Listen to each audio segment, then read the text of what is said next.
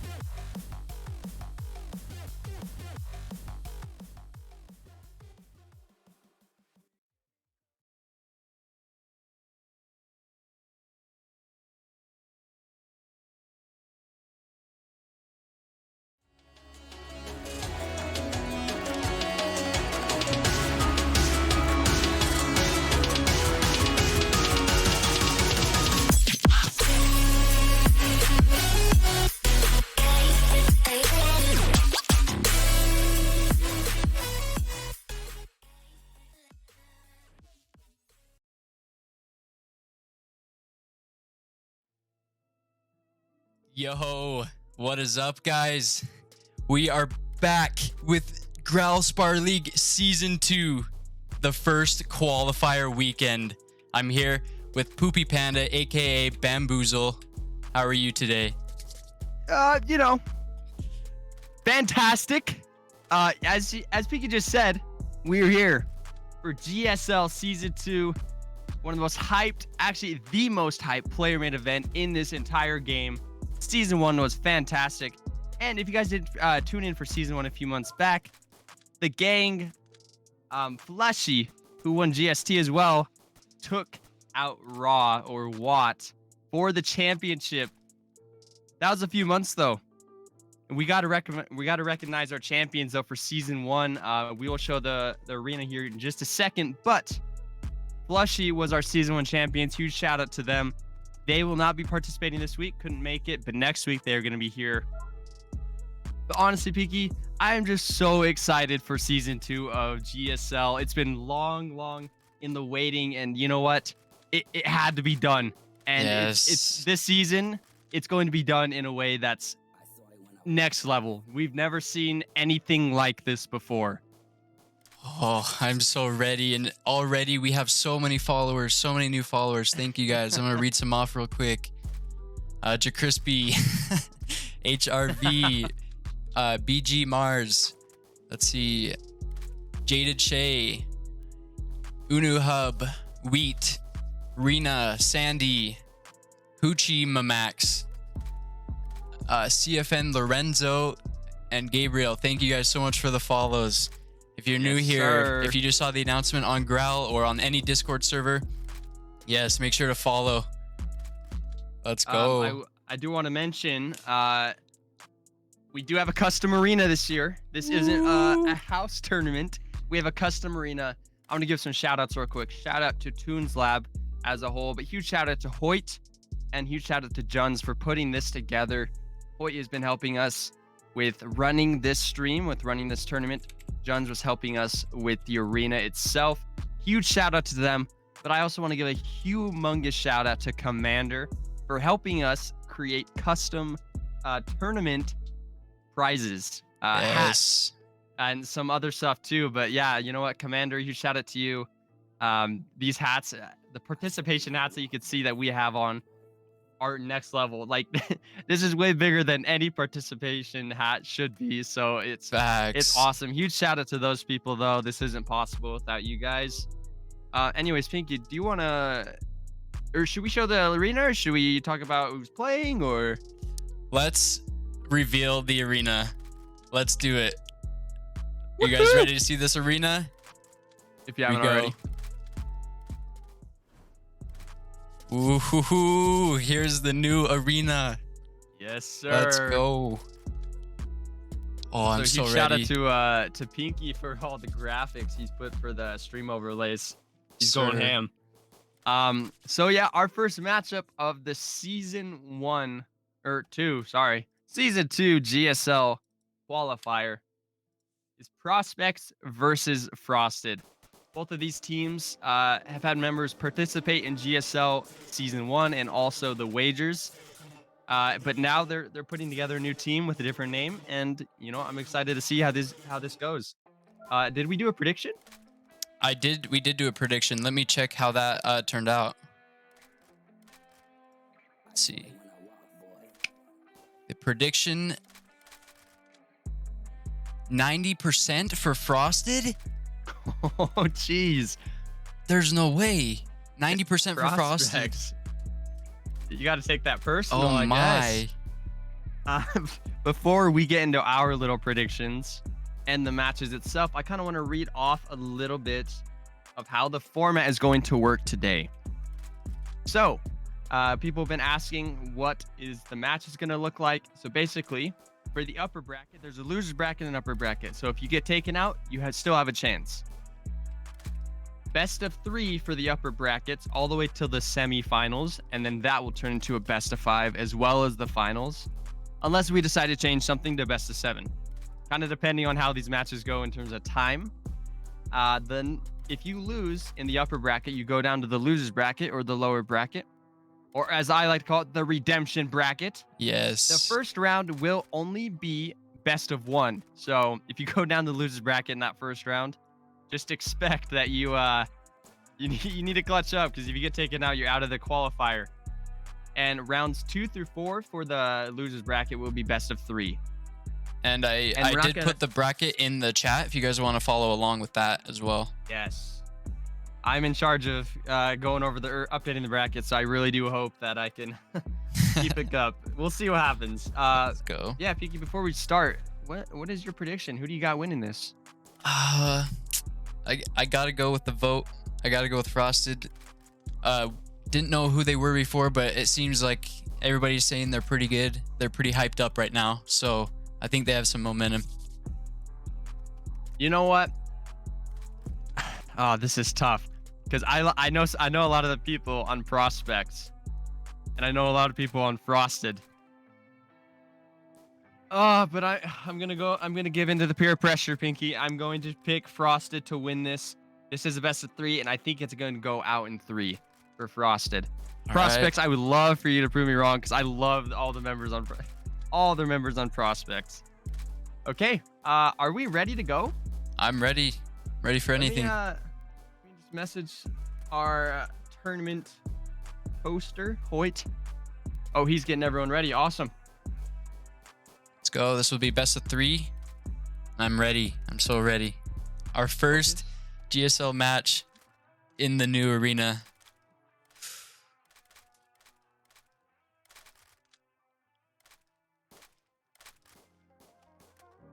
Oh, real quick. How do I zoom out on PC again? Control minus. Thank you. No problem. I was gonna say I couldn't see the whole arena. All right, guys. GSL Season 2 is about to come to a start. Frosted versus Prospects. Let's go. I am ready when you guys are. 10. Here we go. 10 9, seconds, boys. 8, 7, 6, 5, 4, 3, 2, and 1. We are off. And they are off. It's looking like Prospects and Frosted both send 3 to 4 members to that bottom control. And look at Lynx from Prospects. He wanted to be super aggro to start. He goes in and he takes out Heroic, takes out a bunch of HP. Heroic needs to be a little bit careful here. When those, we've never seen these walls at the bottom before. You can see Nico rising at the bottom. He's just holding that wall, and that kind of cuts off the bottom control that we usually have. We usually have an open bottom area. So yeah, I'm excited to see how teams adapt to this. Look at Frosted's look at their push. They're pushing Prospects into the wall of shame, as we like to call it. It's not looking good for Prospects round 1. It is currently, what is this, 5v1? Canelo. Oh my goodness. Gets taken out. Frosted round 1 gets taken, takes round 1. You know what? Even though that was pretty dominant for Frosted, I would say Prospects held out very strong at start. As you could see it, Lynx or Loom. Jeez, too many L names. He rushed for that mid control on Frosted's side to start, and that really kind of threw Frosted for a loop at first. Had to be a little careful. Definitely. But you know what? Frosted's looking very strong. They looked very composed. They look like they've been grinding. They look like they've been practicing, Pinky. I'm really liking this Frosted roster. And also, can we highlight Vlad? Vlad's been showing up in the 1v1 showcases recently, so gotta highlight the boy Vlad. For sure. Oh man, I'm ready for game 2. We just gotta get everyone out and back in. There we go.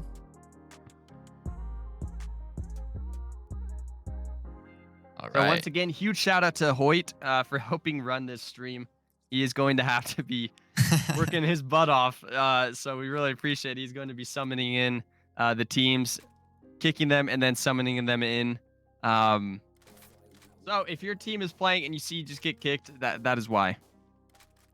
Oh man, when we were doing it in the house arena, we had to invite every single person on both 10 teams. 10 seconds late, by the way. Yeah, it had to be 10 seconds in between. So, oh man, this is such a relief.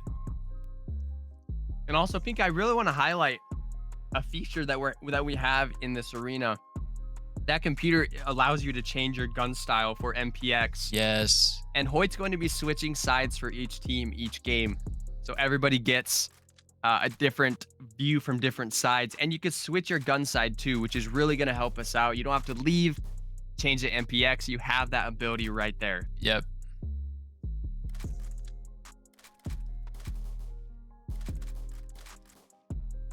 Just waiting for Prospects and Frosted to get everything sorted. It's looking like Frosted, even though they had a very dominant game one, it's looking like they want to have a sub change. Pinky, what do you think a reason for a sub change would be? I think we're just dominated that first round, I guess. I don't know. I mean, I don't know. Man, Frosted, I guess they want to throw Prospects for a loop. They just, I would assume that, like, if anyone was going to do a sub change, it'd be Prospects. Not saying they need to. I'm just confused. They dominated Prospects. Why are they doing this? I don't know. We'll see. Looks like we got all the members in. Awesome. Perfect sub change. We'll see what the results are for that. Who joined? Was it Renz? Did Renz join? I think Renz might have, or so. maybe Renz was already in. Not sure, to be honest. You know what? We ball regardless. Okay, and I think we are ready to start. The Prospects versus Frosted, game number 2. If Prospects lose this game, they are being sent to the redemption bracket down below. But if you're Prospects or a fan of Prospects, you don't want that. You want them to push through. You want them to get this dub against Frosted. But Frosted, we'll see if this sub change is going to do anything for them. Oh, I'm ready for the second round. I want game 3. We'll see. As a commentator, as a fan, you always want game 3 or game 7, I guess you could say. Here we go. 5 seconds. 4, 3, 2, 1, and we are off. Frosted versus Prospects, game number 2. Look at Loom versus Renz down there at the bottom. Look at Frosted. They want the smoke. They want to send Prospects down to that redemption bracket early. Kaput from Frosted is just being an absolute madman down at the bottom there.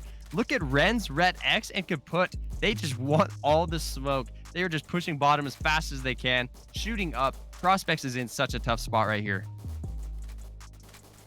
Oh man, just JMS has to hold this bottom.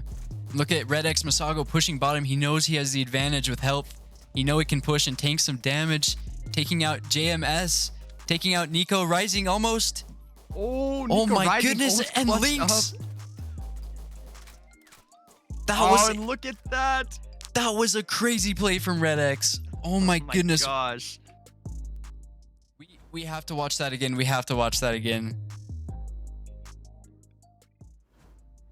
Watch Red X here in the instant replay. Look at him pushing bottom. He knows he has the advantage in health. He pushes, kills Nico, kills Lynx, pushes up and kills Canelo. Oh my goodness. That Red play X was just insane. He is the MVP of the first series. That was a crazy play from Red X, from Frosted. You could definitely tell these guys have been putting in the work. They've been grinding. That was a very good play.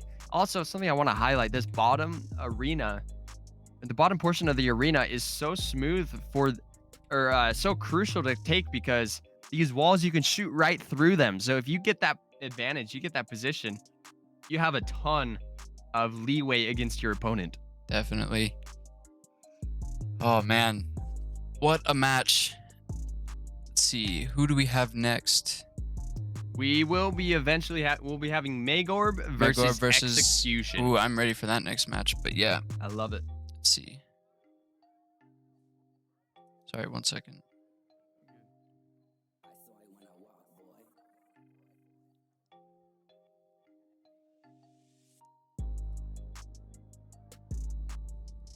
Sorry, we're just getting things figured out. Send it to break. Yeah, hold on. Yeah, okay. We'll have our next match coming up. We are about to go to break, so do not go anywhere. I have some awesome news for you guys. The GOAT of all GOATs, iMask, just dropped another banger update. Literally just barely. And I have collabed with iMask to hopefully make a pretty baller video. But this update could change everything about the state of Graal era. What has been the biggest issue with this game? I think the common thing people would say is it's not new player friendly. Well, this update can help out big time. Introducing the Starter Bundle. This is a loot box available to all players who have under 10 hours. To get this bundle, you'll go to the Start Hospital and grab iMask's NPCs saying, "Psst, grab me for your starter bundle." So let's get it. Now you may be wondering what's inside. Well, my friends, I got answers for you. When you open your starter bundle, first of all, it looks super sick. But you'll be given a few different things to help you with your journey on this game. Included inside is a brand new melee called the Drop Point Knife. You also get a gun called the MP40 and 5,000 upload tokens. But wait, that is not all. For a limited time, if you identify your account, you'll get a free VIP voucher for the month. Okay, let's review these items. The Drop Point Knife, first of all, looks super sick and deals a whopping 8 damage, hitting pretty fast and having some cool animations along the way. It also has an option to sheath and unsheath the blade. Moving on to the gun, the MP40, it has such a gangster style to it and it looks really good. When shooting the MP40, it deals 9.5 damage, which is really good for a starter gun. It shoots pretty fast and has a decent spread of the bullets and freeze to it. These are the weapons included in the starter bundle to help you get started on Graal era. Comparatively speaking, this is a huge upgrade from the OG starter items. For example, the starter knife did 2 damage, oh my goodness, and the starter gun did 9 damage. So a huge upgrade on both sides. Not to mention 5,000 upload tokens and a free VIP if you identify your account, like come on. So what does this mean for Graal? Well, addressing pain points with a game is such a big step in improvement. Being overwhelmed as a new player definitely just got a little bit better, giving newbies a better advantage in combat, customization, and overall exposure to the world of era. This is amazing if you are a true Graal enthusiast. Does it foreshadow something for the future? Perhaps. I think it's preparation for when Graal goes all out adding to Steam. Having a new player-friendly game is the most important step, in my opinion. Anyways, that is the review of this amazing update. If you guys enjoyed, make sure to press that like button and subscribe for some more Bala Gang content. Huge shout out to iMask and the dev team. Oh, and also all the GFX members and anyone who was involved in making this happen. I can speak for the community saying that we support our devs. I'll see you guys next time. Peace.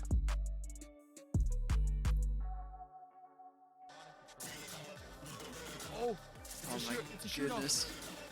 It's even. Oh! No way! You're kidding me! Lamar with the comeback of a lifetime. What is just a different team. 2 qualifiers. Back again. Chino looks like he wants to be. There's no way! There's no How are they doing this?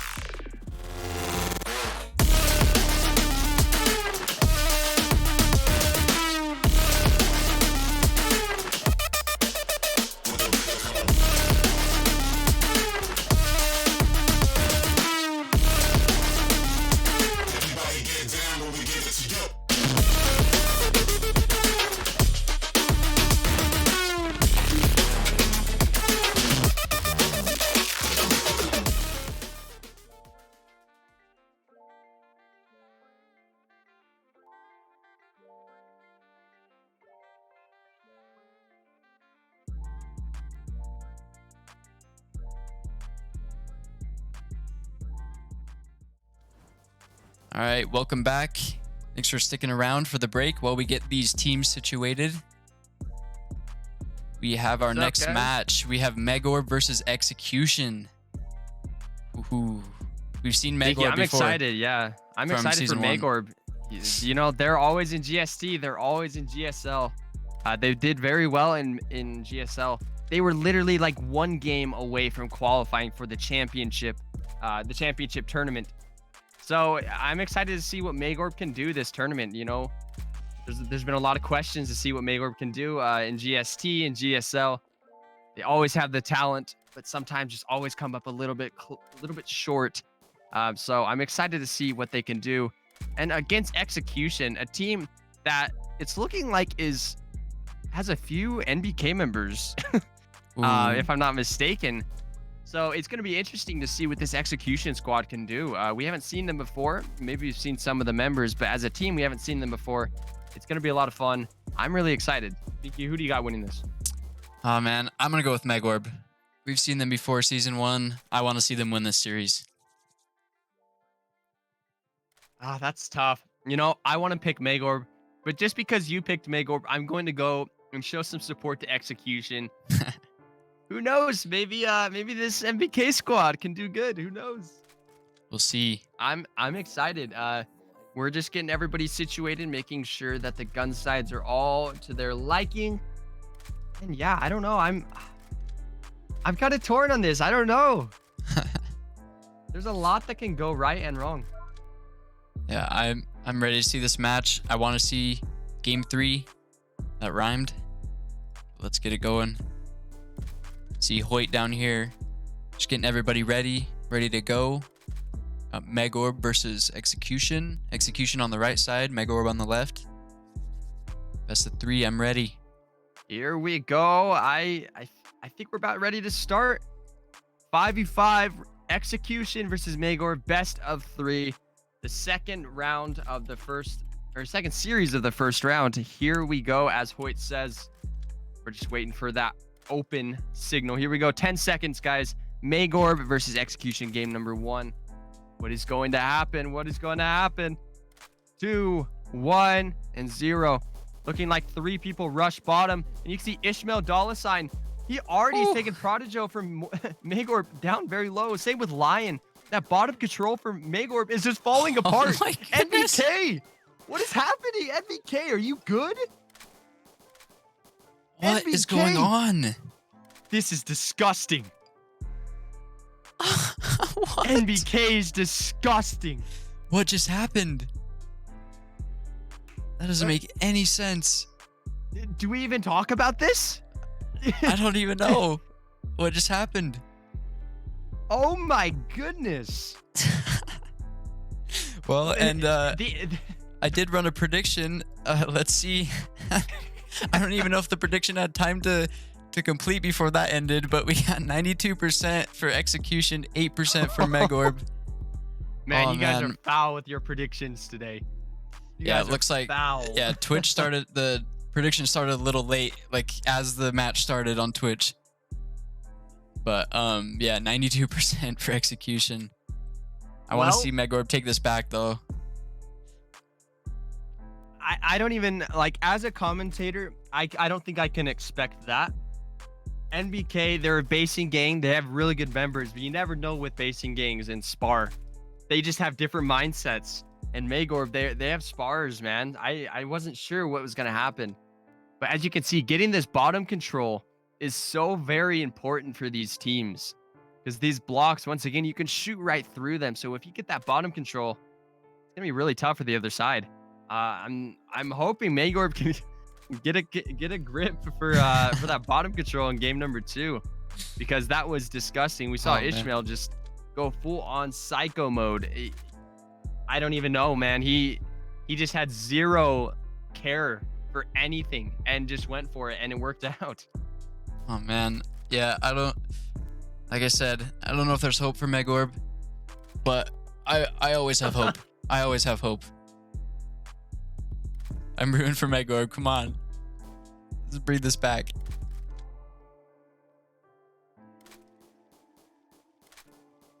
I don't know, man.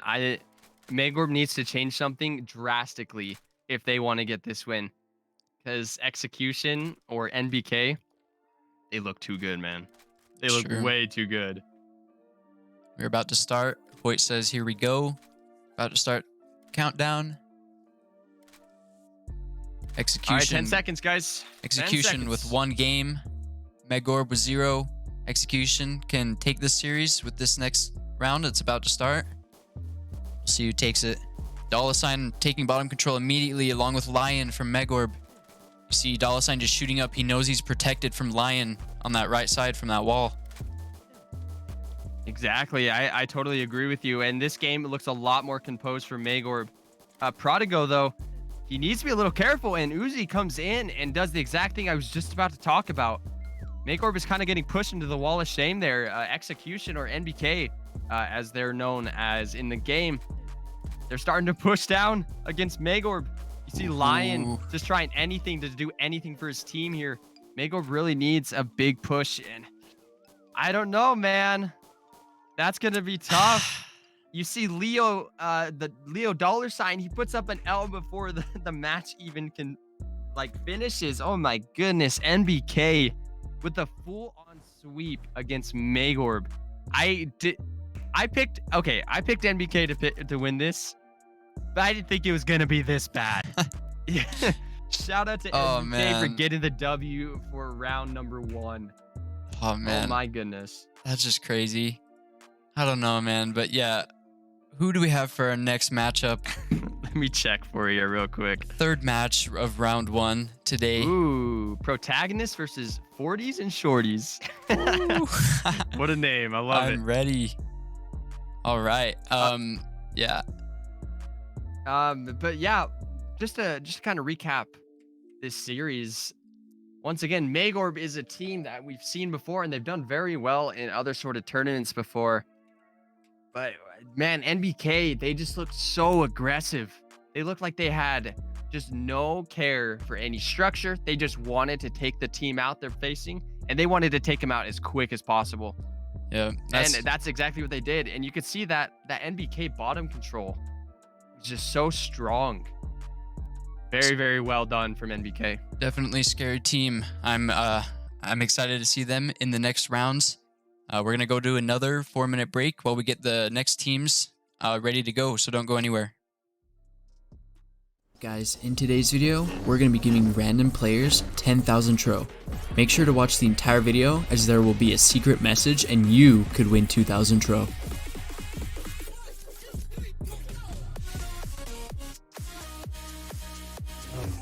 Alright, let's find some players who might need some tro. Looks like this guy just has a starter pistol, so I'm going to give him some tro. Just gotta wait for him to grab the table. One eternity later. Come on. There we go. Alright, let's give this man some tro.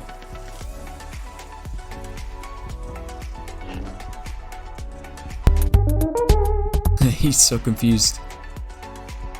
It's just free tro. He tried to add a melee to trade for it. Nah, bro, you can keep that. Free. It's all free.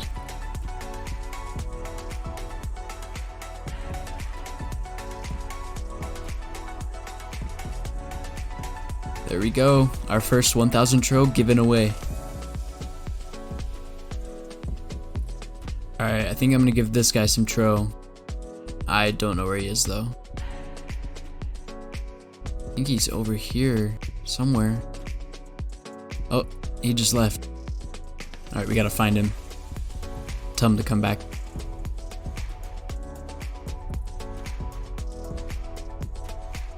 He was about to leave again. It's free. It's free tro. Can't turn that down. There we go. Alright, for this next one, I'm going to make them pick numbers 1 through 10, and whoever gets the number gets the tro. I'm going to choose 7. Oh, that guy just got it first try. Okay.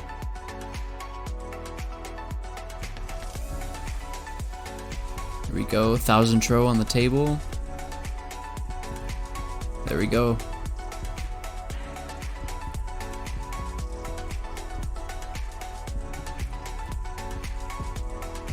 Alright, for this next one, I found a guy with like 21 hours or something like that, so we're gonna give him some tro to start his trading journey. Oh, he added a Valentine heal bomb. It's actually crazy that some of these people are adding items. They can't believe that I'm just giving it to them for free. It's free, bro, come on. Alright, I guess he just wants to give me his Valentine bombs. That's fine.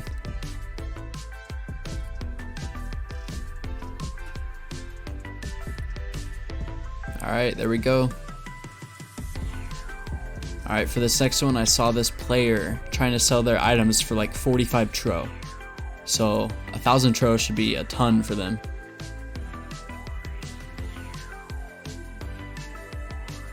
Tell her it's free. She said thanks. Okay, cool.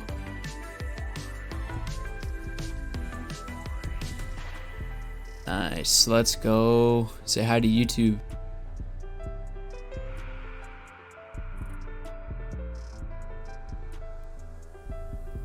All right, for this next player, I saw him. He had an AK-47, so it looks like he's pretty new to the game. So I'm gonna give him some tro. Oh, I don't think he has enough money. He doesn't have enough money to trade. All right, we're gonna wait for him to go sell something to get enough money. I think he just needs 21 growlets. All right, he's back. Let's add the tro. There we go.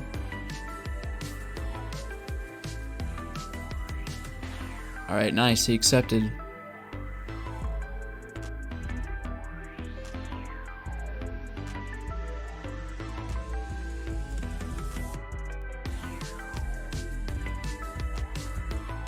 All right, for this next player, I saw that he had like 50 trash on the table, and that is not a lot, and it looks like he's been grinding, so we're gonna give him some tro.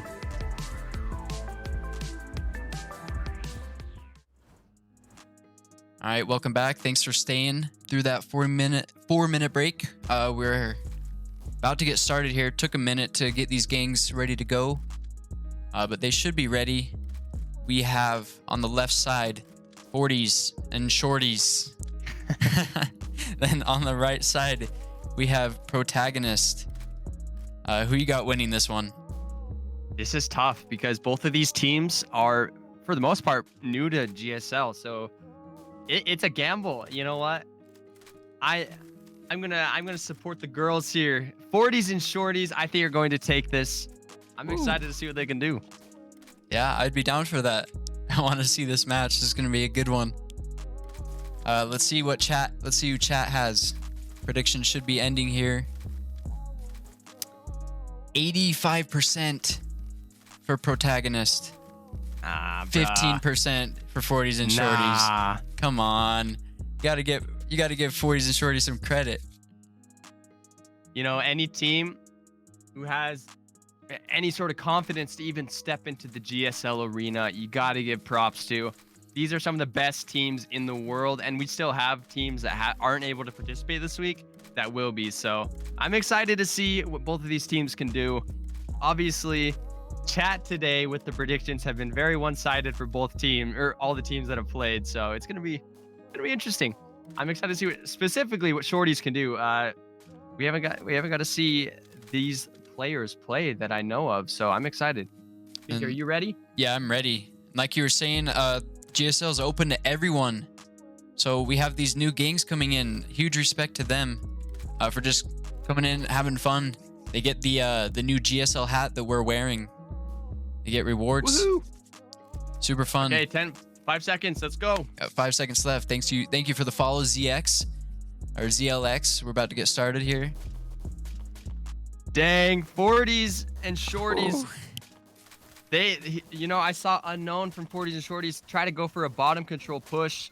Fortunately, it didn't really work out. And they lose one of their members. Yeah, Candy is down. Unknown is down. Goodness. Alicia is about to go down. She's running away. Trying to get away. She's dead. And just like that, Protagonist takes it. Oh my goodness. That was just crazy. You know what? The game started out pretty well. I saw Protagonist. Who was it? One of the Protagonist members versus Unknown from 40s and Shorties. They both fought for that middle pillar on the bottom control. Fortunately, the shootout, it favored Protagonist there. You know what? It wasn't, even though it was a pretty quick match, it wasn't as bad as I thought it was gonna be. No, they were they went crazy to try to get that bottom control. Respect that. Just no fear, just going straight in. Huge shout out to both of these teams though. And once again, I'm gonna shout out all these people like multiple times. Huge shout out to Hoyt, huge shout out to Juns, huge shout out to Commander. All you guys are awesome. And I see Mr. Old Man Light in the chat. He'd shout out to you as well. I wouldn't take that. I wouldn't take that if I were you, Yeah, like me personally. me personally. All right, game number 2. Are we ready? I'm ready. I'm ready. 40s and Shorties versus Protagonist. Once again, you have to give a lot of shout out. You got to get a lot of props to any team that's willing to step in here on stream with people watching and participate into a big sparring match. It's awesome. Yep. I think both of these teams are ready. I think. Hopefully. So, Piggy, while we're waiting, what do you think 40s and Shorties need to do to get this W for game number 2? Oh man, just Protagonist is just way over, or like, I don't know, I wouldn't say overconfident, but they're confident, they're aggressive. So if 40s and Shorties can combat that aggression, maybe by taking a stronger bottom control. I don't know. Not sure. See what 10 they decide seconds, to do. though. Yeah, we're gonna figure out here in 5 seconds. 40s and Shorties versus Protagonist. This is the 3rd series of round number 1. Here we go. Alicia versus TWK. It's a shootout. TWK ends up Ooh. taking that. Alicia, their leader, goes out early. That's unfortunate, but does a lot of damage to TWK. That's just the gamble you have to take when going for that bottom control. You see player from Protagonist at the bottom just pushing. They're sandwiching them. Unknown 40s and Shorties running away to their side, dodging these bullets, but actually gets taken down pretty quickly. Ooh. And unfortunately for 40s and Shorties, they are going to the lower bracket, or as we like to call it here in GSL, the redemption bracket. Don't worry. That's what's so awesome about this format. If you lose in round 1, you still have more chances to advance. Yep. And let's see. What is our next match going to be? Ooh, we have Cajun versus Slaughter. Ooh. I'm These ready some for good that matches. one, dude. All right. Me too. Yeah, we're about to go to a 4-minute break, but please do not go anywhere. Everybody, today we are going to be talking about how you can earn growls even better than before. Man, that's just such a dumb intro, man. Freak. Okay, let's see. What can we do? What can we say? Oh. What is this PM? This might help.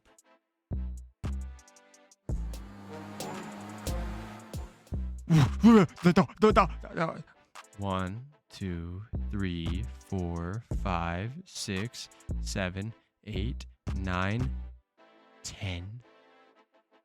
I'm a billionaire. Come on, get that money. Money. Money. Money. I don't come the money. Money. Money. Money. Do it all for money. Money. Money. Money. Let me stack that money. Money. Money. Money. Come on, get that. Money. Let me stack that money. Money. That's it? Who joined? Yo, bro, you want to play some Rocket League? Hey, dude. How'd you join the call? So, oh, geez, there's no easy way to put this. Okay, before I answer that, can you send me a picture of how many growlets you have? What, dude? Okay, whatever you say, dude. I don't know what's going on. Right, there you go. Oh gosh. Okay, little buddy. Listen, dude. I'm sorry. You're just not rich enough to play with me. Peace out, loser. Gosh, broke boys. Come on, get that money. Switch it up. Money, money, money, money, money, money, money, money, money, money, money, money. Do it all for money.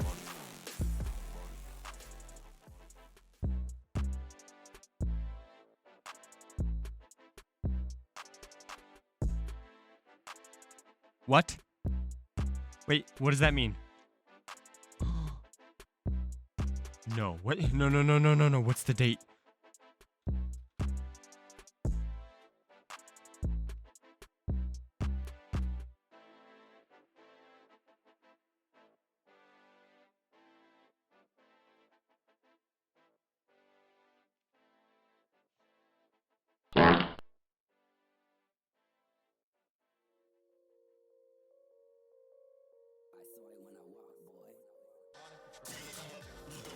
Oh my goodness. It's even. Shoot off. Oh! No way! You're kidding me! Lamar with the comeback of a lifetime. Watt is just a different team. 2 qualifiers. Back again. Chino looks like he wants to be. There's no way! There's no How are they doing this?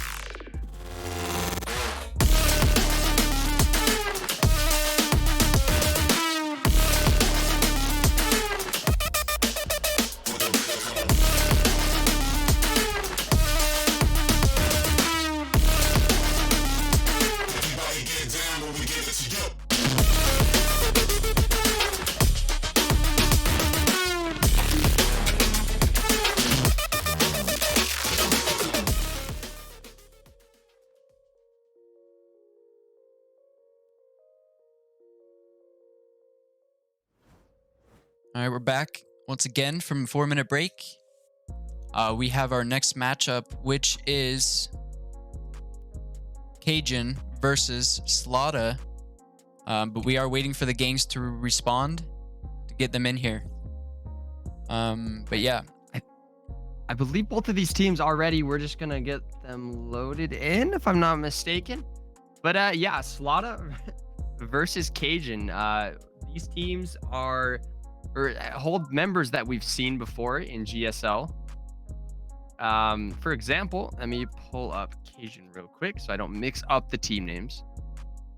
Cajun has Barcode, Blake X. These are like members that like were previously a part of Zesper. For Slaughter, we have Ronnie, we have Jay, Geo, Classics. We have a good amount of people from both of these guys or both of these teams. We're just gonna sort out the members here. But was there a prediction? I can't remember. yep, there was a prediction, and 93% for Slaughter from chat. My goodness, you guys are so one-sided today. You guys are that's unhinged. That's crazy.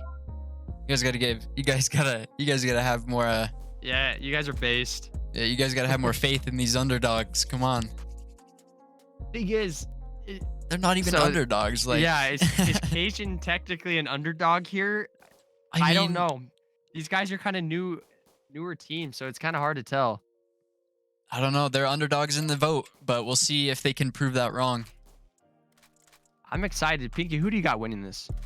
You know, just cause they got voted so heavily against. I'm gonna go with Cajun. I'm gonna go with Cajun. Might be a caster's curse. I'm sorry, but I'm going with Cajun. I'm going to go and pick Slaughter. I don't know. I just have a feeling these guys are going to be extremely aggressive for that bottom control. Mark my words. Slaughter is going to take this, and they're going to sweep this matchup. Ooh. All right. And also, we're going to just preface this. As us announcers, if we pick against you, that doesn't mean we hate you as a person. Or a gang. It's Oh, not yes, personal. exactly. It's not personal. Okay. I've gotten messages before saying, "Hey, I thought we were boys. Like, what was that about?" And it's just all for the stream, all for predictions, nothing personal.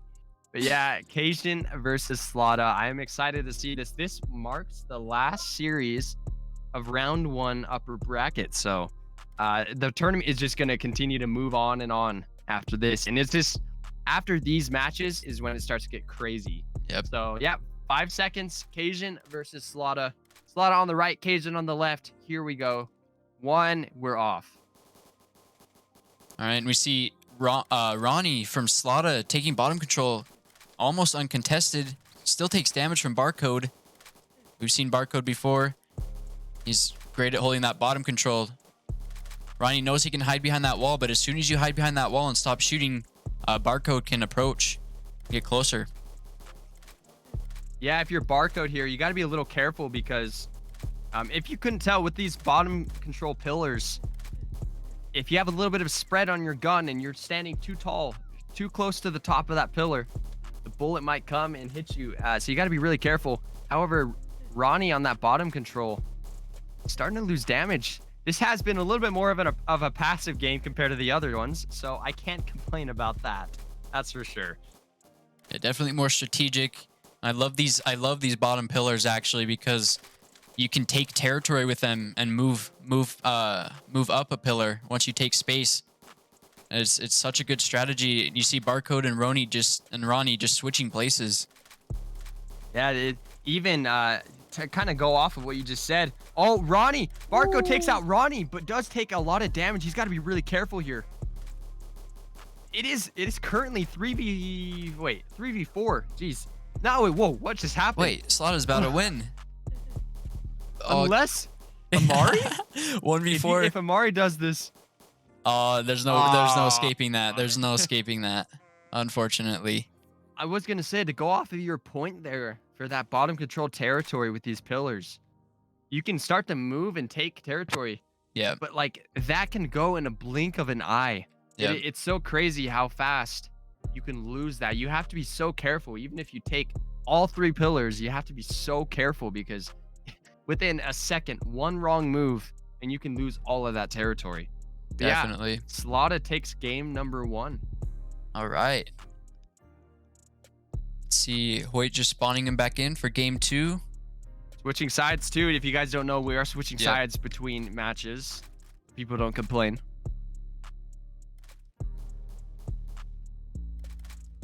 But yeah, Slaughter, you know, I'm liking this matchup so far.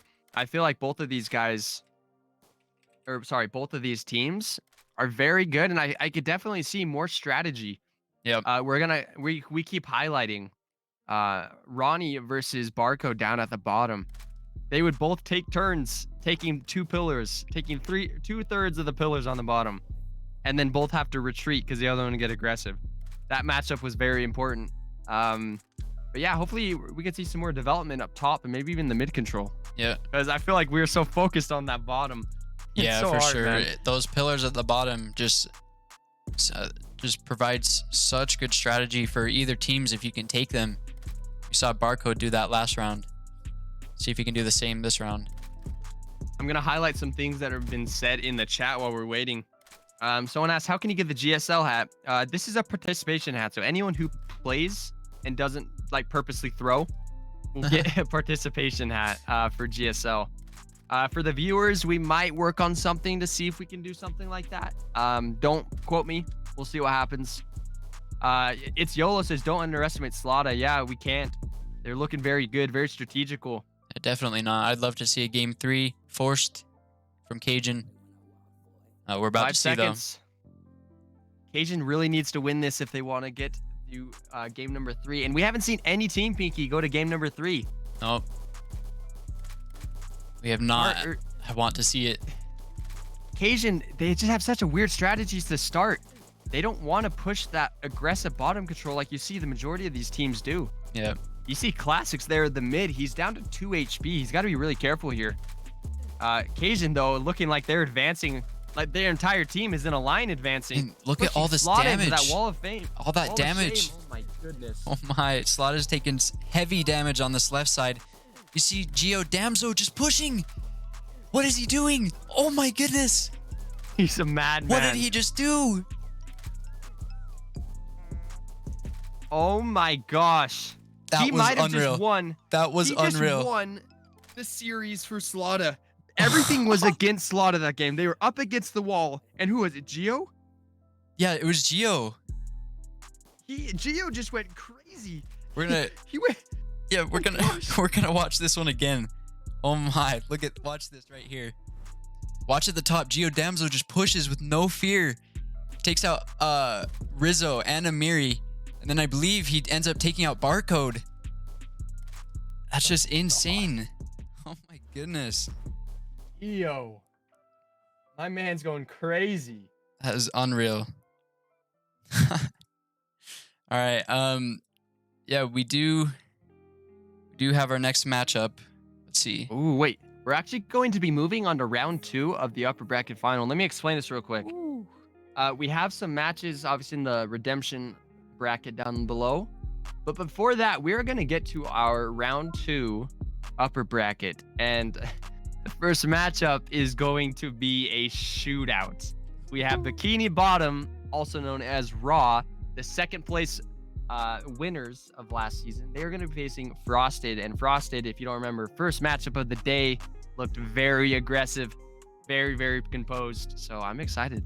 Yep, I'm ready. We're going to go to another 4-minute break.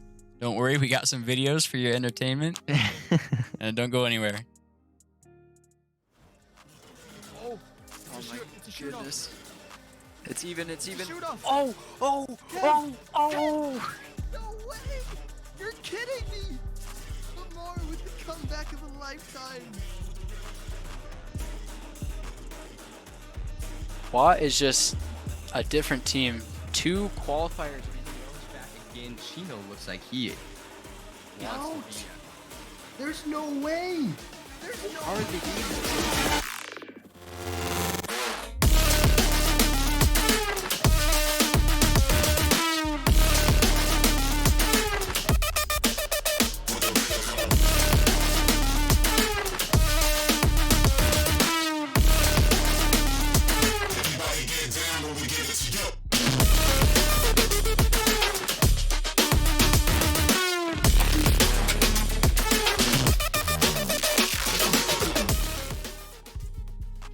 Okay, so I'm sure we all know the Graal YouTuber that goes by the name of Mr. London Nuts. And if you don't, get educated. Just kidding. Well, sorta.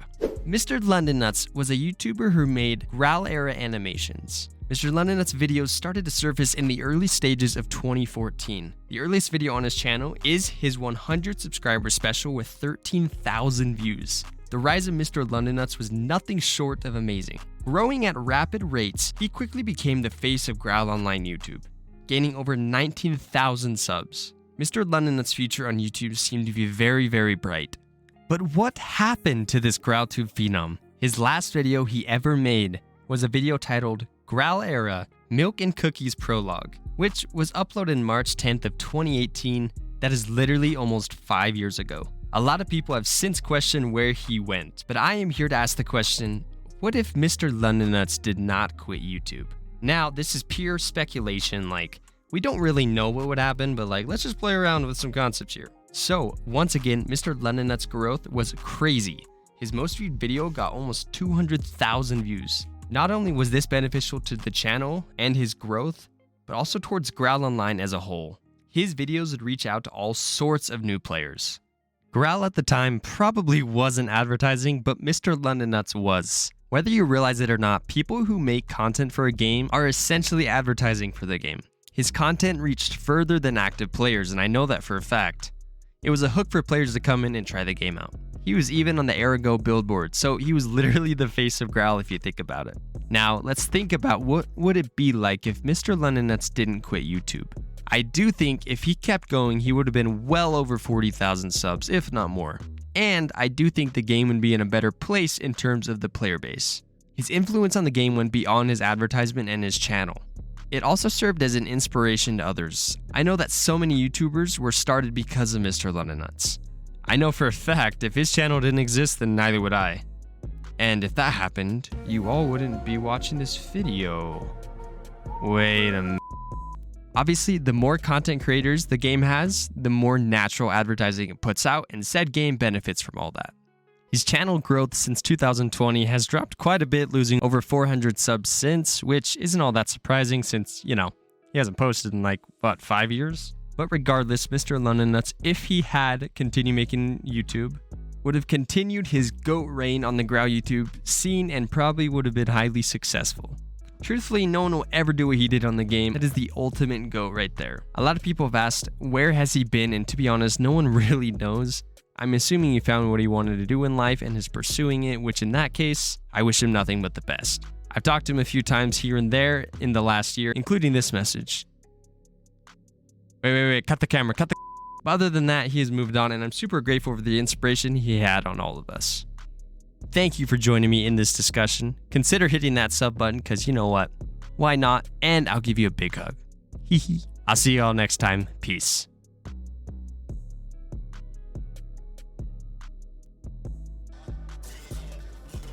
Oh my goodness. It's even. Oh! Oh! No way! You're kidding me! All right, we're back from that 4-minute break, just getting these gangs ready once again. And who do we got next? We got Frosted. It looked very good in round 1, the first series of the day versus Bikini Bottom, also known as Raw or Watt. They have a bunch of names. It's crazy. But you know what? These two teams are very good, but we're going to highlight Bikini Bottom here for a second because they won every single qualification last season except the final. They lost in the final. I think it was like a game 7. Yeah. Very close. They they submitted a hype up video for their team, and you know what? We agreed that it should be in these streams. So Pinky, what would you say? Do you wanna play that real quick? Yeah, I'll just switch over to that real quick. Yeah, why not? Why not? Here we go.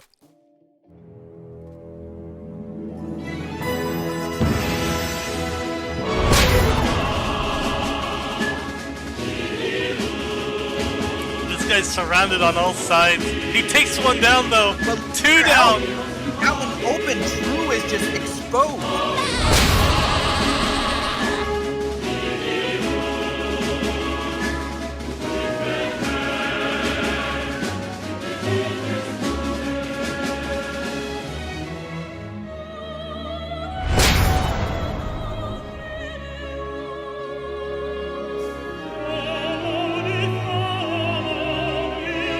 I just smacked the whole bottom. Piece. Yeah. Alex, help me.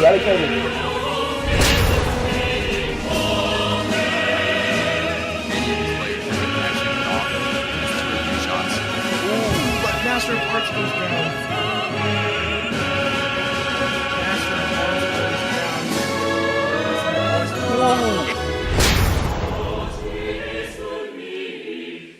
The stakes are at a very, very high level right now. This could go on for another 10 seconds. 5 minutes. These two players. Oh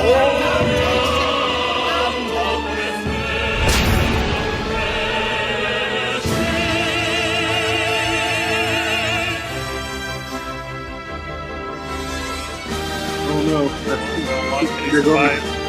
He's the last one left.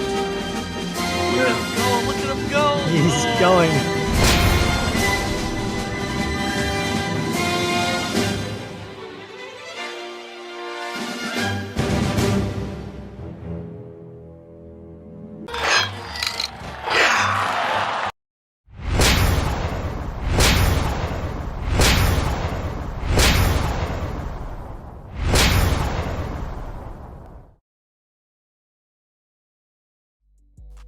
All right, we hope you guys enjoyed that video from Bikini Bottom. That was hard. That went crazy. Was crazy. I want to plank temp. Oh man, that was good. Yeah, so essentially, yeah, they were the second place winners for the final thing. They won all the qualifiers. I think they got second place at GST, so they're always just right there. Yeah, we gave permission to make a hype up video that we're gonna play. For teams that want to do hype up videos, just make them. Let us know, and you know, we can play it for you. Yeah, definitely. We want to see more of those videos. Those are content. That's awesome. Yeah.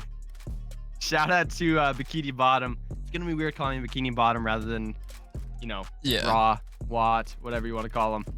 Bikini Bottom, though, you know, they're looking. What's up? 100% for Bikini Bottom. Sorry, I had to say that. Predictions? Yeah, 100%. There's no way. There's no way 100% for Bikini Bottom. I'm sorry, that blew my mind. Come on. Come on, guys. The Bikini Bottom is looking to get a redemption season. You know, a lot of their members have been talking to me. That's something they said. They want to win it this year. They want to get revenge for the loss they had. That's so unfortunate loss last year. So they're gonna look to come out very, very strong against a strong Frosted team. We're about to find out. I'm excited, and you can see their costumes fit their gang name too. This is awesome. Here we go. Oh man. And Kev. Dang, Kev, he takes bottom control so fast. Yeah, but look at Kaput. He's in the perfect spot just to shoot down, so Kev can't get any further than that. Can't get any damage on any Frosted members from there unless he peeks up. You see Heroic there for Frosted. He's in a little bit of a bad spot, so he's got to be really careful here. Yep. Look and at Larry. Just like that. Yeah. Larry's pushing. He does damage. He's shooting down. This might be over for Frosted because of that. Oh my goodness. This Bikini Bottom team looks good. This Bikini Bottom team looks really good. Holy. Wow. Holy. A sweep for Bikini Bottom. They take out Frosted, a team that is very, very strong, very composed. Just like that, Bikini Bottom takes them out. Oh my gosh. And I want to see this this replay. This is where the match turned. You see Larry the Frog. He pushes the top, kills Super, shoots down on Heroic, and kills Heroic. And that's when the game turned, for sure. That's definitely the momentum shifter. I was gonna say the start of that match was very composed. I feel like a lot of these players were, you know, being a little bit laid back. They didn't want to push too far. But Bikini Bottom, they looked like they knew what they were doing. They looked like they've been practicing. And we've also seen, I don't know if Bikini Bottom or Frost have done this.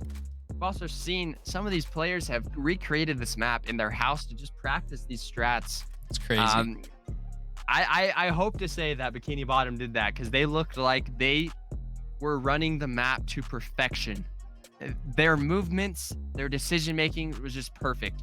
And there's just so many obstacles on this map, and I'm loving this arena. There's so many obstacles that just like you have to take in count for and also just work around. And it's awesome to see these teams adapt.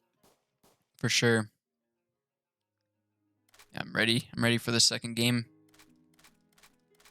Bikini Bottom, they can move on already to, what is it? The semi? Is it? No, it's the quarterfinals. Jeez. Yep. Quarterfinals, potentially for Bikini Bottom. Once again, they're looking to go all the way. And I'm going to remind you guys while we're setting this up, I'm going to remind you guys of the format for our tournament this season. The top two teams for this week's qualifier automatically qualify for the championship in a few weeks. We have two other qualifiers after this in the next few weeks. And the second qualifier, the top two teams will move on. And let me give you an example. Let's say Bikini Bottom and Frosted. I'll just use these two teams. Let's say these two teams qualify today. And then next week, they get first and second again. The third and fourth team will automatically qualify. Yep, you can participate. Even if you qualify, you can keep playing. Yes. And then the third and final qualifier before the championship, the top four teams qualify. So third week is when everyone really needs to push. But yeah, and then top 8 teams will go into the finals.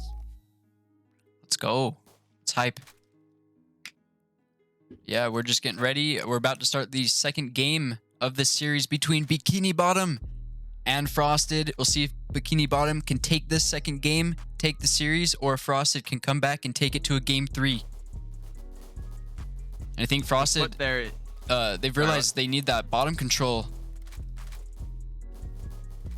You know, it's just gonna be hard against Bikini Bottom.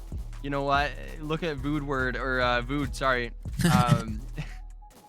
He's the leader of this team, and we've been hyping him up for way, like a long time. You know what? This Bikini Bottom team is no joke. They're putting a very aggressive and well put together Frosted team in a blender right now. Look at them. They're chasing. Frosted is... Oh, Kaput says recruit. Oh, man. Oh, no. Man. Oh, no. Just a clean sweep. Oh, wait. I thought it was over. Wow. It's Looks like still going. Kaput holding strong. Kaput wanted that 1v1. the respect, but Bikini Bottom says, you know what? No, we want to win this whole tournament. We're going to go out with a bang. We're going to finish this quick. And that's exactly what they did. Bikini Bottom moves on to the quarterfinals. What a game. Oh man, just that bottom control from Bikini Bottom and their aggression, especially coming from the top, their top down pushes were just insane. That's what won them that series. Yeah. I believe we have our next matchup after this will be round 2. It will be Minority versus Execution. And a lot of good games. Yeah, I'm ready for that, but we are going to go to a 2-minute break. So do not go anywhere. Or 4-minute break, sorry. We'll be back. Oh my goodness. It's even. Oh, oh. No way! You're kidding me! Lamar with the comeback of a lifetime. Watt is just a different team. 2 qualifiers. Back again, Chino looks like he. Ouch! There's no way! There's no How are they doing this?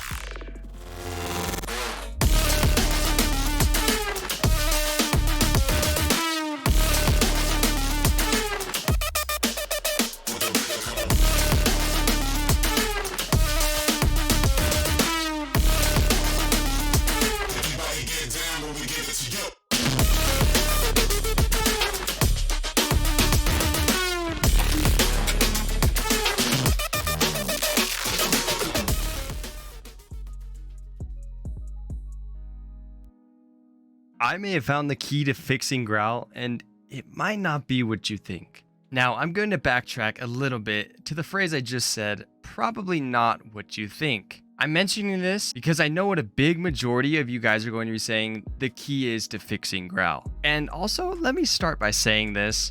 Graal is not broken, it's not bad, this is just a discussion video. Let's go. To prove what I'm just saying, let's take a peek inside the average one of your guys' heads. There's nothing. Now, on a real note, I know exactly what the majority of you are going to say. Better servers and 60 FPS. And trust me, those are going to be extremely useful, but we're going to save that video for another day. Let's get into it. In my opinion, the key to fixing Graal has to come from the root of the issues that people have. Before I explain furthermore, let me show you where this idea came to me. So I was walking my dog Milo when I stopped suddenly by the sound of angelic music. There was this glowing dirt pile in the field, so I pulled out my shovel from my inventory and went to digging.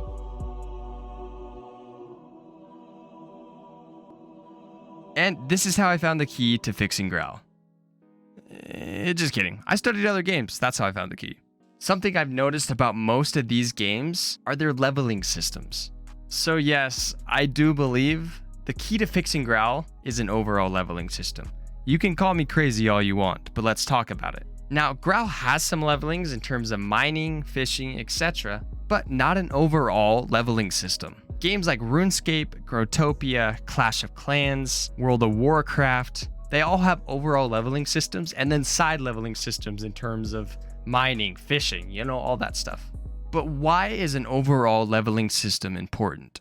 I was doing some research because I really wanted to learn more about this, so I went to pavcreations.com, and this is what they said about leveling systems in MMOs.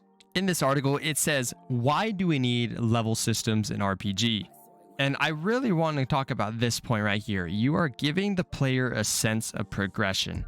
It should come as no surprise that we like to be rewarded for our efforts in achieving goals. The same goes for creating this feeling during gameplay. The more effort the player needs to put into solving a problem, the better award they should receive. However, in order to give some meaning and value to a level, we also need to keep in mind the difficulty of reaching the level. For instance, to acquire level 99, the player must accumulate a significant amount of XP by roaming Forgotten Realms where strong opponents await, which I guess doesn't really apply to Graal, but you get the gist. I really like when it said that players can have a sense of progression, which I think really addresses the issue that players in Graal sometimes can have. They feel like there's not much to do, or they feel like they've already done something. Like, in my opinion, I feel Yo, we're back once again after that 4-minute break. We have our next match ready. 2 gangs, Minority and Execution. Who do you got winning this one? I have no idea, man. I'm gonna be dead serious. I don't have This any is going to idea be either. tough because Minority has Famar on their team, and Famar is very, very good. But I think I'm gonna stick with the Execution train.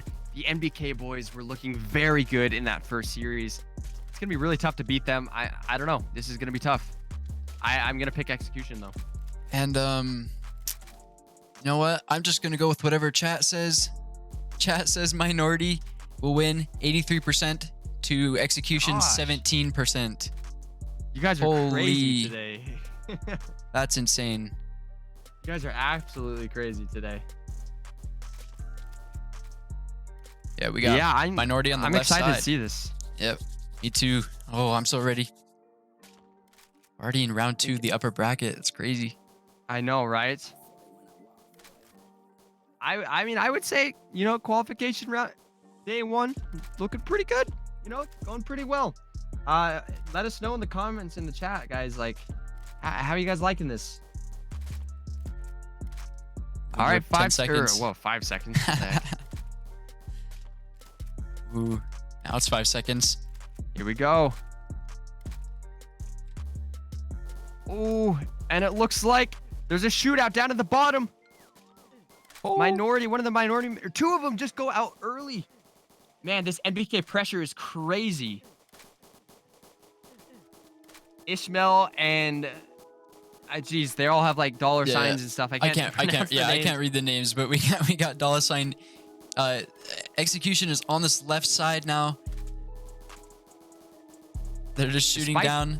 Yeah, despite 2 minority members going out early, Execution, it's pretty close. Minority is holding strong. They have 3 members left, and they're trying to keep their positioning. But Red One from Execution is pushing, and so is Uzi. It's gonna be tough for Minority, but you could see the skill, you could see the level of dodging mechanics they have, and they take out FaZe Nick up top. It is 3v3 right now. Wait, no, yeah, 4v3. Jeez, too many gangs, too many names. Oh man, it looks like Execution is in a. Oh, what is this? Is this a 3v3 right now? 1, 2. Yeah, it's a 3v3. There's oh my gosh, Minority's coming back. It is a 3v2 in favor of Minority. Execution put Minority in a 5v3 now, and Minority has come back. These guys, you could tell their dodging skills are very good. Oh man, this is crazy. Oh my gosh, Execution or NBK is being pushed up to the top. They need to do something. They need to do something very drastic here because, Ishmael goes. Minority just wins. What a comeback from Minority. They were down insane. 5-3, and then they came back and won 3-0. They took out 5 members from Execution without any response. That is crazy.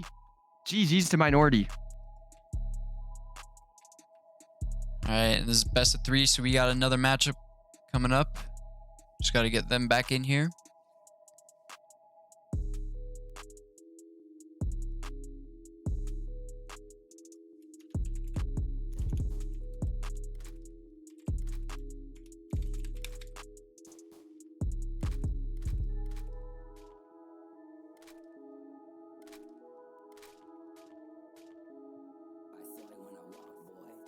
Oh my goodness.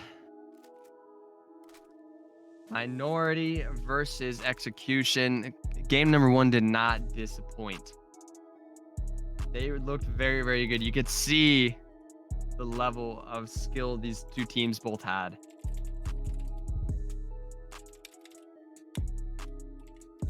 We're just figuring out some technical stuff. Just getting these gangs back in here.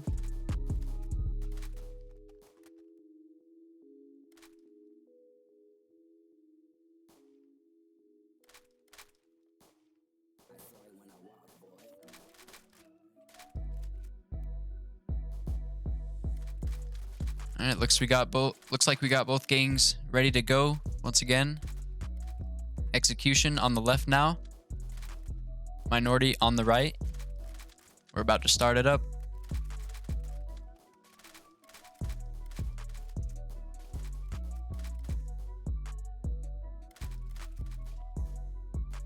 All right, 5 seconds. Here we go. Minority versus Execution, also known as NBK. NBK really needs to win this one if they want to move on. Ismail, their leader, almost going out, though, very quick. He's got to be careful. We've seen that these members from Minority have the ability to clutch, have the ability to dodge. They need to be careful here, though. One of Minority members going out. The $sign just on the bottom. I believe he is 1 bullet from dying, so he cannot afford to be risky here. Careful, yeah.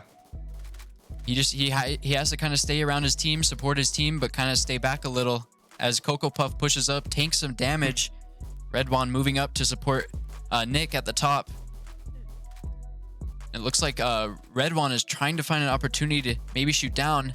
Same with Nick. Look at this push from Nick. He knows he has the advantage. Moving towards the top, trying to shoot down.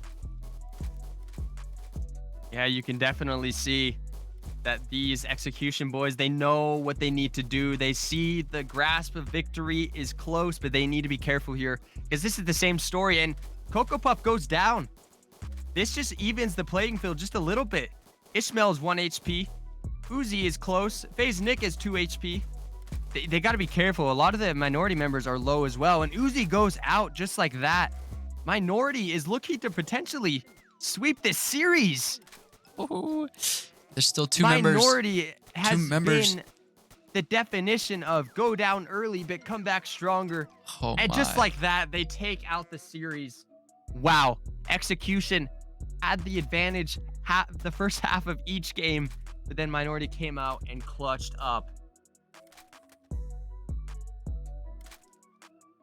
Yeah, GG's to both teams, man. For sure. And let's see, who do we have next? Let me check. Sorry. We have Canax. Versus Protagonist. Canax is a team we have seen. They got like top 4, I believe, in last GSL. So they are looking to come out with a bang. Got to stay tuned, though. Yep. Make sure to not go anywhere. If you guys haven't followed yet, make sure to follow. And yeah, we'll be back in 4 minutes. Key to fixing Graal, and it might not be what you think. Now, I'm going to backtrack a little bit to the phrase I just said, probably not what you think. I'm mentioning this because I know what a big majority of you guys are going to be saying the key is to fixing Graal. And Watt is just a different team. 2 qualifiers. back again, Chino looks like he wants to be. There's no way. There's no way.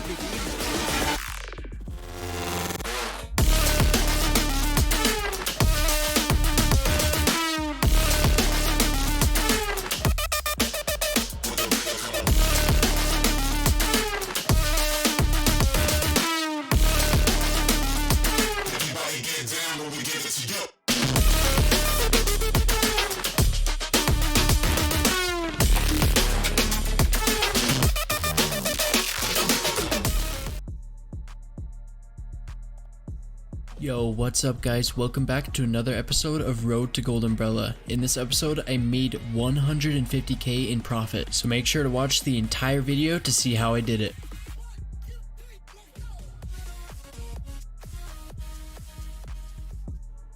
For the first trade of this video, I bought a palm umbrella for 241k.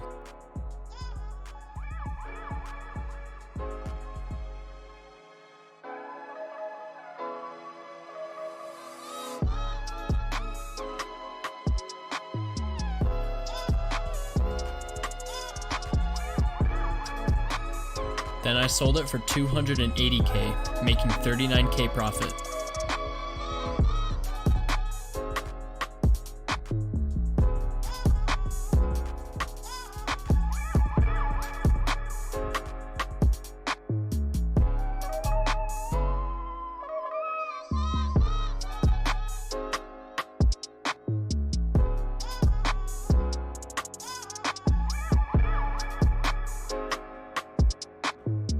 Here, I bought a black cape for 92k.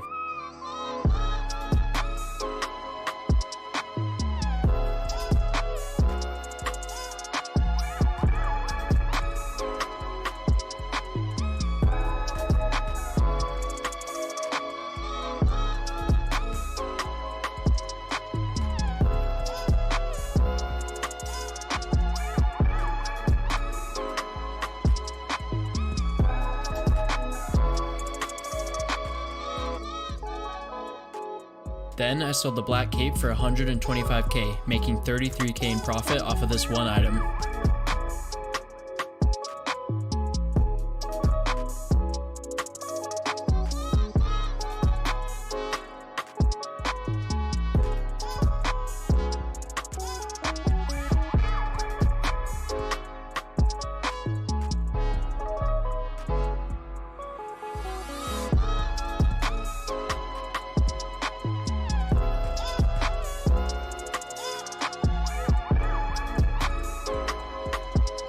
Here, I bought another palm umbrella for 265k.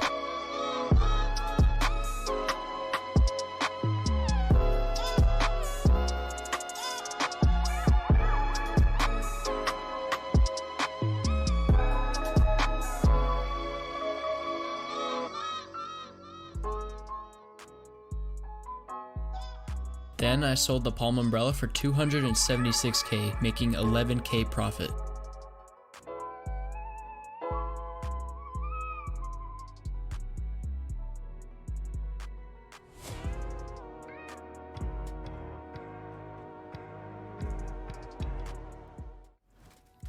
We are back after that break, and we have our next matchup.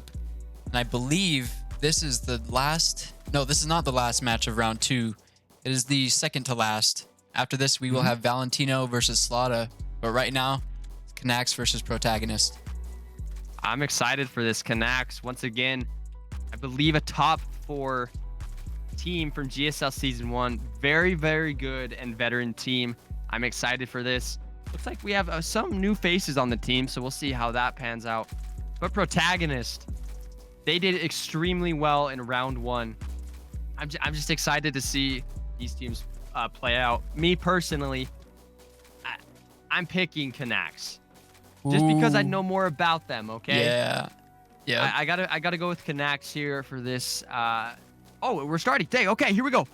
And Chat, what am I saying? Chat does not agree with you because we only have 25% for Canax. The other 75% of chat voted for Protagonist. So we'll see how this turns out. Oh my goodness. So far, just like a shootout. On that bottom specifically, the top and mid are just pretty chill. No one's really wanting to move forward. Except you see XR versus Shadow. They both give it. Oh, XR is losing some HP on that mid position. You got to be so careful. You have to be in the perfect spot not to take any damage. But it's so important that you hold your spot too. Yeah. That mid position is underrated for what we talk about, in my opinion. And I love that. I love that cross shape. It allows 4 players to be in the middle. Just like hiding behind that wall, shooting through. You can't be right next to it either because someone can just come through, shoot through the wall, and take you out.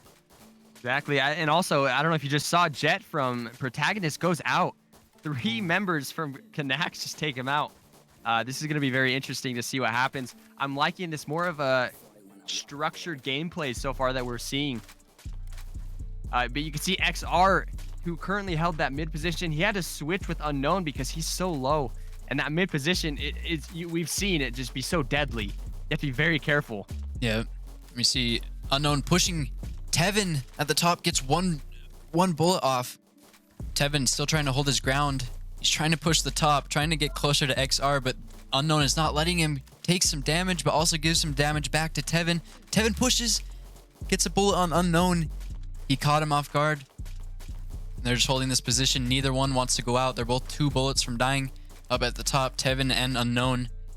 At the bottom, still holding strong. Nothing much happening there.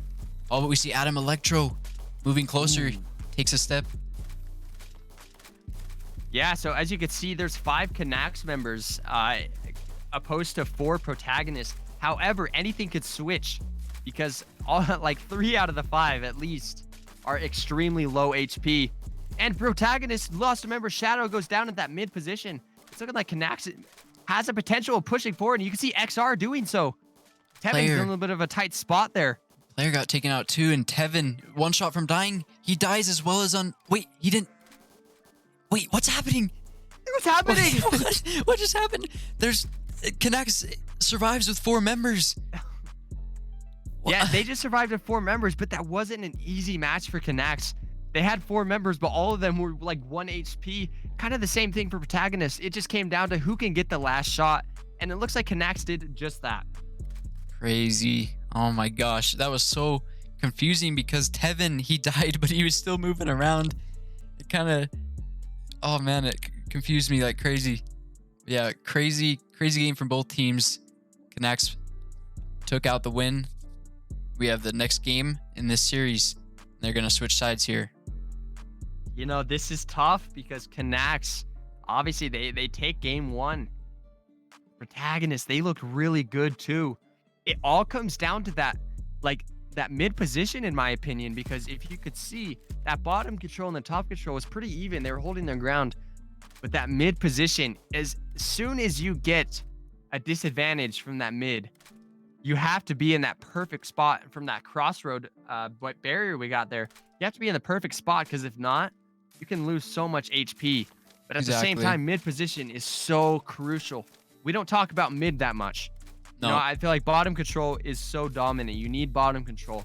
Top control is a very big support role. More of like a hold your ground role. But then that mid position, no one talks about that much. You need a very special player to play mid and hold your ground. Because as soon as mid falls, they can go up top, they can go up bottom. Doesn't matter. You know, it's tough. And I think we need to talk about mid positioning more, especially with this arena and that crossroads barrier. Yeah, and those players at the mid, they have the responsibility of either going top or bottom to support their teammates whenever they need it. And what I've been loving from these teams is seeing the players at the top and the middle getting aggressive and trying to get that top down advantage on the other team to shoot down. Because as soon as you get that, it's so hard to dodge 2 bullets like coming from like opposite directions. Bullets coming from above, from across. So once a team gets above the other team, it's usually over. Yeah, I'm excited. I'm hoping for a good matchup here. We haven't seen a game 3 yet so far. We've had so many close positions. We haven't seen one so far, but hopefully Protagonist can take this game. Even though I'm going for Canax, hopefully Protagonist can take this and send us to game 3. Here we go. Looks like XR from Canax takes that mid control, has a dominant position against Shadow and Player. You can see Canax though at the bottom. They don't want to be super aggressive. They kind of want to just hold their position. Adam and Sav kind of just waiting for their opportunities. And Shadow shoots up and takes out XR just a little bit. I was going to say, he's kind of distracting XR with these bullets shooting up. And when he catches XR reloading or off guard, he goes around the bottom and shoots up. Oh, and look at Shadow. He retook that position from XR. And now XR is in a really tough spot. Kind of sandwiched between Shadow and Player in the mid. Oh, and XR is 2 bullets from dying. Yeah, as you can see, Player from Protagonist at that bottom mid position. Oh, Jeff rushes in to take out XR, and that's exactly what he did. He lost some health, but it doesn't matter. Or sorry, Jet, not Jeff. Oh, and Canax is kind of being pushed back. You could see them being pushed against the wall of shame. That's never a good spot in sparring. I don't know, Pinky. This is getting close. And you can, yeah. Canax has to play this really smart. Canax at a disadvantage here with only 3 members against Protagonist's 5. I'm thinking we're going to go to a game 3 here, but I don't know. I think so as well, Pinky. Canax could always pull off something crazy, but they have 1 more member left. Adam Electro. 5. Oh my gosh. Adam Electro has to do the impossible to win this for Canax. 10K trophy does. I'll double that. Give it to the next person. Yeah, I'll give it to Commander. All right, Protagonist takes game number 1. They ended up losing a member. Our first game 3. Or game number 2, yeah. Man, that is just crazy, but Protagonist took that out. It's 1-1 now. So yeah, I think for these 2 teams, we keep talking about that mid position, but for these two teams, that is going to be the deciding factor, because you could see both games that mid control, whoever loses that ends up kind of struggling in the long run. Yeah. XR was trying everything he could. The problem was for Canax is that bottom mid control. I think it's Karma holding for Canax. You got to hold your position. You got to stay strong, because anyone for that bottom left crossroads barrier for Protagonist, the person would come and just like quickly shoot down on the bottom control people, go back. And then he just like, it was just like slightly poking damage at the other team. And that in the end, that's just what helped him out. Protagonist did very, very well at that mid position. And Canax needs to figure out something. Oh man, I'm just excited for this game 3. It's gonna be crazy. I think we have a player relogging real quick. But yeah, if Canax can find a way to hold that bottom mid position, then they're in a good spot, because we saw in game 1, they are very dominant players. Like on bottom control, top control, they're doing really well. But that mid control, I think they might still be trying to figure out this new layout. For sure. We'll have to see what happens. Looks like we have everybody for both teams.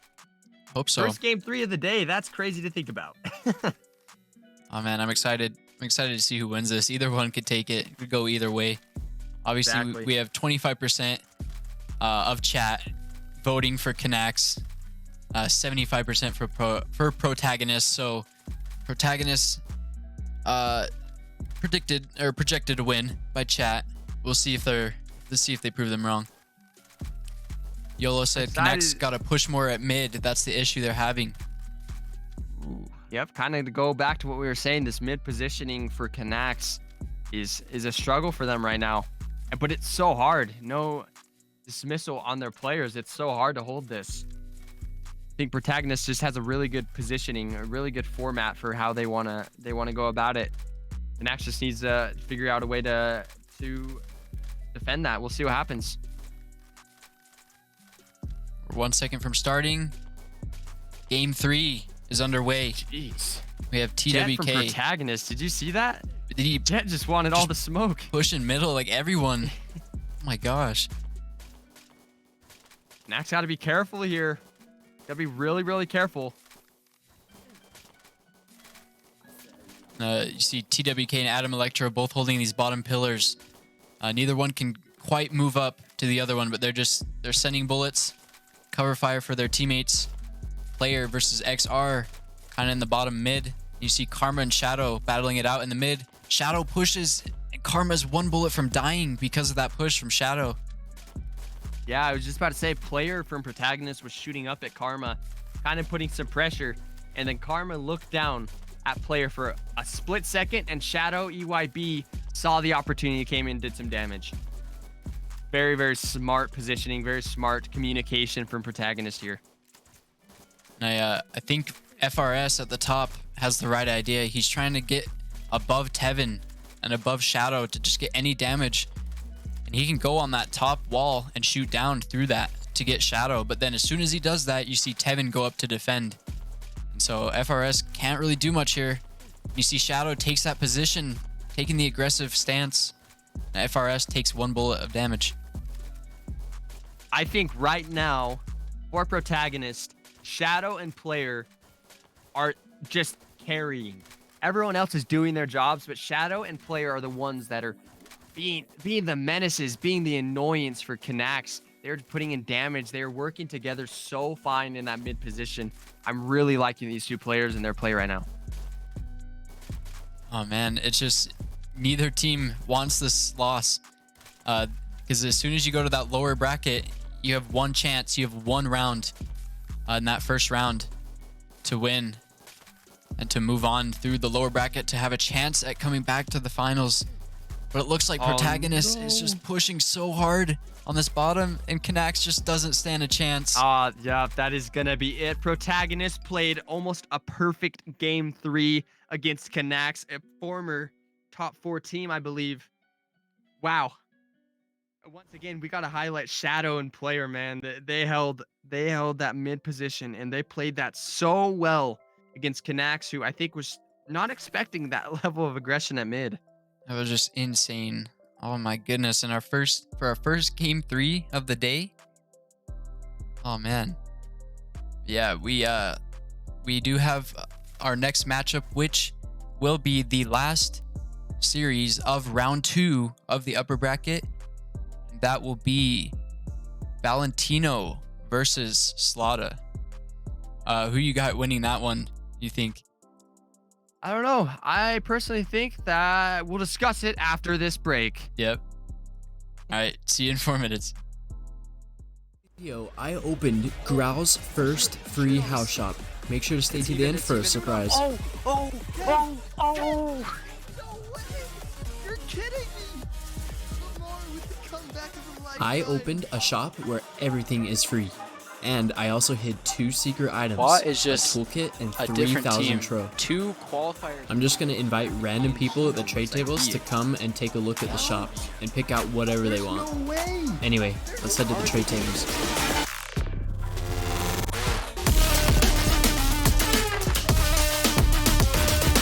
Our first shopper is Lily. Let's see what she picks out. I'm going to let her get 2 items.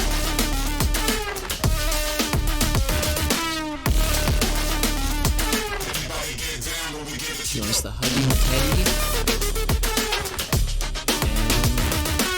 and the red lightsaber toy. Alright, let's go and give her her items.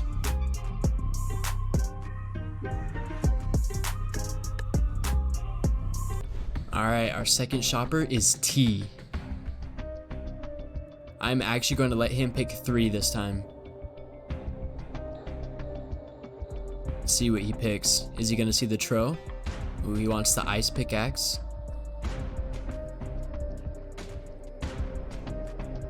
He wants the star staff or whatever it's called, I'm not sure. And this ice dagger. Alright, let's go give him his items.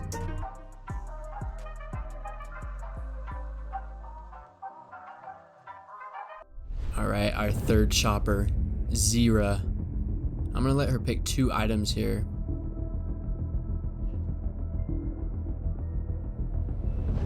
Taking her time. What's she gonna get? Oh, she wants the orb staff. Alright, she gets 1 more item. What's she gonna choose?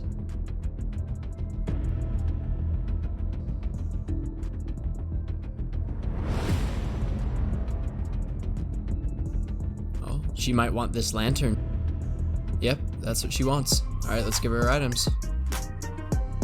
Wait, where's she going? No way, did she see it?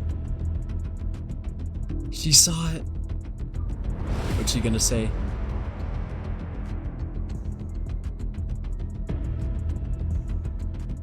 No way someone already found it. I'm gonna ask her if she wants it. Oh, she wants the toolkit. All right. She wants it so bad. All right, we're gonna give her the toolkit.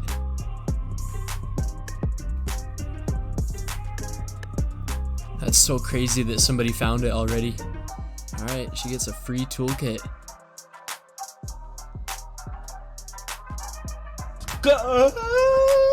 Why are there a million people coming in here? What the?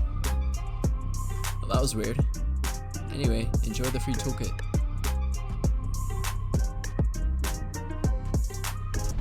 Alright, our next shopper is Cloudist Hero. I don't know how to say that name.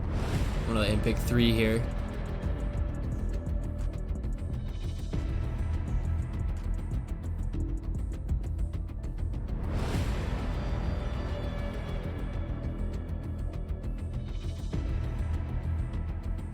Taking his time. Okay, he wants the turkey backpack. That's his first item.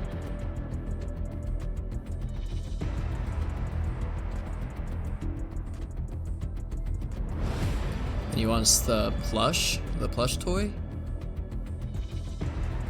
Ooh, and the noob toy. Okay, Welcome back. We are ready for our last match of the upper bracket round 2. This once again is going to be a best of 3 and it's going to be Valentino versus Slaughter. Who you got winning for this one? Okay. What kind of question is that? Just kidding. You know what? I got to go with my boy Xenon. I got to go with Valentino. This is redemption series for him, or tournament for him. I think Xenon's going to play with a chip on his shoulder. I think he's going to come out and go strong. We'll have to see the rest of the members. We'll have to see how they do. But this Slaughter gang, man. Slaughter gang, nice. The Slaughter team, dude, they look good. I'm excited, especially Gio Damso, if you remember him from the first series, that clutch play he had to win. I'm excited. I think this is our closest vote of the day from chat. We have 42% for Valentino, 58% for Slaughter. Let's just see how this plays out. I'm ready for this. This is going to be one of the closest matches of the day, hopefully. That's what I'm saying. 5 seconds. Here we go. Valentino on the left, Slaughter on the right. Here we go. One of these teams is going to be moving on to the quarterfinals. Let's go. See, classics from Slaughter. He's stuck in that mid position. He's got to be very, very careful here. Just keep shooting down. And he takes that top mid. Wow, very impressive. Very, very impressive from classics. We saw Gio Damso make that play where he got a triple kill in their first match earlier today. And so you can't underestimate him. You have to be afraid of him at that top area. He's aggressive. He wants to get above and shoot down, and you can't let him do that. Lawrence is doing a good job of holding him back. As you can see, Ronnie, their leader, goes out early, and no Fs goes out as well. Just like I was saying, Gio Damso at the top, push that top, shot down. That's what he's best at. Takes out a player from Valentino. But is it enough, Pinky? I don't know. It looks like they don't stand a chance here. And Valentino takes it with a flaw. Yeah, Valentino flawed Slaughter, but it wasn't as clean as it might have looked. Both of these teams were very, very good. It just came down to one kill. And then the momentum from Xenon and the boys from Valentino came in, and they took game one of the series. Now we're going to be switching sides. So Valentino will be on the right side. Slaughter's going to be on the left side. Pinky, this even though that was a game one flaw, once again, it wasn't as one-sided as it may have looked. That's true. Oh man, I want this to go to a game 3. I want to see these two teams battle it out. Who doesn't? Everybody loves a good game 3. And if you don't, what are you doing? True. Yeah, we got both teams back in here, switching sides. Slaughter on the left, Valentino on the right. About to start the second round.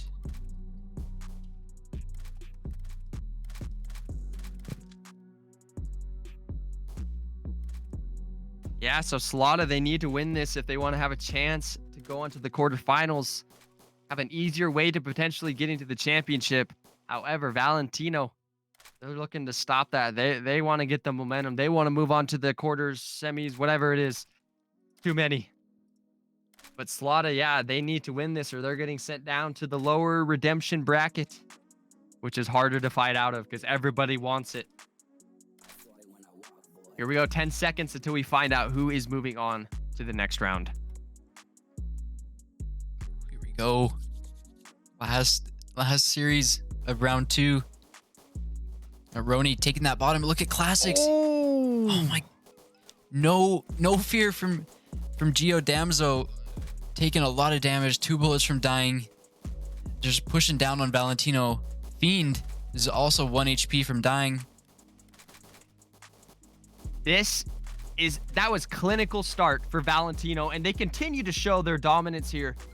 I'm gonna give a huge shout out to Wangs for this match, because this is another flaw. Wangs came in. Oh, never mind, not a flaw. I just jinxed it. I'm so sorry, Valentino. I'm so sorry. I jinxed it. Wangs tanked that bottom control against Classics, took him out, and then dropped back, instantly giving Valentino that member advantage. Oh man. Yeah, shout out to Valentino, man. They look very strong. I'm excited to see them. I was expecting that to be a lot closer. But yeah, just Valentino sweeps them perfectly. And I believe we have our next matchup, which is in the lower bracket, right? Lower bracket, Frosted we're gonna versus start with- Cajun. Yeah, we will be back after this 4-minute break once again. Don't go anywhere. Oh my goodness. It's even. Shoot off. Oh. No way! You're kidding me! Lamar with the comeback of a lifetime. Watt is just a different team. 2 qualifiers. Back again. Chino looks like he wants to be. There's no way! There's no How are they doing this?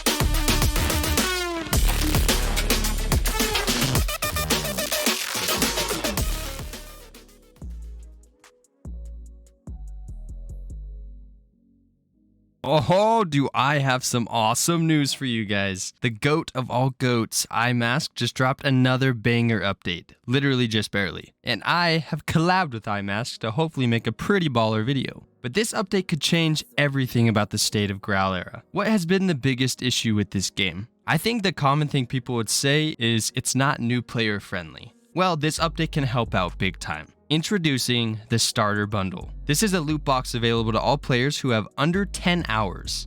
To get this bundle, you'll go to the Start Hospital and grab iMask's NPCs saying, "Psst, grab me for your Starter Bundle." So let's get it.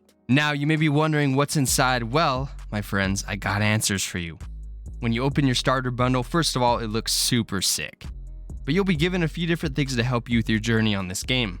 Included inside is a brand new melee called the Drop Point Knife. You also get a gun called the MP40 and 5,000 upload tokens. But wait, that is not all. For a limited time, if you identify your account, you'll get a free VIP voucher for the month. Okay, let's review these items. The Drop Point Knife, first of all, looks super sick and deals a whopping 8 damage, hitting pretty fast and having some cool animations along the way. It also has an option to sheath and unsheath the blade. Moving on to the gun, the MP40, it has such a gangster style to it and it looks really good. When shooting the MP40, it deals 9.5 damage, which is really good for a starter gun. It shoots pretty fast and has a decent spread of the bullets and freeze to it. These are the weapons included in the starter bundle to help you get started on Graal era. Comparatively speaking, this is a huge upgrade from the OG starter items. For example, the starter knife did 2 damage, oh my goodness, and the starter gun did 9 damage, so a huge upgrade on both sides. Not to mention 5,000 upload tokens and a free VIP if you identify your account, like come on. So what does this mean for Graal? Well, addressing pain points with the game is such a big step in improvement. Being overwhelmed as a new player definitely just got a little bit better, giving newbies a better advantage in combat, customization, and overall exposure to the world of Era. This is amazing if you are a true Graal enthusiast. Does it foreshadow something for the future? Perhaps. I think it's preparation for when Graal goes all out adding to Steam. Having a new player-friendly game is the most important step in my opinion. Anyways, that is the review of this amazing update. If you guys enjoyed, make sure to press that like button and subscribe for some more Bala Gang content. Huge shout out to iMask and the dev team. Oh, and also all the GFX members and anyone who was involved in making this happen. I can speak for the community saying that we support our devs. I'll see you guys next time. Peace.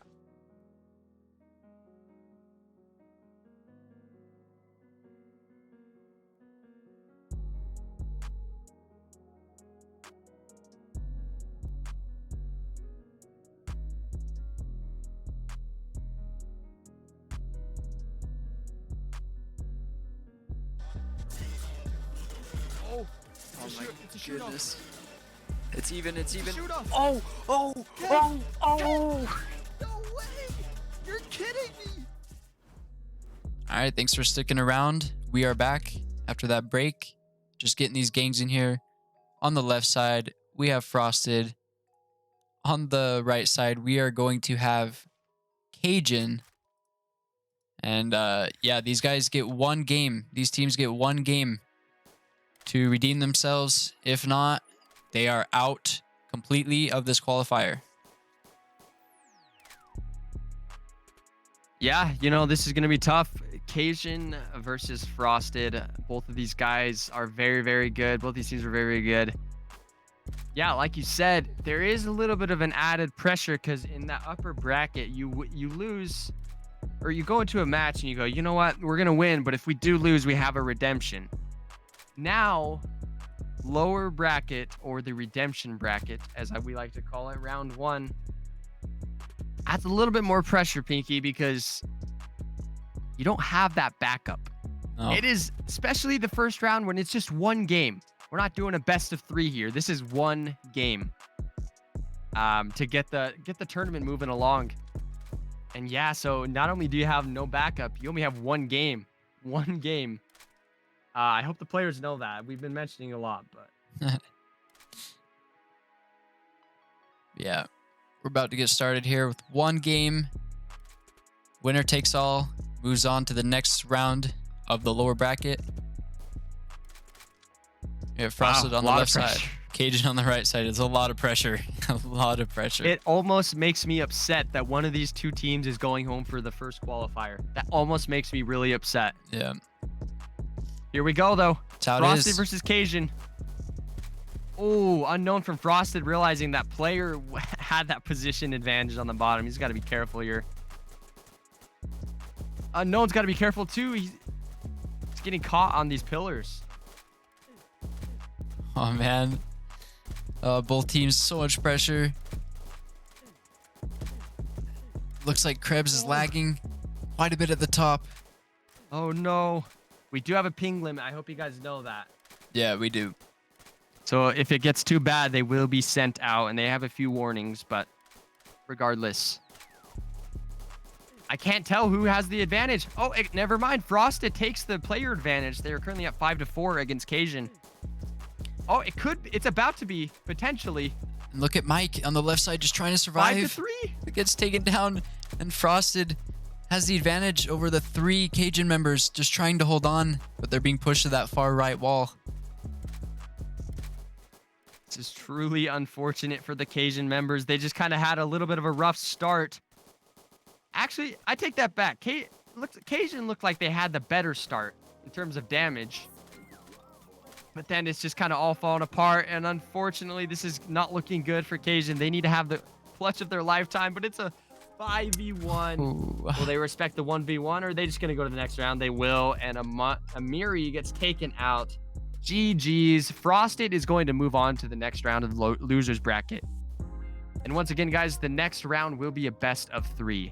But we just got to get out of the losers bracket round 1, which is just the first round, or first game. Yep. So yeah. So GG's to Cajun. And our next match in the lower bracket will be Execution versus 40s and Shorties. And we're going to go to another 4-minute. Actually, we're going to go to a 2-minute break. So don't go anywhere. Oh my goodness. It's even. Oh! No way! You're kidding me!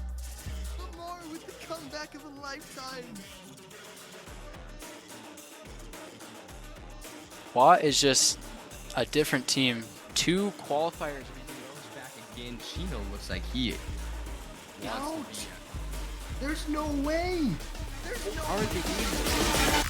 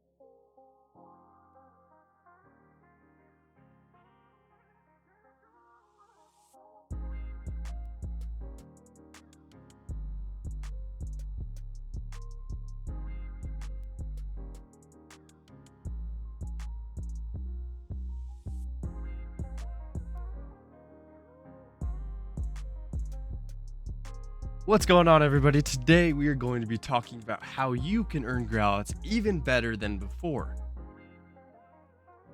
Man, that's just such a dumb intro, man. Freak. Okay, let's see. What can we do? What can we say? Oh. What is this PM? This might help.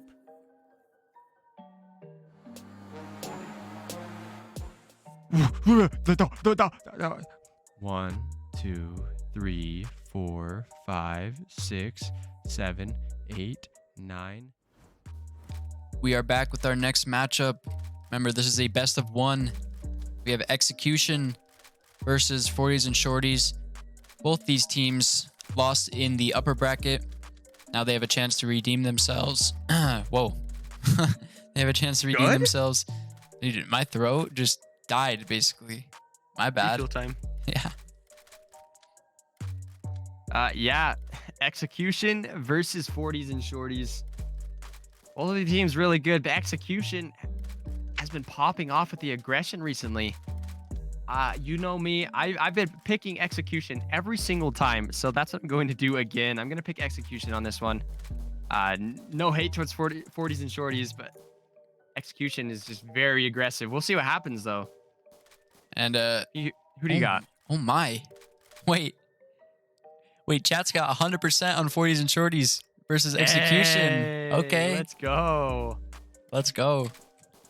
You can see Nutella down there saying bad boys. So they're coming. They're ready. They want all the smoke against NBK. 40s and Shorties versus NBK. The winner of this moves on to the second round of the losers bracket. Vicky, there's a lot on the line here. This isn't a best of 3. This is a best of 1. Also, I just want to say shout out to all the new followers. Yep, lots of them. Zaydu Mix, I think that's his name. Appreciate you guys. Consider subscribing.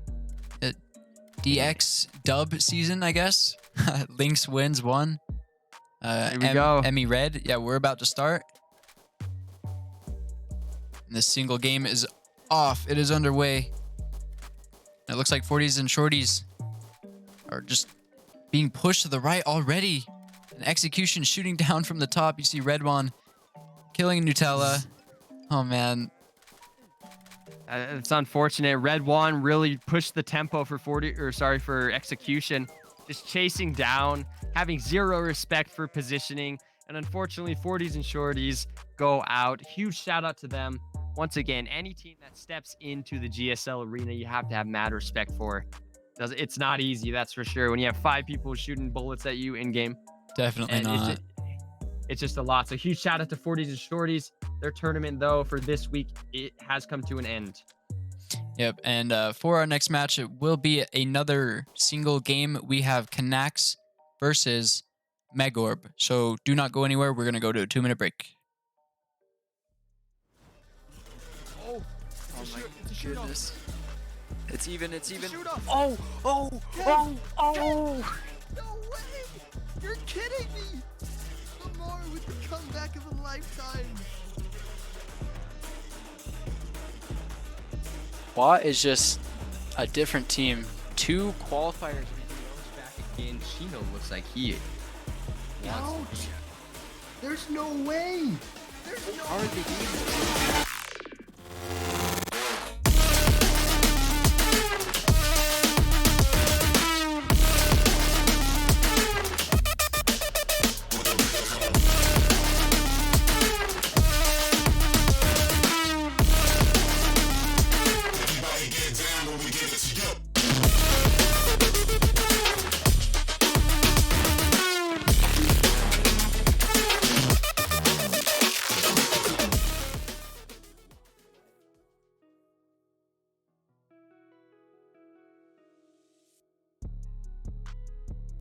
In this video, I opened Graal's first free house shop.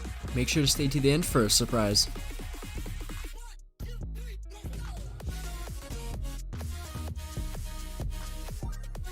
I opened a shop where everything is free, and I also hid 2 secret items, a toolkit and 3,000 tro.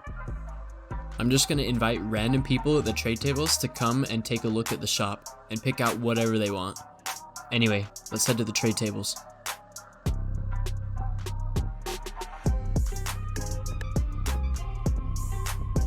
Our first shopper is Lily. Let's see what she picks out. I'm going to let her get 2 items.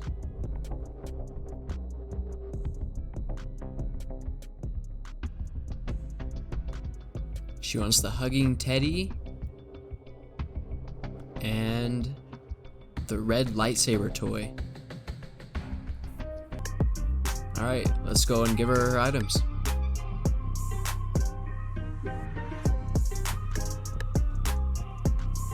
Alright, our second shopper is T. I'm actually going to let him pick 3 this time. See what he picks. Is he going to see the tro? Ooh, he wants the ice pickaxe.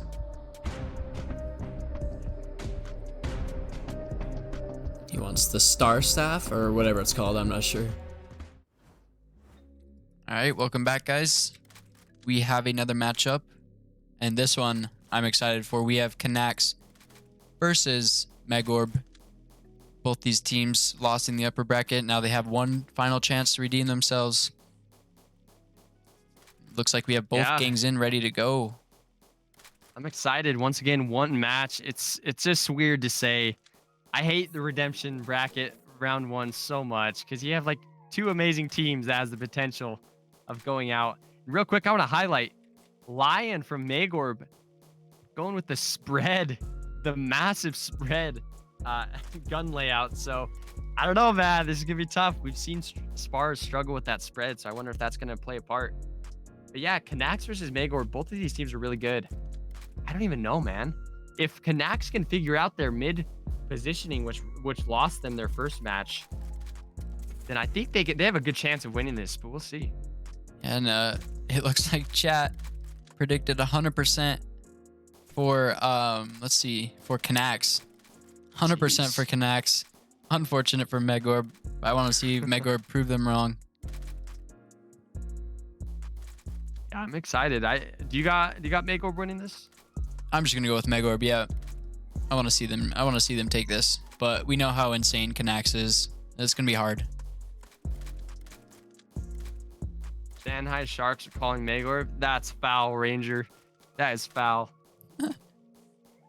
Oh, jeez.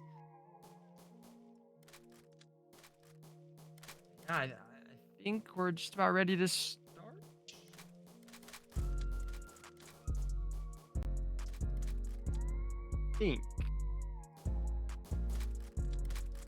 But yeah, man, I'm excited for this matchup once again.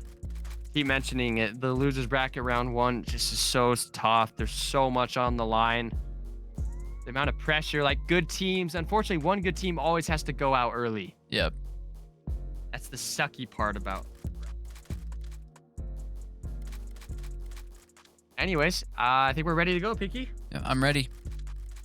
Maegorb on the right, Canax on the left. Canax is looking to move on. So is Maegorb. They're looking to redeem themselves. Here we go. 3, 2, 1, and here we go. XR in that mid position just needs to figure out. He's going for a shootout against Zane, and it's pretty even. Oh man, look at FRS. He's so good at that top. So is Maverick. They're just battling it out up there. You see Lion and Odds at the bottom, as well as Goose, Sav, Karma, and Maverick holding the mid. You know, I mentioned it pre-game. Something we haven't seen so far this GSL tournament that Lion was doing is sitting at that bottom pillar and just spamming his extreme spread weapon that's just so tough. And he's putting so much damage. He's sitting in the middle of the Canax member. He goes out. He does so much damage. There's one member from Maegorb. It's Maverick in a 1v4 situation. Gotta be tough. Just doesn't look like it's gonna be possible. Gets taken out. Canax takes this and moves on in the lower bracket. Truly unfortunate. Huge shout out to Maegorb for participating in the first qualifier. But hey, I'm going to mention this one more time. Actually, I'll probably mention it a few more times. If you guys go out or don't qualify this week, there's always next week. There's always a week after that. So there's plenty of opportunities your way. Yep. And for our next match, we have Slaughter versus Prospects. This is the last. This is the last series in the round 1 of the lower bracket. So do not go anywhere. We're going to be gone for 2 minutes. Be right back. Oh my goodness. It's even. Oh! No way! You're kidding me! Lamar with the comeback of a lifetime. Watt is just a different team. 2 qualifiers. Back again. Chino looks like he Ouch! There's no way! There's no way!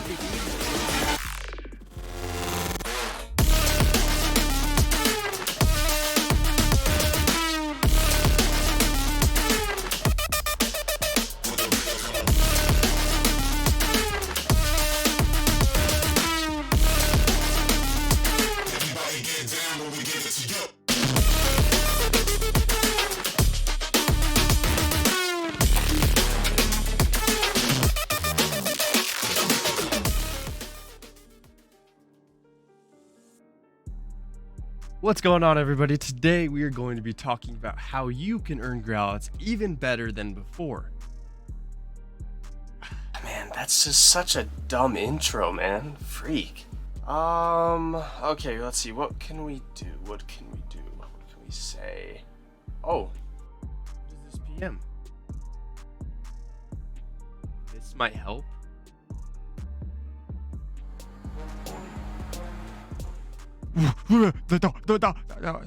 One, 2, 3, 4, 5, 6, 7, 8, 9, 10. I'm a billionaire. Come and get that money. Money. Money. Money. I don't come them money. Money. Money. Money. Do it all for money. Money. Money. Money. Let me stack that money. Money. Money. Money. Come and get that. Money. Let me stack that money. Money. That's it? Who joined?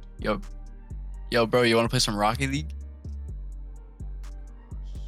Hey, dude. How'd you join the call? So, oh, geez, there's no easiest way to put this. Okay, before I answer that, can you send me a picture of how many growlets you have? What, dude? Okay, whatever you say, dude. I don't know what's going on. All right, there you go. Oh gosh. Okay. All right, we are back with our next round. We have Slaughter versus Prospects. I believe we are just waiting on 1 or 2 members of Slaughter. Looks like we just got them in. Yeah, we got Slaughter versus Prospects. I keep mentioning this, but man, it kills me that one of these 2 teams is going home already for this week 1 of qualifiers. Slaughter, very, very good team. Prospects, very, very good team. I don't even know, man. It's going to be crazy. Oh, it's so tough. Pinky? It's so tough that they have to go home, but I'm going to go, I think, with Prospects. Okay, you know what? Just because I can't stand you, I'm going to go with the opposite side and pick Slaughter to win this. I got to jump on the Geo Damso hype train, man. Good news for you. That's 99% of chat as well. 1% going with Prospects. Yeah, you guys can vote on the outcome of these matches during the breaks with channel points, and we'll have rewards for those channel points for next week, for next qualifier. Here we go, Slaughter versus Prospects. One of these teams is going home. And we're off. Classics just rushing into the... Wait, what is... Jeez, these Slaughter members are crazy. Classics wanted all the beef, almost taking Lynx out. Lynx is about to die. Geo Damso's rushing. What are these guys doing? It's working. This is unreal. This Oh is my unreal. goodness. This is a slaughterfest, really. That's what we gotta call anytime they win. This is the slaughterfest. No way. That was one of the quickest matches I have ever seen in my entire life. Perfect game. Slaughter wanted this win so bad. They want to have a chance to qualify, and they're putting themselves in a good spot. They are going to be moving on to the second round of the losers bracket to face off against Canax. And we do have our next round coming up. And those teams that are playing are Execution and Frosted. We will be back after another 2-minute break. Everybody, today we are going to be talking about how you can earn Graal. It's even better than before. Man, that's just such a dumb intro, man. Freak. Okay, let's see. What can we do? What can we do? What can we say? Oh. What is this PM? This might help.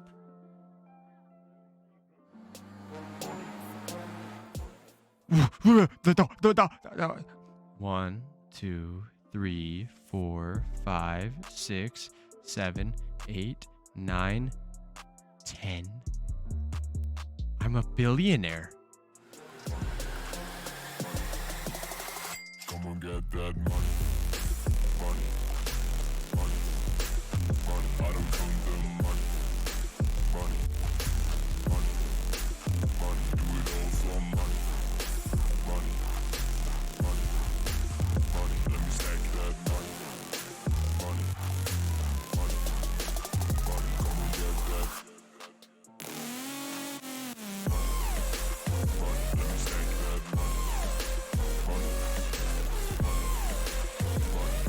That's it? Who joined? Yo, bro, you want to play some Rocket League? Hey, dude. How'd you join the call? Yeah. So, oh, geez, there's no easy way to put this. Okay, before I answer that, can you send me a picture of how many growlets you have? What, dude? Okay, whatever you say, dude. I don't know what's going on. Right, there you go. Oh gosh. Okay, little buddy. Listen, dude. I'm sorry. You're just not rich enough to play with me. Peace out, loser. Gosh, broke boys. Come on, get that money. Switch it up. Money, money, money, money, money, money, money, money, money, money, money, money. Do it all for money.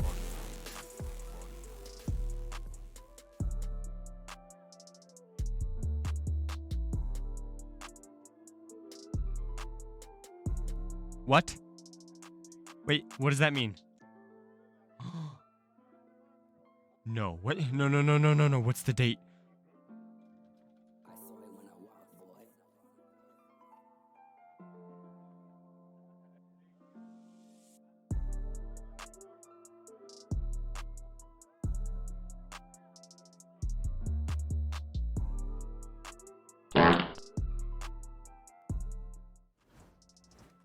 All right, we are back finally with our next lower bracket match. And this is the first matchup of losers round 2. This is Execution versus Frosted. And this one is going to be a best of 3. Oh, I think Hoy was saying is best of 1, so let me correct that. Yeah. Awesome.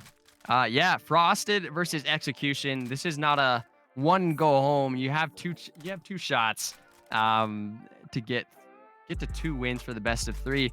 Both of these teams really good. We got NBK versus Frosted.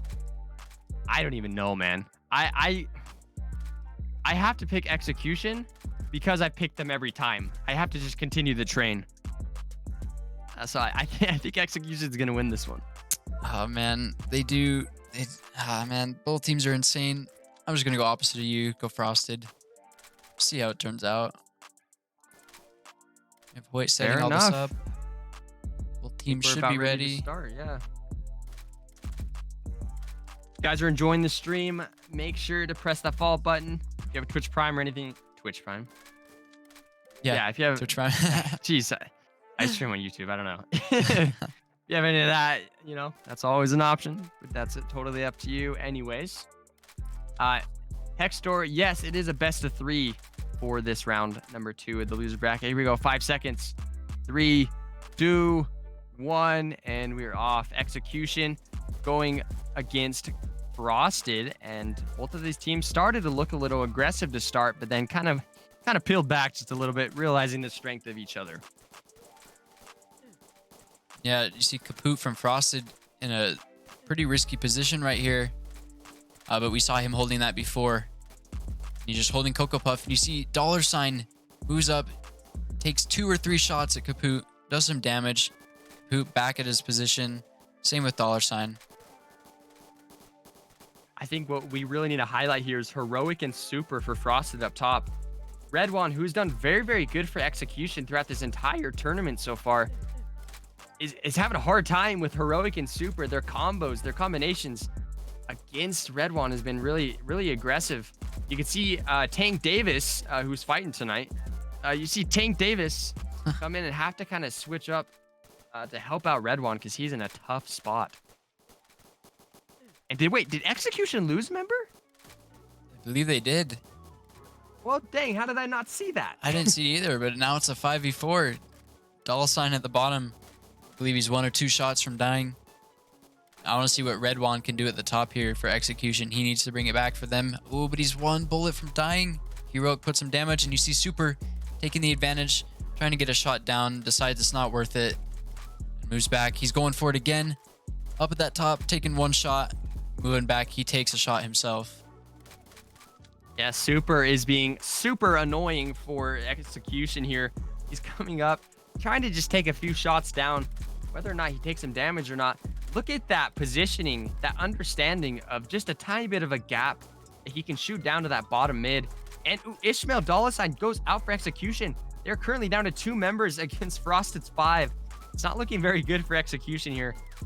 For game number 2, they're gonna have to switch some things up. They need to be careful because Frosted is dominant in this game 1. Ooh, what a game. I honestly think Frosted can take this with this next game, but we'll see if Execution can figure out a way to combat their aggressive style. See if we can get a game 3 or if Frosted will take this in game 2.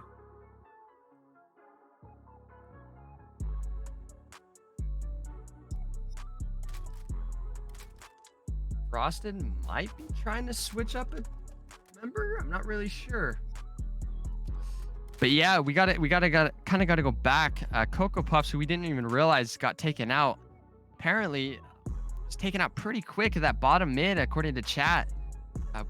They got to figure out that. And also, Red One up top, who's done exceptionally well this entire tournament, was just struggling to counter Super's aggressive plays against him up top. It's gonna be tough. I think Execution, they got to figure out something because they don't want to go out right now. Going out in losers round 2, I mean, it's not the worst thing in the world, but obviously every team here wants to move on. Every team here wants a chance at qualifying. Yep, and if you do good enough in the lower bracket, you can make it all the way back to the finals and take it back. And even if you don't, even if you make it to the finals, second place, you still qualify for the championship weekend, week 4. That's what these teams are fighting for right now. Looks like we're ready for game number 2. Frosted on the left and Execution on the right. Should be a good game. Once again, NBK or Execution, as they're going by right now, they need to win this game if they want to move on or have a chance at moving on to the next round. It's going to be tough because Frosted looked very, very good. Once again, I'm going to highlight Super and Heroic up top as being a nuisance to Execution. Shooting down, taking out Red One. It's just tough. Oh, man. Yeah. Red One is super good, that top position, but now he decides to stay at the bottom. Maybe they're switching something up. And it looks like Cocoa Puff is battling Super at the top. Maybe he'll be a better player for them to put at the top. Heroic holding that middle. Yeah, you could definitely see the strategies coming out from Execution, realizing that they need to fix something if they want to have a chance at winning. Game number 1 just wasn't it for them, and they're a very aggressive team, a team that'll come in and just destroy another team, so they have to figure something out. And it's looking like somewhat pretty good so far. And, but Super just has the ability, the knowledge to just shoot down through that gap, try to put some damage. And even if you don't do any damage, you're making those bottom control people have to move, and then it just throws everything off. Super is doing an extremely good job for Frosted up top. I was gonna say he's crazy at the top. He knows the perfect times to push over and get a shot down on Cocoa Puff. Yeah, if you're Cocoa Puff or even Tank Davis, you have to do everything in your power to stop Super from doing anything. Keep him on that left side. Don't let him even move, because if you want your bottom control guys to be in a good spot, you got to be careful here. And it looks like Tank Davis is realizing he's probably getting frustrated at Super. Super is being, once again, super annoying for Execution. Got to figure something out. Heroic and Red One, both trading shots. Heroic is 1 shot. When Renz gets taken down, did you see dollar sign at the bottom? He's 1 HP from dying. He's holding that bottom. Execution is currently up 4-3. All the members from each team are very, very low. They got to be really careful. Anyone can win at this point. It doesn't even matter about the amount of players they have. Tank Davis got to be careful when he takes out Super. It's just Heroic and Kaput for Frosted right now, but they know how to play. They got to be careful here. Tank Davis is doing the exact thing he needs to be doing and just shooting down, putting pressure, not letting Heroic or Kaput move in any sort of capacity. But Ishmael goes out. It is a 2v2 right now, Pinky. Oh my goodness, this is intense. We haven't seen this before. It's just been like complete shutouts. Yes, all day. I know. We haven't seen any 1v1s either, so I wonder if we're gonna get any of those today. Ooh, that'd be crazy. Cocoa Puff and Tank Davis are low, but so are Kaput and Heroic. Have to do something here. Both teams are desperate for this win, but you got to think for Execution, the desperation level is a little bit higher because they know that this could be it for them unless they do something very, very clutch here. Oh man, this could be a shootout. This could just be a standstill waiting for the next person to make a move, make a mistake.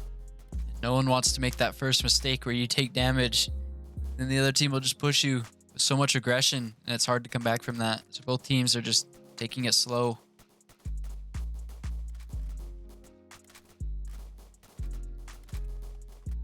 I think where these players are right now is exactly where they need to be. Heroic needs to hold that bottom. Don't let Tank Davis get that bottom control. Cocoa Puff needs to do everything he can to try to take out Kaput here. Kaput, if you could tell, he's in an extremely bad position, but so is Tank Davis. Take some damage from Cocoa Puff's bullets. Close. Now it's splitting into kind of two 1v1s here. You have Kaput, Cocoa Puff shooting at each other. Heroic, Tank Davis, but now Heroic's in a tough spot. Davis goes out! And so does Cocoa Puff! Execution! They go out in an unfortunate 2v2 situation. Peaky, they had 4 players to Frosted's 2, and they still ended up losing. Truly unfortunate for the NBK boys, but do not worry. They will be back for next qualifiers. I just have a feeling. Very, very good and exciting match. Shout out to both of these teams. We got to see the ending to that 2v2 right here. See Heroic and Kaput in a good spot. One of Kaput's bullets, looks like Heroic's bullets, takes out Tank Davis as well as Cocoa Puff, and they both survived and won it for Frosted. What a game. But next we have Slaughter versus Canax. So do not go anywhere. Everybody, today we are going to be talking about how you can earn Graal's even better than before. Man, that's just such a dumb intro, man. Freak. Okay, let's see. What can we do? What can we say? Yo, what's up guys? Welcome back to another episode of Road to Gold Umbrella. In this episode, I made 150k in profit, so make sure to watch the entire video to see how I did it.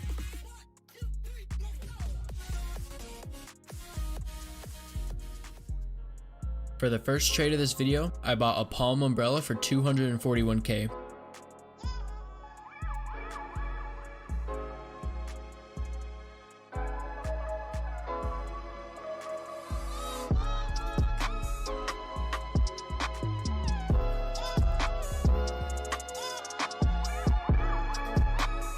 Then I sold it for 280k, making 39k profit.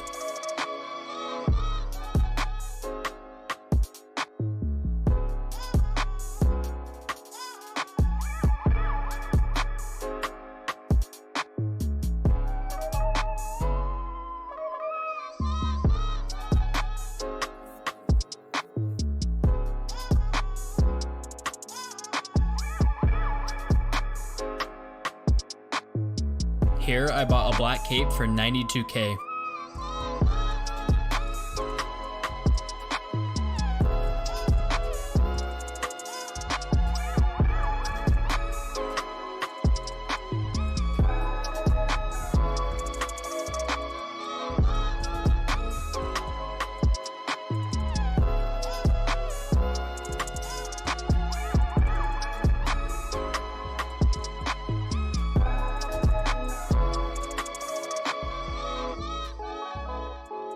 Then I sold the black cape for 125k, making 33k in profit off of this one item.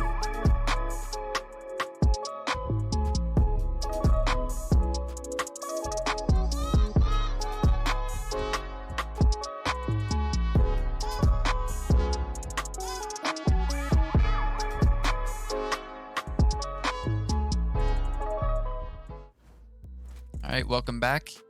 We have our next matchup. This is the last matchup of losers round 2. Another best of 3. Slaughter versus Canax. Both of these teams are really good. I'm excited. We got Geo Damso, the psycho himself, always just rushing in. Same with Classics. They just don't care. They just ball. But you got Canax. They are a very, very aggressive team. Looks very, very good. And the poll is about to end for this. And it looks like we have 100% for Slaughter, 0% for Canax. Crazy. 1.6k points sent in for Slaughter. All right. It looks like one of their members, I don't know if he's disconnecting or like they're switching things out. All I know is I'm excited for this match. Pinky, who do you got winning this? Oh, man. I'm going to go with Canax. They didn't get any of the vote, so I got to give them some love. Ah, jeez. I got it. Well, I hate this because I want to pick opposite of you, but I think Canax. Actually?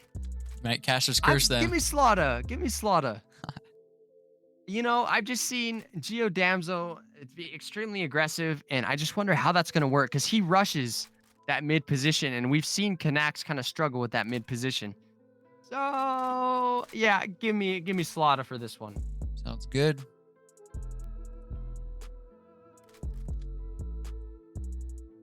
I don't know what, they just keep having 4 members, man. Truly unfortunate.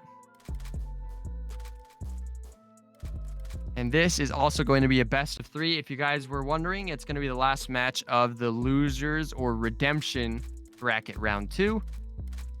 We're just waiting for the 5th Slaughter member. Who is it? TWK, I think. Think they're good? Okay, we got 5. Awesome. Nice. And once again, guys, if you're enjoying this stream so far, make sure to let us know in the comments or the live chat, and also drop a follow. We really do appreciate it. Got to see Slaughter on the left side here, and then Canax on the right side. Slaughter in the red bullets, Canax with the blue. Waiting for everyone to agree that they're ready, and I think we're good. Let's go. What were the predictions again? For chat, let's see, 100% for Slaughter, 1.6k points placed on them, 0 for Canax. That's why I'm going for Canax. You know, that's surprising that a potential top 4 team from last season is getting 0 predictions. That is crazy to me. Anyways, we're about to see. Hopefully Canax can prove the chat wrong. But Slot is going to come out fast, and I think that's exactly what they're going to do. Actually, they were not as aggressive. Maybe they respect Canax just a little bit. This is looking very positional, very strong, very strategical so far. Oh, but there it is. Geodamzo. He doesn't care. I forgot. The Psycho himself. He's almost low, though. He's almost dead. That's unfortunate for Slada. He's so dangerous. And you can see Geodamzo using that strat at the top. Snaking or whatever it's called. And the new generation of spars use. Yeah. The new meta. The new meta. Yeah, Geodamzo just fearless, fighting 2 members at the top. Takes some damage on XR. See Easy Money Sniper and XR just holding that top together versus Jay and Geo. I was just about to say, as you could probably tell, up until literally just barely, both of these teams weren't really using that mid control as much. They were mainly doing top and bottom. And it's seeming like it's working so far. Jay's slightly positioned in the middle, but however, no one's really contesting. I don't know if Canax is just trying to figure out an opening, trying to figure out what to do, but they're gonna kind of getting pushed to the wall of shame. These Slaughter starting to take some positioning. And as soon as Slaughter just moves up a little bit, I can throw the entire team of Canax off. And I think we're gonna see Geodamzo maybe make a move. He's low, but he's so good at getting that top spot and shooting down. Jay moving in. See Geo, look at him. Oh, but he gets taken out. He gets outplayed by XR. Canax, this defense is insane from Canax. Being pushed up to the wall of shame, having your backs literally against the wall, and they're holding strong. You know, Geodamzo, even though he just got taken out, you know, I gotta love and I gotta respect 1 HP and still just being extremely aggressive. Easy Money Sniper just goes out from Jay. The top position people, if one of them dies, that gives the next team advantage. Oh man, now it's looking like Slaughter's being pushed into a corner. This bottom left corner. Canax has brought this back. Let's see if they can finish. The defense of Canax looks like it has been holding strong, and now they are starting the counter offensive, and it's looking good for Canax. XR, he needs to do something. He needs to try to get some shots down, but Classics is not letting him. Classics has a little bit more HP than XR. So XR has to respect that, even just a little bit. For sure. Oh, and Classics goes out, and now it's just up to Jay and Ronnie to hold up for Slaughter. Canax is going to be smart about this. It's also no Fs at the bottom from Slaughter. We have 3 of them versus 4 Canax members. They're stuck in the corner. They can't get out. No Fs is looking for a way out. Looks like Ronnie disconnected as well. Oh no. Slaughter goes down. You know, you got to respect the Canax defense. And then they started the counter offensive and just went crazy. You see odds for Canax putting out the L sign. And he's dabbing. Dude, man, they're getting cocky. It's only game 1. That's good. He will be switching sides. Canax will now be on the left side. But yeah, Pinky, like you were saying, we got to highlight that defense from Canax. They were pushed against the wall of shame, and they held their position very strong. Yeah, that was insane. That was such a back and forth match. It was crazy. These are the matches we really, really look forward to. It's, you know, it's just a true testament of skill and strategy. But yeah, Canax, their defense was holding so strong. And I don't know if you've noticed, or in the chat, or you as well, Pinky, like, this matchup is not at all highlighting bottom control. Nope. This was a total fight for top. Something we hardly ever see, but is super entertaining, super interesting. Because once you lose top, it's really rough because they can just shoot down on you. And people were saying, like, with this arena, they were saying it was going to be a bloodbath. Everybody only rushing bottom, and like bottom is going to be the most important thing, but that's not what we've seen so far. It's been mid, really, for the most part. It's been mid. Something I also want to highlight for that top position, something we don't talk about as much as bottom. If you can get that position, you can take out your opponent up top. You can go to that, if you could see that top left or top right corner, that horizontal block, that you can just shoot down. That's all you have to do is shoot down. You won't take any damage because they have to shoot up back at you. Yep. You can just shoot down and hold that position. So if you're on top control, that is going to be your goal, is to try to get that spot. Try to take out your opponent and get to that spot, because then it's going to be really tough for any team, no matter how good, to come back if you're pinned against that bottom corner. I'm ready for this next game. Looks like both teams are ready or about to start.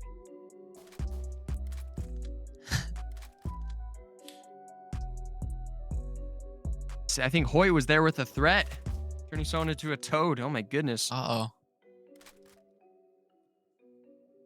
Okay, I think we have all 5 members of Slaughter.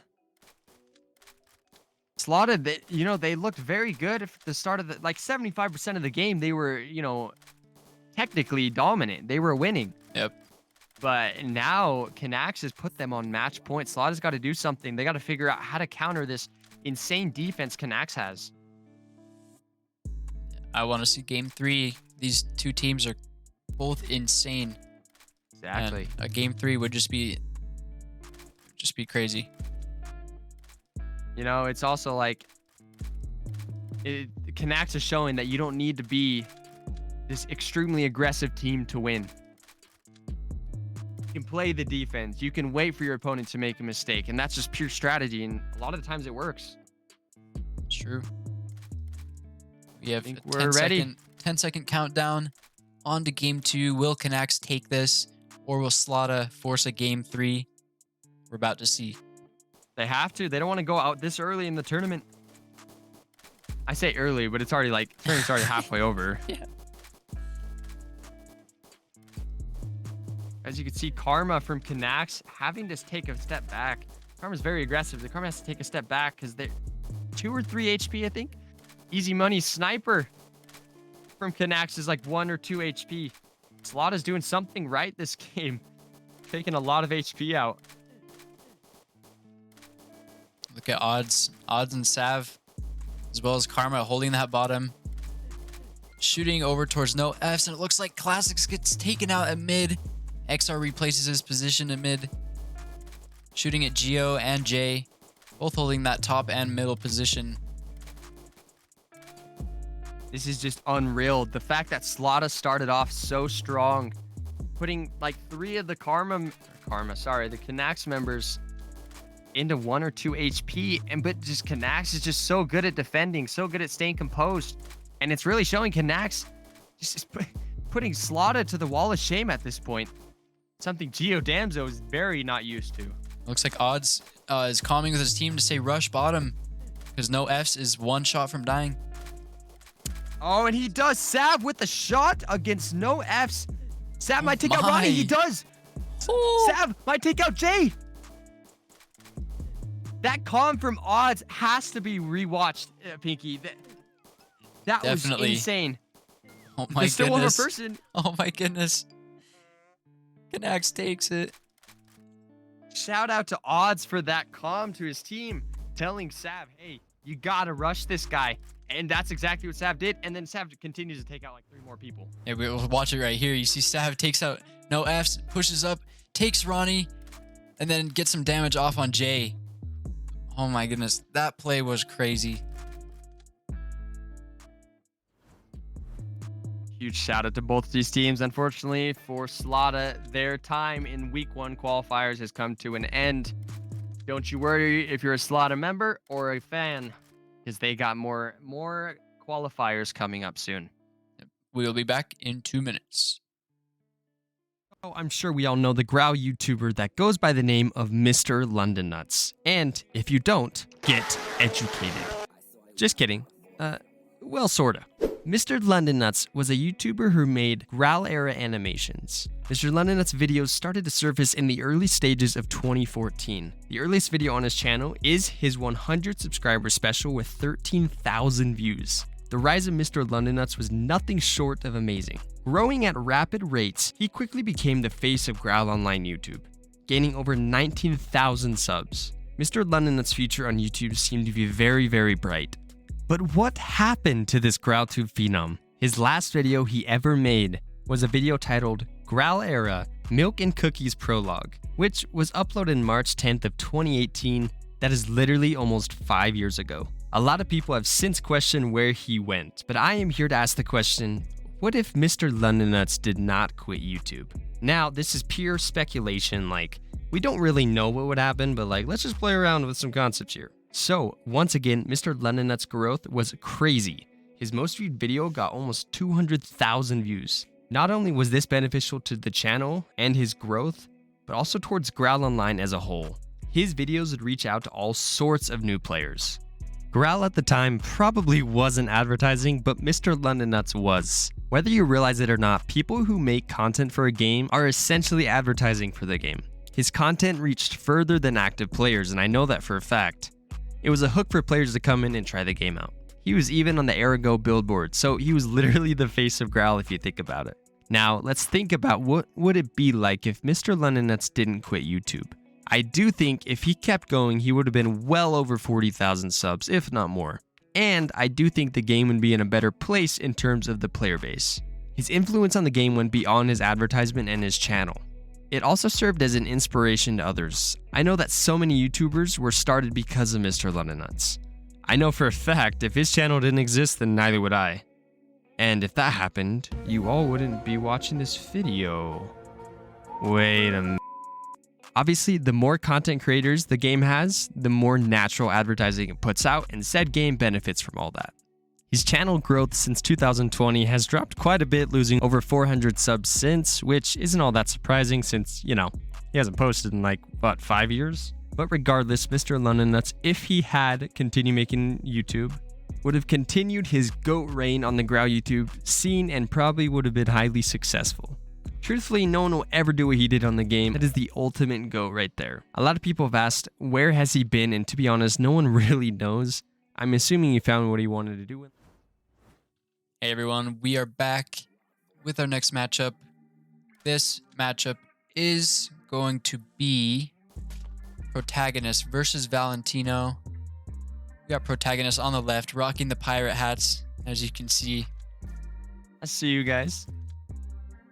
We got Valentino on the right, rocking different hats. See Skirt from Valentino rocking the new GSL hat that every participant gets. Looking fire. Shout out to Commander, man. He does some amazing work. I see you in the chat, Commander. Yeah, so Protagonist versus Valentino. This is the upper bracket matchup to move on to the semifinals. Whoever loses this still has a chance in the tournament. Will go on to face Frosted. Ooh, that's gonna be a tough one. So yeah. Also, shout out to Hoyt once again for helping and doing all the dirty work for us. For those of you asking where Bikini Bottom was, their opponent needed some extra time, so we started with this match. Yep. So that is that reason. And also, I saw some people in the chat saying, how can we get an ad or a video during the breaks? Reach out to us after the stream via Discord, via Graal, whatever. We could work some stuff out. We definitely want some more team ads. We want some more people's ads, so we can have a bunch of good content for you. And I think Valentino is subbing someone, if I'm not mistaken. I think so. Yeah. So yeah, we're just waiting for Valentino's members. They had to sub someone. Yeah, Piki, while we're waiting for that, who do you got winning this? Well, I think chat's out of points because nobody voted for either team on this one. Not a single person. I think everyone's gambled their points away.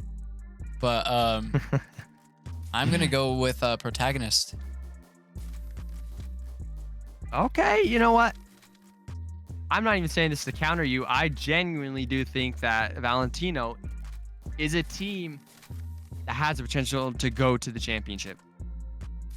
So I have to say Valentino wins this. I think Xenon and the boys are going to get it done against Tevin and his boys. All right. Giant King 360 in chat says he has 103 points left. Down bad.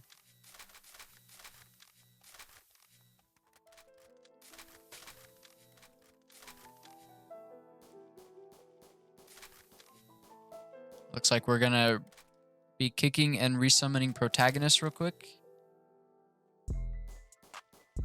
Oh my goodness. This is a bunch of different reasons why it shouldn't be starting. What's going on?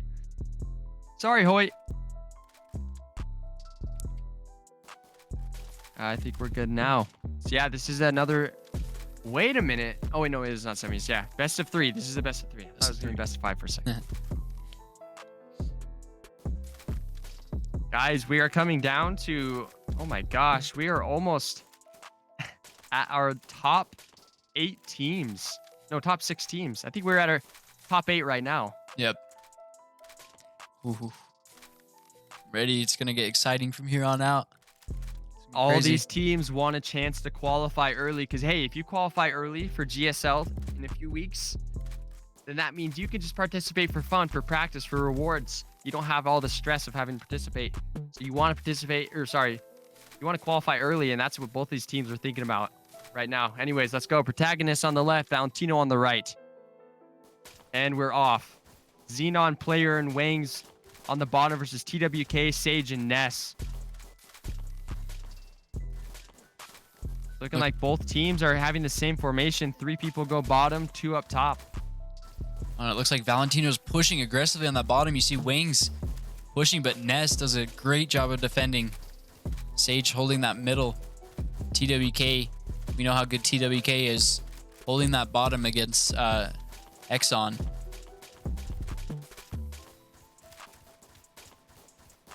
It's a 3v3 at the bottom here with Player and Shadow holding the mid, fighting each other, and it looks like Skirt from Valentino is trying to push the top, trying to push Tevin, but we know how good Tevin is at the top in that defensive position. And TWK gets taken out at the bottom. And X moving on. Yeah. You can see that Xenon is recognizing that Sage is very low, but Xenon needs to be careful here. But yeah, Xenon was recognizing that Ness was very low, and so it was going to push, but then Sage just went on top and shot down and took Xenon to 1 HP. Wangs goes out. Ooh, that's Xenon's right-hand man. Wangs, you got to be careful here if you're Valentino.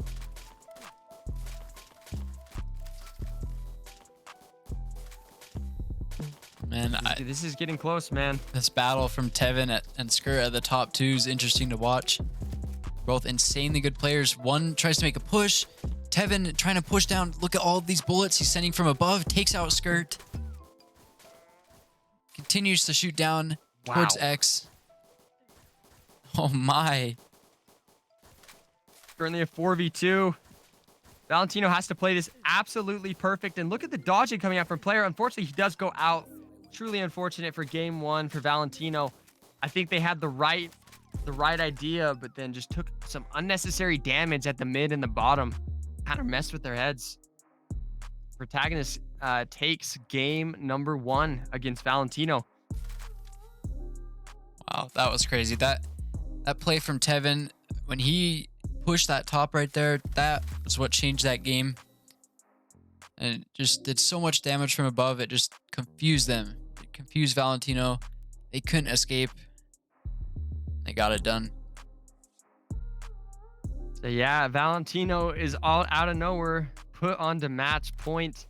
Something that maybe we weren't all expecting, or at least I wasn't expecting. Protagonist, they played a perfect game. I think they played very, very well.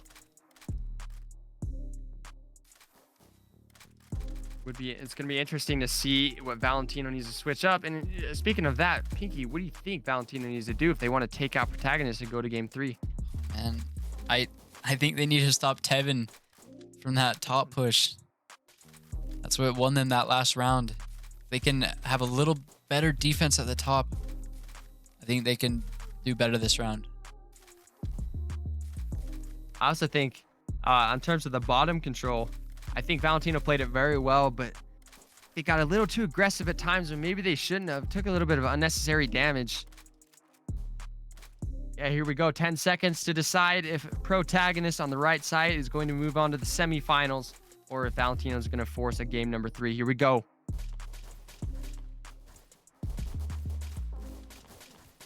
And already Skirt versus Tevin at the top, Player versus Shadow at the mid, as well as 3 players from each team holding that bottom. I think Skirt needs to be more aggressive at the top here to give Valentino a chance against Protagonist. Gonna highlight TWK at the bottom there for Protagonist.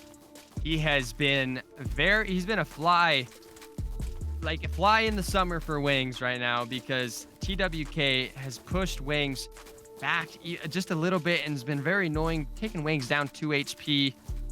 Shout out to TWK. He's doing very well holding that position, but Wings, he decides he wants revenge, comes in, takes TWK out, and now he goes out, unfortunately. But man, that was a crazy push from Wings. I just did not see that coming at all. Now Protagonist is pushed back by Valentino at the bottom. Valentino have a valuable position here, shooting up at Tevin. Takes out Tevin. That's exactly what they needed. Exactly. Now Valentino can move up. Oh my goodness, Shadow is taken out. Valentino is going to take this back and force a game 3. Near perfect game. That was a near perfect game from Valentino. It started out very, very, very, very rough. For Wings, you know, TWK was doing all this damage. And you don't want Wings to go out early. TWK was taking him out. But then Wings just went for a revenge ego challenge and just got it. You know, I freaking love this, man. Game number 3, Valentino versus Protagonist. One of them's going to the semis. The other one is going down to play Frosted. Ooh. Oh, man. Who's going to win this one? This is crazy. This has been a crazy series. I think Valentino gets some momentum. Think so? Mm-hmm.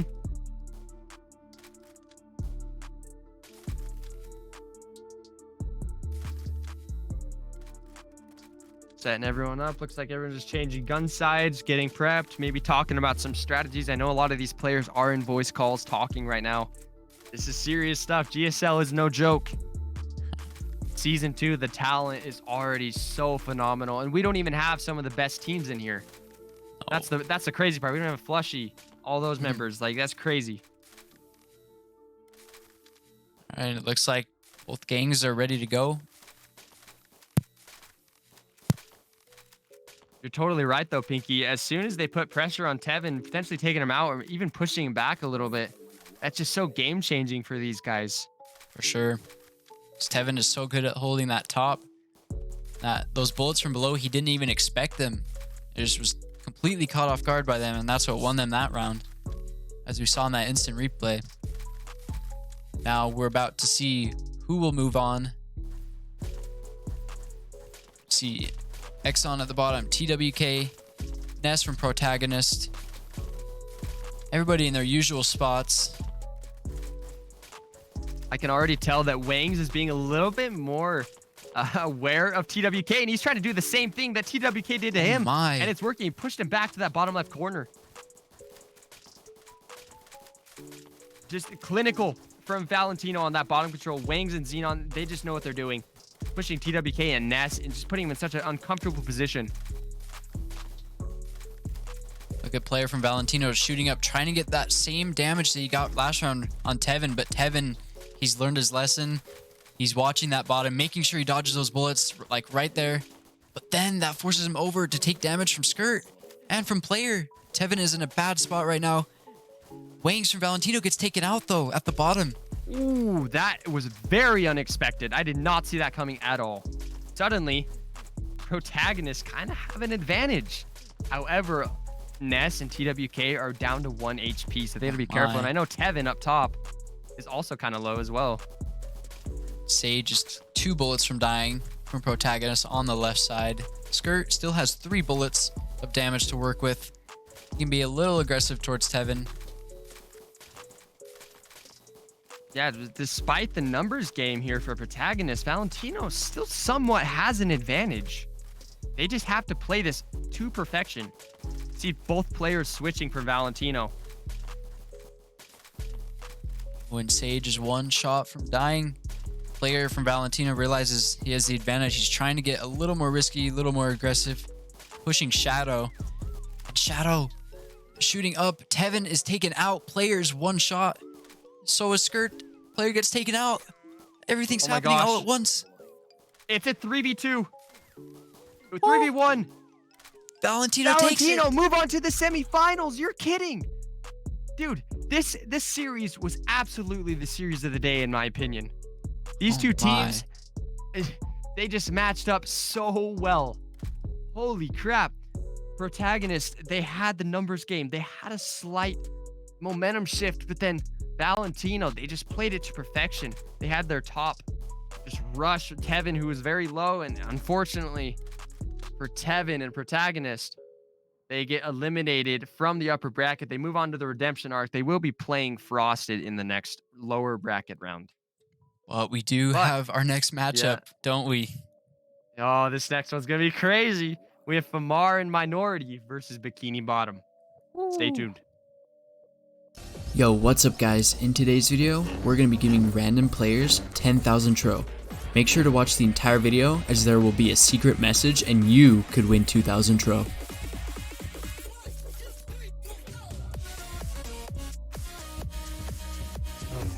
Alright, let's find some players who might need some tro. Looks like this guy just has a starter pistol, so I'm going to give him some tro. Just gotta wait for him to grab the table.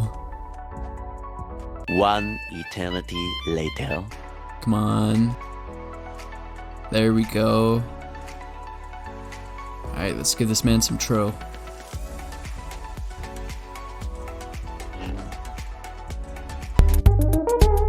He's so confused. It's just free tro. He tried to add a melee to trade for it. Nah, bro, you can keep that. Free. It's all free.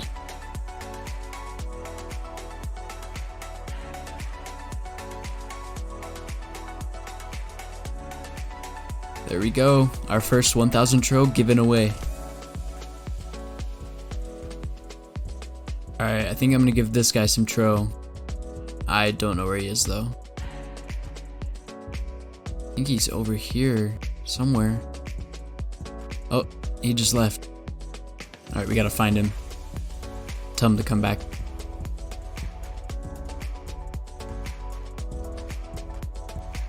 He was about to leave again.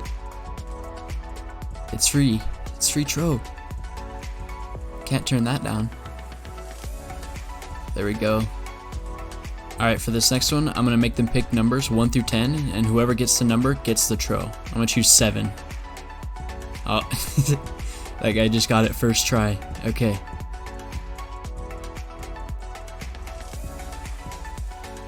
Here we go, 1,000 tro on the table. There we go.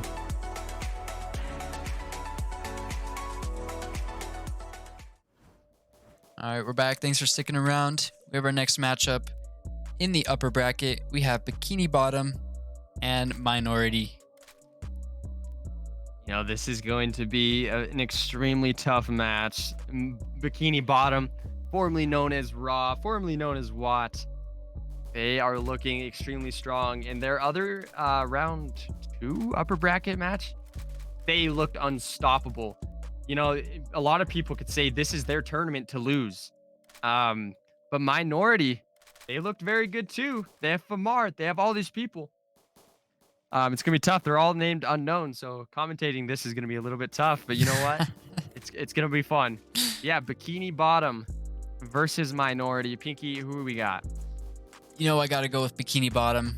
They had that fire intro video. I can't go against them. Chat also has them at 85%.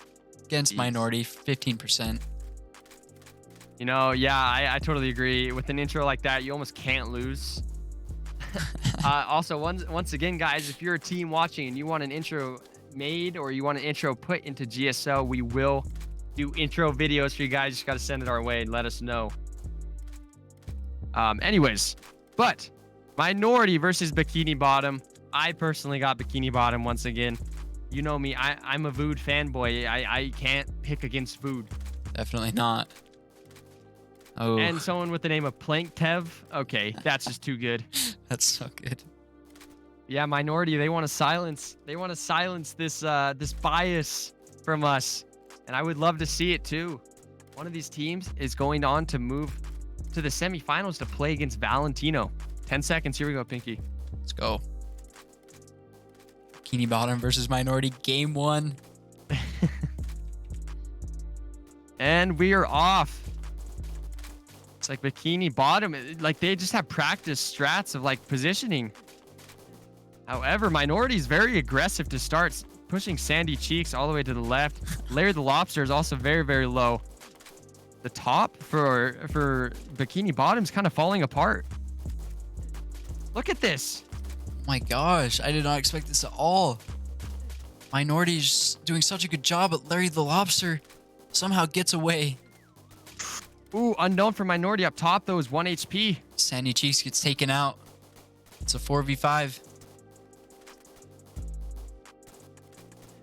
Not looking Larry good. the Lobster goes. Not Oh, looking no. good for Bikini Bottom. We know how good Famar is.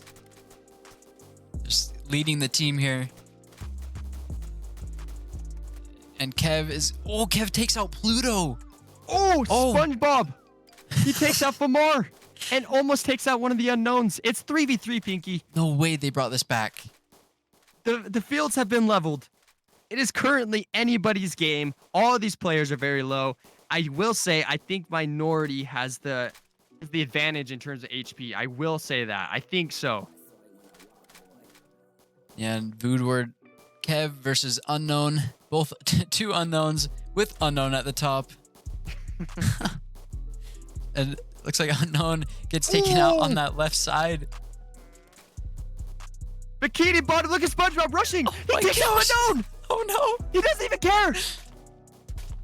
Oh my gosh. What's going on?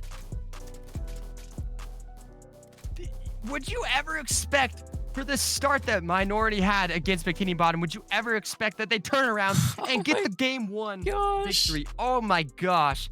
SpongeBob, you madman. You just rushed that entire Minority team and it worked. That is crazy. And we're going to go to an instant replay. Right here, you see this is where they took it back. Unknown gets taken out. SpongeBob rushes, takes out the other player from Minority. And then it turned into a 3v1. Oh my goodness. He started chasing like it was a game of tag, and the Minority players did not want to play. Yeah, that was just very, very rough ending for Minority for an amazing start they had. Insane. Absolutely insane, man. You know, you love to see it. You love to see the comebacks. Now Bikini Bottom has put Minority on match point. Anything can happen here, though. What do you think Minority has to do? Oh man, I think they just got caught off guard. They were doing so good. And I think there was one push at the bottom when they pushed Planktev. And they didn't expect him to survive, and he actually took out one of the Minority members. And that just like completely changed their momentum. Exactly. Absolutely. Yep, this is just a crazy finish to that game and how it started. I did not see it coming, man. Like, truthfully, man, you got to think Minority's checked after that one. For sure. And now they've lost that chance. Now this is their last chance to stay alive in the upper bracket. Think we're ready. Let's go.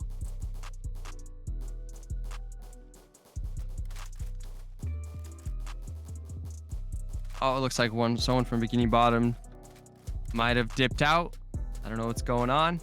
But you know what? It's all good. But yeah, Minority, they have to figure out how to they got to keep that momentum they have the entire game, because they totally had it. They took someone out first. They were pushing down Bikini Bottom like crazy. The Bikini Bottom, they're just filled with such experienced players. They just know what they're doing. Minority's got to figure out a way to push through that strong wall of Bikini Bottom. got to figure out how to break that composure of Bikini Bottom. That's what I meant to say. It's tough out here, man. For sure. It looks like both teams are ready. Will Bikini Bottom win this and go on to play Valentino in the semifinals, or is Minority going to force a game 3 to have the same result for them? Who knows? Here we go, and I think we're about ready to start. And 10 seconds, Pinky. Here we go. Let's go. Will Vood and Bikini Bottom move on? Or is Famar going to lead his team to a game number 3? Here we go. Very aggressive start from Minority. Oh my. Oh, this is not good. This is not good for Larry and Sandy. Looks like Unknown just told Pluto to move to the top. Very good decision, because now they're getting lots of damage on Lobster. Larry the Lobster.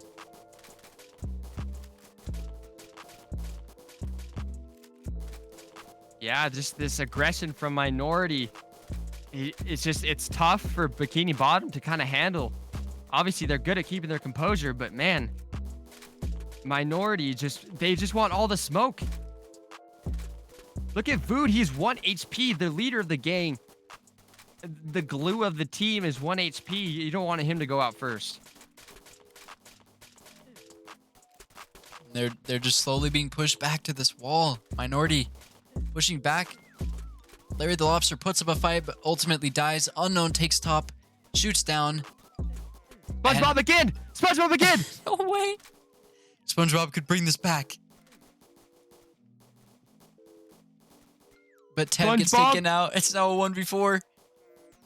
No! No! SpongeBob. I thought SpongeBob was gonna do it, dude.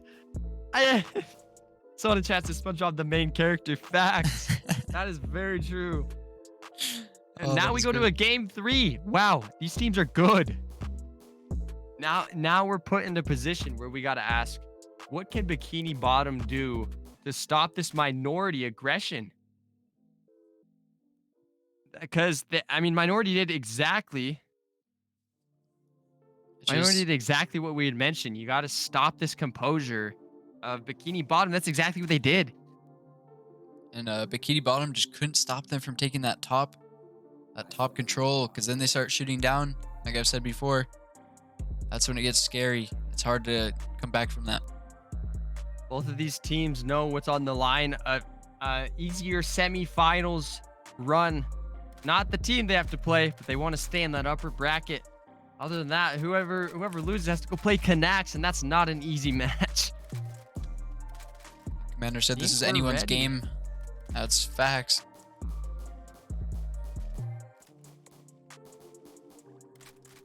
Make sure all the gun sides are correct. Minority, hopefully they can keep some momentum here. Take it to game number 3. Bikini Bottom has to figure out a way to stop this aggression, especially at that midfield. That midfield play, it's really tough. Because right as Minority takes that mid, or like pushes mid and throws him out of whack, Bikini Bottom is struggling to get back into position. It's like Hoyt is just asking, making sure everybody's ready, so we can move on to game 3. Humongous shout out to Hoyt for all the help, man. Very difficult without Hoyt. Lifesaver.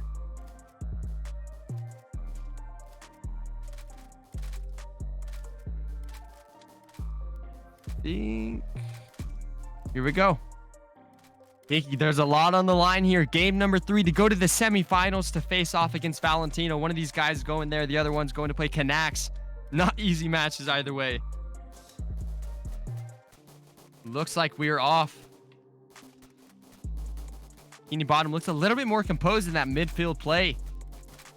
Realizing that Minority's aggression is really what messed with them that last game. Look at Larry the Lobster pushing that top. He knows he needs to be aggressive against Pluto there at the top.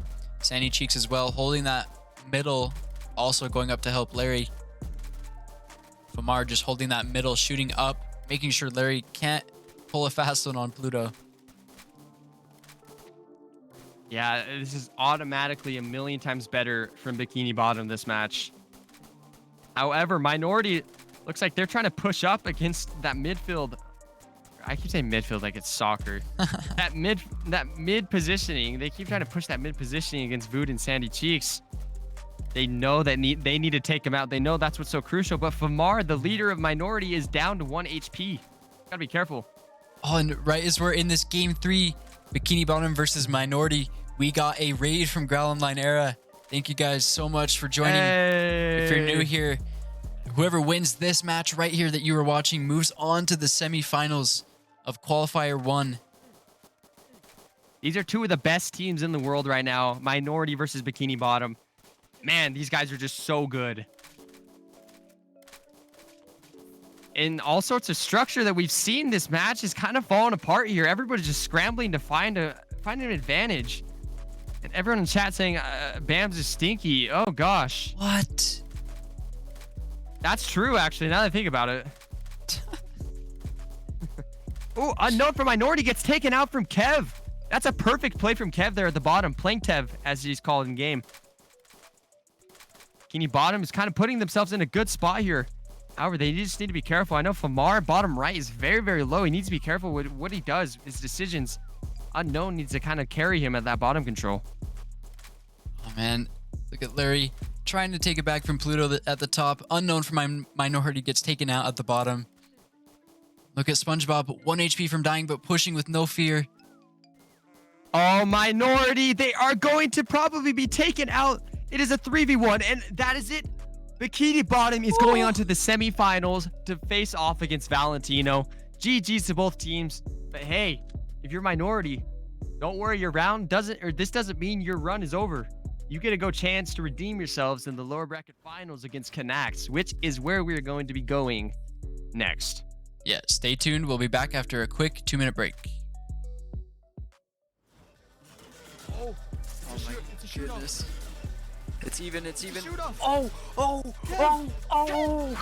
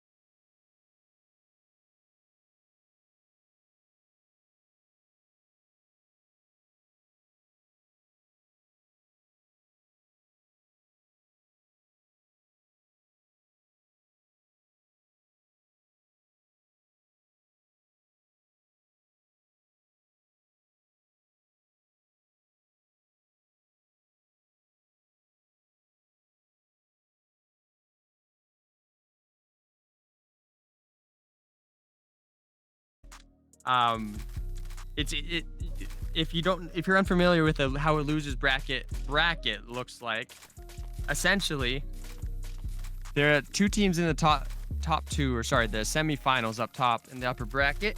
They will face off, and whoever wins goes to the championship. But the losers bracket gives you an opportunity to match that. So if you lose, you go down the losers bracket, and then you have to make your way all the way back up the ladder and get yourself into a spot into the finals again. So we are playing, these next two losers bracket series are playing for top 4. And obviously, as we know, for this qual, top 2 qualify for GSL. So the pressure's starting to add up. Let's go. Here we go, Pinky. We got 97% voting for Frosted in chat. You guys can vote with your channel points. Looks like Frosted is having a little bit of a passive playstyle against that bottom control. As you see Sage there, try to rush in and do some damage, but unfortunately takes up like 90% of her HP, so it's a little tough for Sage. Yeah, look at Tevin. Tevin has been one of my favorite players to watch today because he's so good at holding that top position. Same with Super. Tevin always knows how to apply pressure, just like he did on Super. Now he has 2 people trying to stop him from taking that top. They know how important it is to stop him. You know, it's really tough because you look at a top duo of Super and Heroic, who we've seen all tournament. Their combos have been disgusting together. Tevin so far has been shutting them up. It's actually really fun to see. And as you say that, Ness gets taken out the bottom there.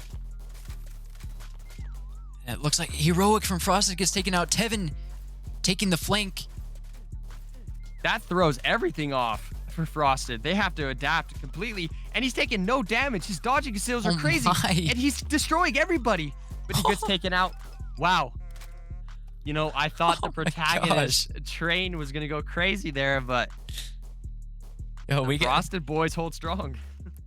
I want to watch that rampage from Tevin right here. Look at him. He's on this right side. And he goes crazy. He decides to push up.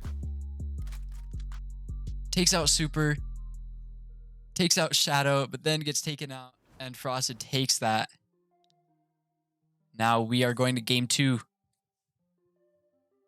There's a lot on the line here. This automatically puts Tevin's team, automatically puts them in a match point.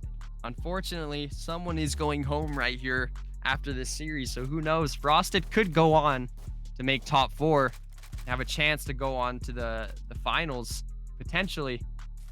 And Protagonist, they need to do something. They need to figure out something to force this game 5. Because these players are so good, you know, and sparring comes with a lot of ego. You don't want to be taken out of a tournament this early. Definitely not. Thank you for the new follows, guys, from Odd Z, Rushing Moon, Orbit, Friend Buddy. Thank you guys for the follow. If you haven't pressed that follow button, make sure to do so. This is only the first qualifier. There will be 2 more qualifiers after this where anyone can sign up. Anyone can try to make it. Top 2 teams from each qualifier will qualify for the championship. And that will be the 4th and final week. It's going to be crazy. Yeah, I love GSL, man. I love the whole format. It pushes people to want to qualify so much more when you have multiple qualifiers. It's just awesome. Sure. Thank you for the follow. Ikever, we're about to start this next game. Will Frosted take this game 2? Will TWK and Protagonist force a game 3? That's their hope. They have to do something. They have to figure out a way to stop this Frosted run. You know, we always mention Tevin being the most annoying top player to play against.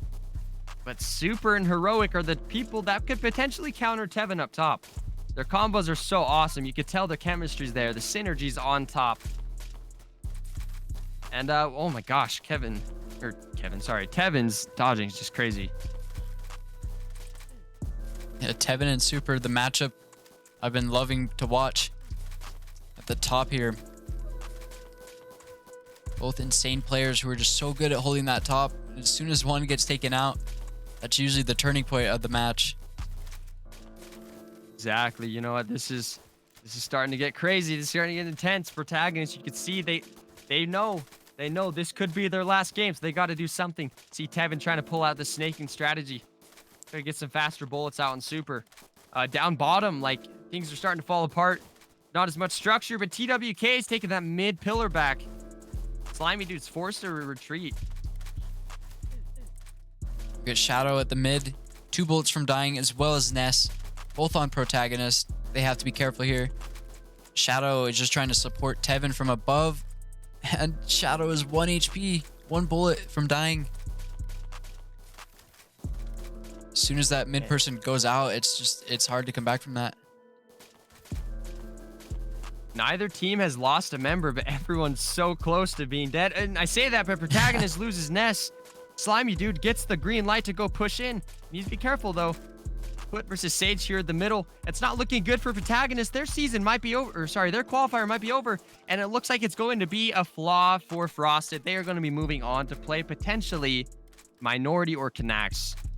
Woo. My goodness. What a series. Woo. I can't believe that, Pinky. That is crazy. That's insane. Yeah. We have plenty more matches coming up. Our next matchup will be Minority versus Canax, so don't go anywhere. Guys, welcome back to another episode of Road to Gold Umbrella. In this episode, I made 150k in profit, so make sure to watch the entire video to see how I did it.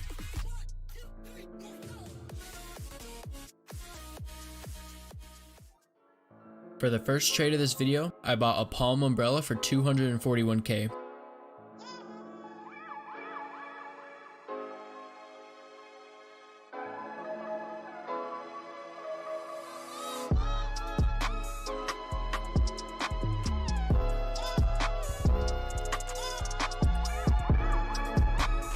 Then I sold it for 280k, making 39k profit.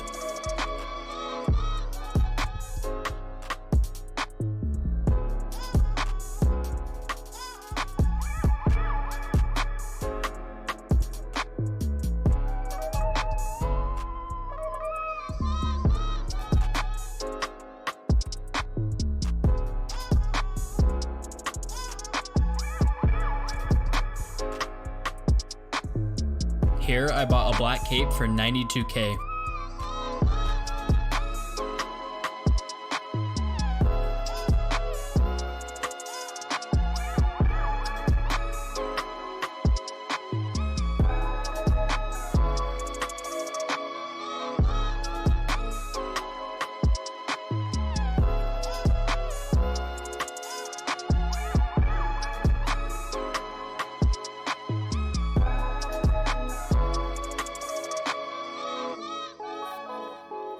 Then I sold the black cape for 125k, making 33k in profit off of this one item.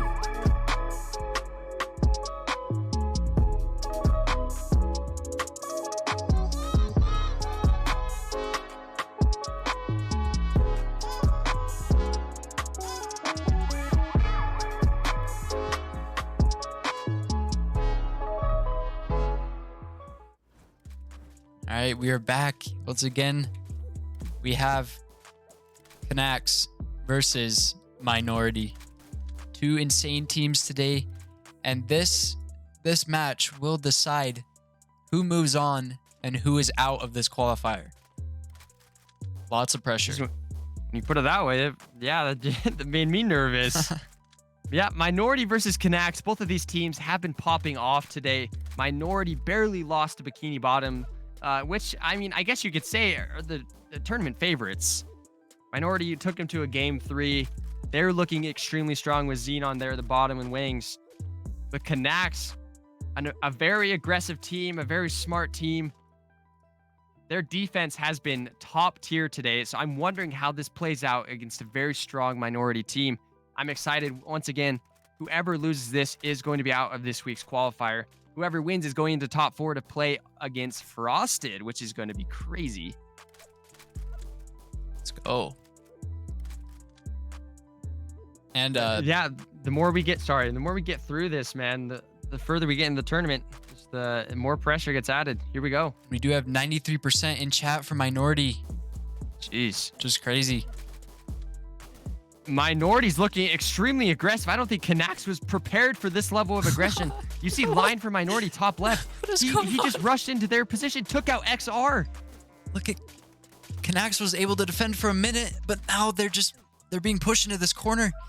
That was a bloodbath. Oh my gosh, but wait. Wait. What? What just happened? Minority! What? They put OXO into a 1 HP. What did we just witness?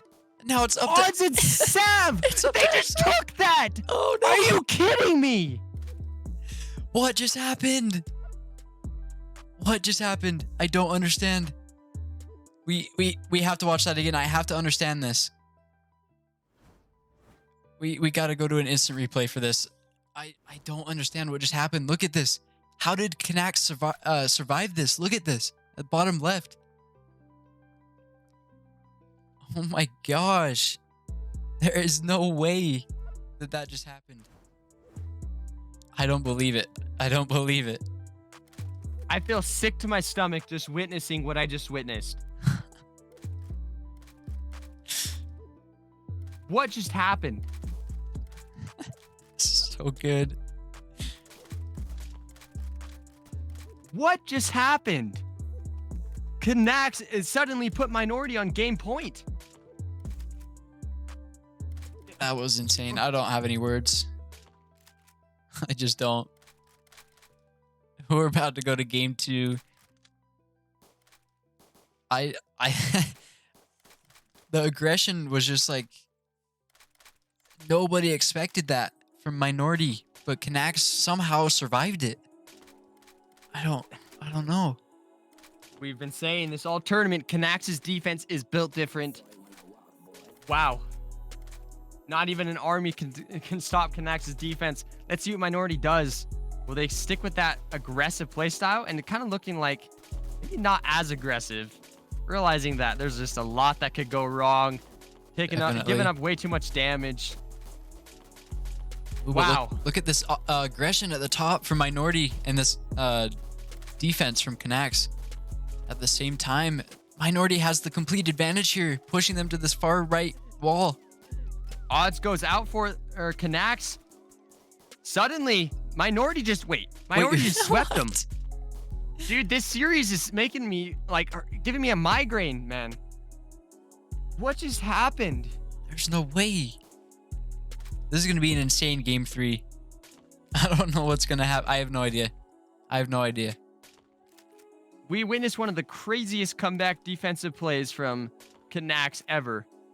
And then out of nowhere, I was thinking momentum, that's a heartbreaker for Minority. That's just tough. Mental's got to be chalked. But Canax, sure. I don't know what happened. I don't know, man. I don't know. I have nothing. Just gotta watch game 3. This is gonna be crazy. Peaky, let's pick. Who do we got winning this game 3 to go on to the top 4?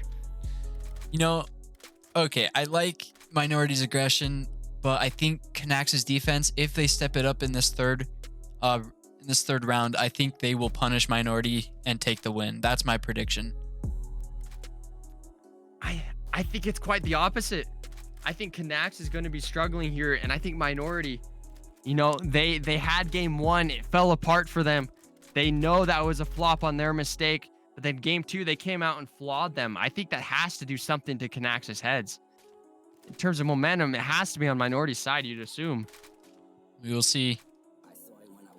This third round, this third match.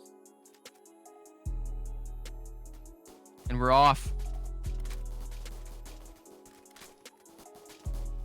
Looking like no one's being too aggressive, and I say that, and then Minority member up top just goes crazy. Yeah, T not at the top, fighting easy money sniper. And Odds from Canax gets taken out at the bottom from our pushing from Minority. Pushing to take out Sav. Sav escapes with his life, but gets taken out there. I can't tell what's going on. It's still close. Wait, it's still really close. I think Oh my gosh, what's happening? Minority wins, I think. Minority takes And then they're farting. No way.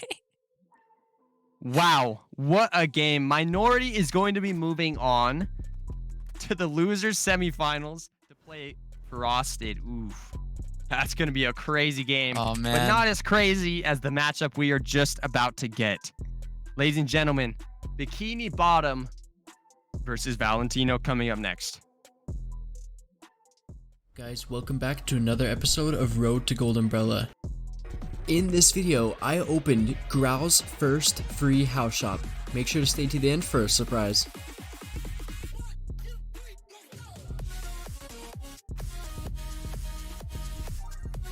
I opened a shop where everything is free. And I also hid 2 secret items, a toolkit and 3,000 tro.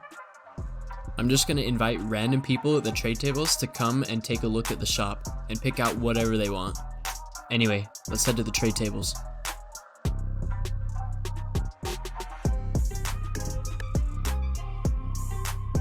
Our first shopper is Lily. Let's see what she picks out. I'm going to let her get 2 items.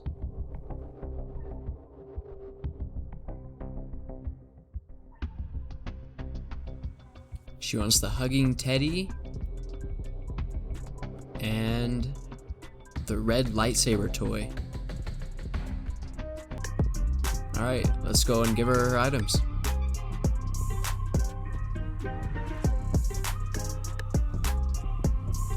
Alright, our second shopper is T.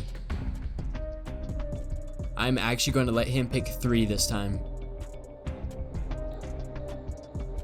See what he picks. Is he going to see the tro?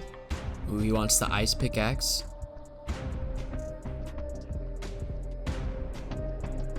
He wants the star staff or whatever it's called, I'm not sure. And this ice dagger. Alright, let's go give him his items.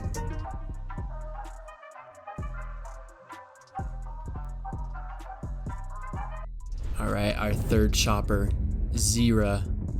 I'm gonna let her pick 2 items here.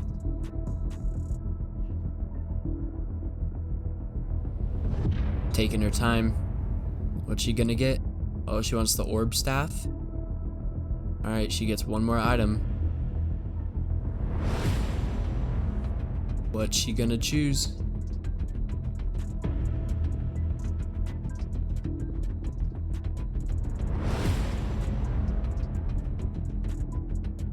She might want this lantern.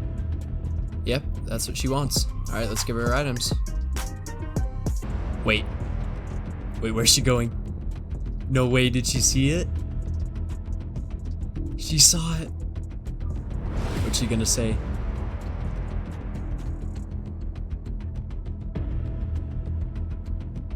No way someone already found it. I'm gonna ask her if she wants it. Oh, she wants the toolkit. All right. She wants it so bad. All right, welcome back. We have our first semifinals matchup. I'm so hyped. We got Bikini Bottom versus Valentino. Woo. It's not just any sort of semifinal matchup. This one's personal. I'm excited to see Xenon versus former team Bikini Bottom. This is going to be awesome to see. Valentino has looked very strong this entire tournament. But then you got Bikini Bottom, who has now introduced Pow to their team. Pow is here. I don't know, man. This is just tough. This is really tough. I personally, I got Bikini Bottom winning this. Like I said before, I got to go with Bikini Bottom. They had the fire intro. I can't go against them, and neither can chat, it seems like, because chat has 66% for Bikini Bottom, 34% for Valentino. Not only is this crazy because of like the personal nature between the teams, but this is also a bit crazy due to the fact that whoever wins this is our first qualifier of GSL. Oof. Whoever wins this goes to the championship and awaits their final, their opponent coming up from the losers bracket. That is But so much. whoever so much on the loses, line. still has a chance. They still get to go face off whoever wins against Frosted and Minority down below. You know, there's a lot on the line here. So much pressure, so much personal vendetta for this stuff. I'm just extremely excited, and it looks like we're just about to start. Sounds good. Thank you for the follow, G Suwu and Y4 Air. Thank you for the follow. If you haven't hit that follow button yet, make sure to do so. About to start the first round of the semifinals match, best of 5. Commander has 500 on Valentino. Jeez. Yeah, Commander's getting profit though from all these points. I will say that. For real. It's like Valentino's being the ones that are a little bit more aggressive down at the bottom. However, up top, Sandy Cheeks and Skirt are having a grudge match, and Sandy Cheeks is in favor in terms of HP. And look at that. Look at Voodward. He's 1 HP, 1 bullet from dying. And so he kind of just has to stay back, provide support, but not get too crazy. You have to say that this is complete advantage for Valentino right now. In terms of HP damage, you know, they've done more. They have more as well. This is going to be tough. Bikini Bottom has to figure out something, what they can do for that bottom control, because Xenon and Wangs are just, they're handling this bottom control to perfection. Oh my goodness, what just happened? Oh, Wangs gets taken out. So does Sandy Cheeks, though.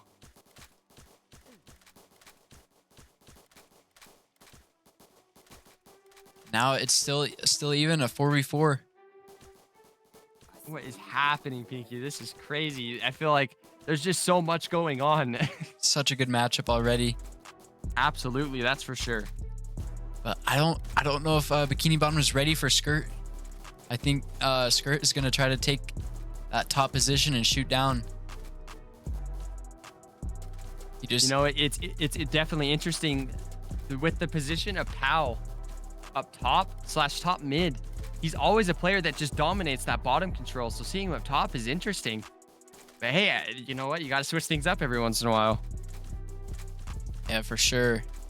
X and Capo at the bottom. Oh, did you see that combo? I did not. Pow and SpongeBob just did this crazy combo. Oh my gosh, to corner Skirt up top, and it worked out. Look at this.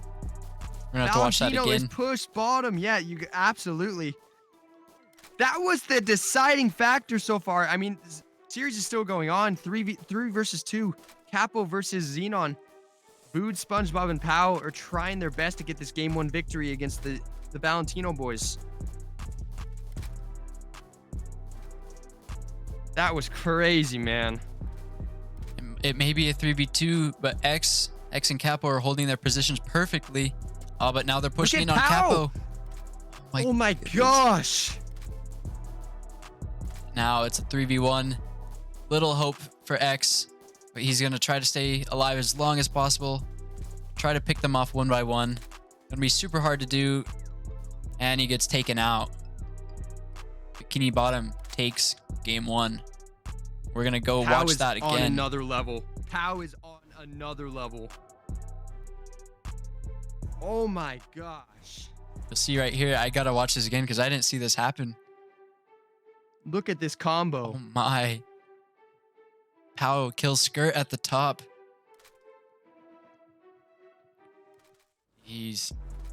That was the deciding factor of the series. You know, it was kind of a standoff. Whoever can make the first mistake, and then Pow decides to push in. Very crazy, unexpected play, but it worked out, and obviously they got the game 1 victory. Now they are 2 games away from going to the championship. Valentino got to figure something out. Everything was going perfectly fine for them until that one play. Looks like we're just summoning in Bikini Bottom once more. And we'll be ready for game number 2 of this best of 5. Bikini Bottom. Peak level of sparring, man. Man, this is just crazy. It's like we were running this in a house arena. Like, this is just on another level. This arena is has shown us like the skills that these players have even more. They have much more room to work with. It's crazy. It's fun to see these teams get through these obstacles. Sometimes the pillars can be the pillars of death, that's for sure. And it's fun to see these teams push through that, find ways to adapt. It's awesome. That's how you know you have the best teams in the world. You know, you can practice dodging, you can practice strategy in that way. But if you can adapt to the arena around you, to the circumstances around you, situations, then that's just how you know you're one of the best teams in the world. For sure. Now, if you're Valentino, you have to win this one. You don't want to give Bikini Bottom a 2-0 lead, because then you're putting yourself in a reverse sweep situation. Once again, guys, this is a best of 5. You have to win 3 matches. So it's going to be good. I'm excited. We're just waiting for Hoyt to start. Everyone's ready. Good luck from Hoyt. Very true. Good luck indeed. And we should be starting here any second. Here we go. 10 seconds. Valentino has switched to the left side. Bikini Bottom is on the right side. Here we go, guys.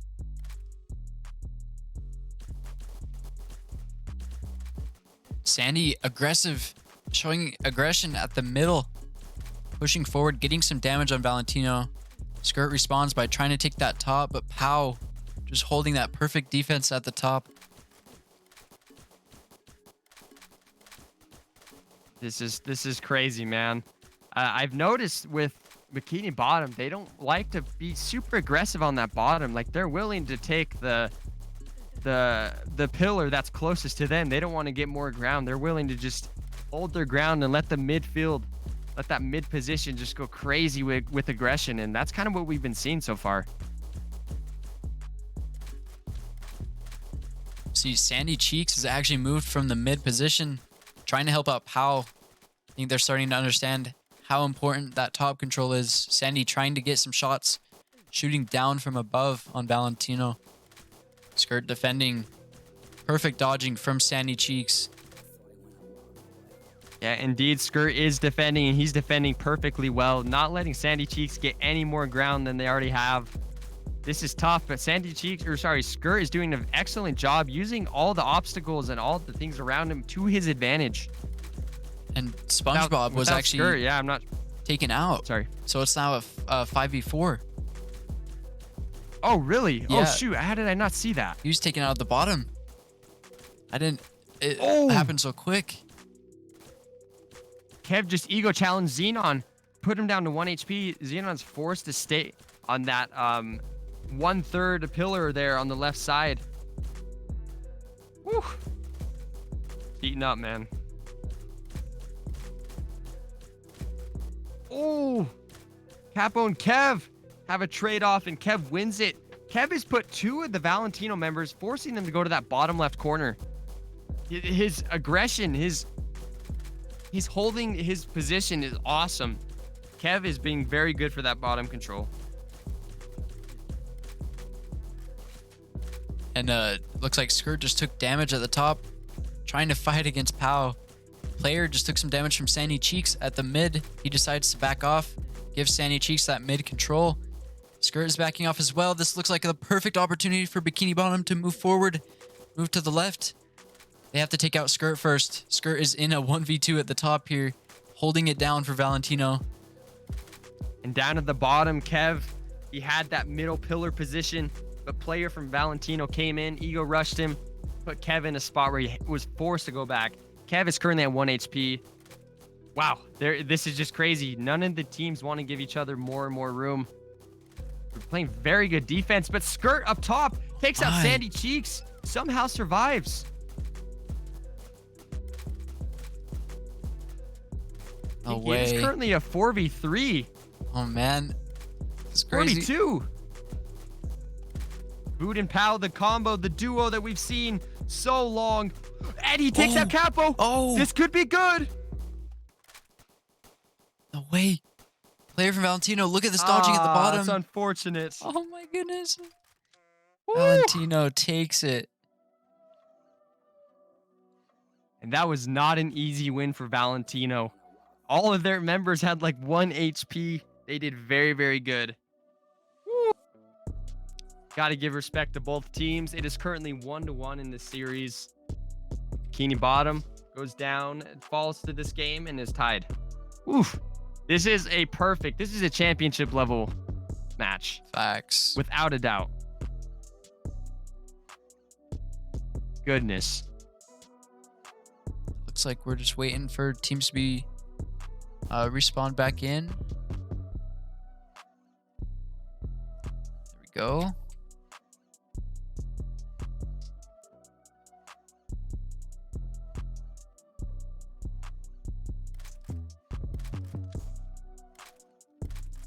Okay, Bikini Bottom is switched to that left side, and now Valentino is going to the right side. Waiting for Xenon. He says, wait a second.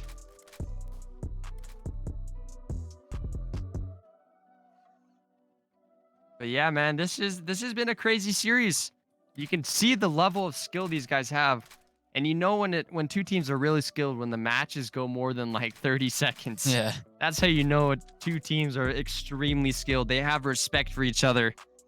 They know that if they use their aggression on each other, just like they would on any other teams, that is just not going to work because the defense is just crazy. I see a lot of people in chat talking about Zik. About him throwing.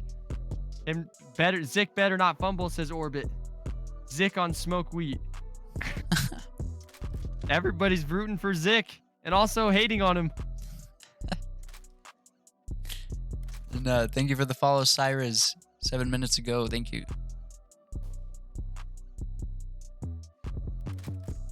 Just waiting for Valentino.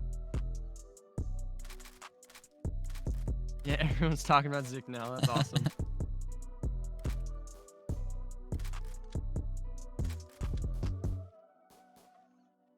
Yeah, Pinky, who do you got for game number 3? Oh, man, that was so close. I got to keep going with Bikini Bottom. I got to keep going with them.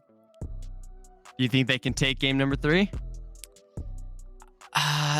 It's possible. It's possible. I have hope.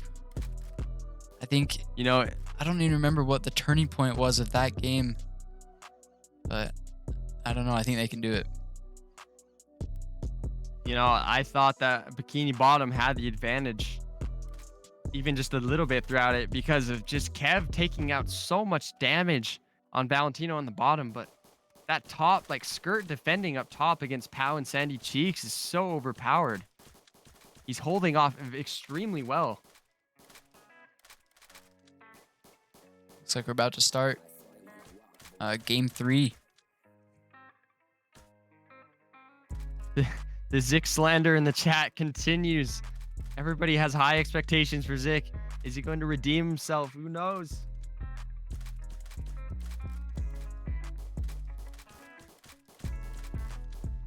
I think we're ready. Starting in a second, it said. 10 seconds, Pinky. Whoever gets this win goes up 2-1 on the series and puts the other on match point. Both of these teams really need this win. Thank you for the follow, Gavs. We are off in this match, this third match.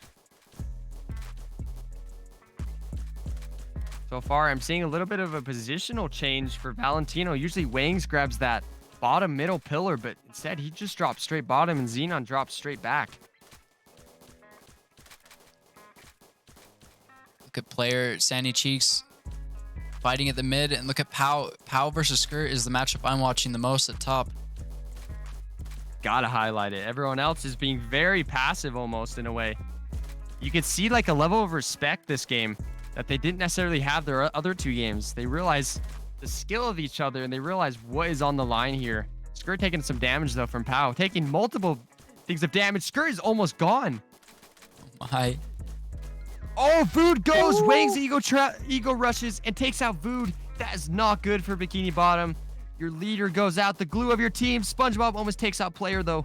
Holy, this has been a grudge match. Started out very passive, now it's just going crazy. Ooh, but look at Sandy. Sandy's gonna try to take this top from Skirt, and it's not looking good for Skirt. He's in a 2v1 right now. Sandy Cheeks, you madman. Almost takes out Skirt, almost takes out Wangs. Wangs is gone. It is currently a 4v3. Bikini Bottom has turned this around after losing their leader. They take out Skirt too. No way. Now it's just the leader Xenon versus the entire world, I guess. 3v1. And that is going to be it. Bikini Bottom clutches up after losing Vood first round. That is crazy. Oh my.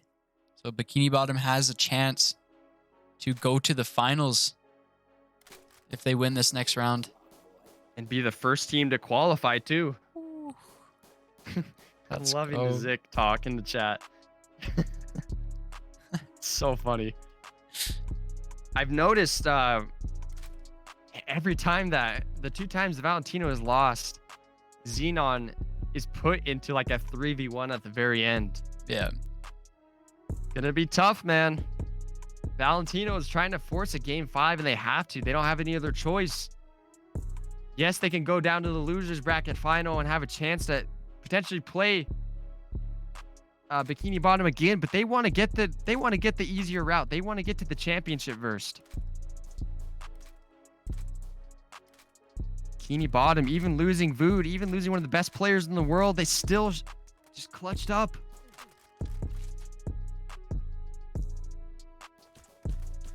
Looks like we have both gangs in, ready to go.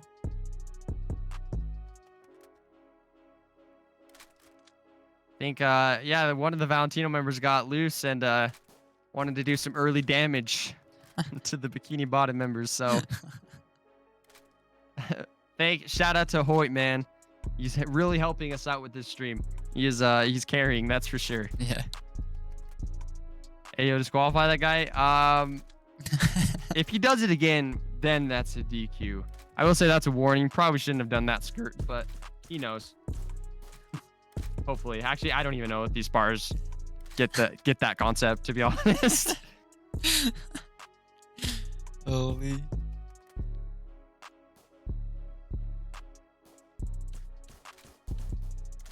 Looks like we're about to start. Valentino wins this. We go to game 5. Bikini Bottom wins this. We go to... They will move on to the finals and qualify for the final weekend of GSL for the championship. Once again, qualifying week 1 is so awesome because the next few weeks you can just use it as practice. Obviously, the goal is to win GSL. You just use the next few weeks as practice, and it could start here. Bikini Bottom has a chance to go to the finals right here.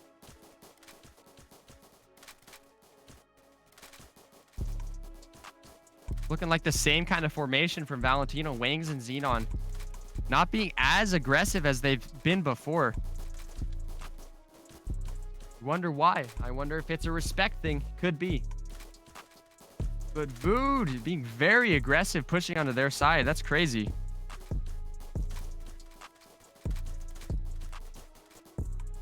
And like Pinky, like you're saying, I think the highlight matchup is Pow versus Skirt here.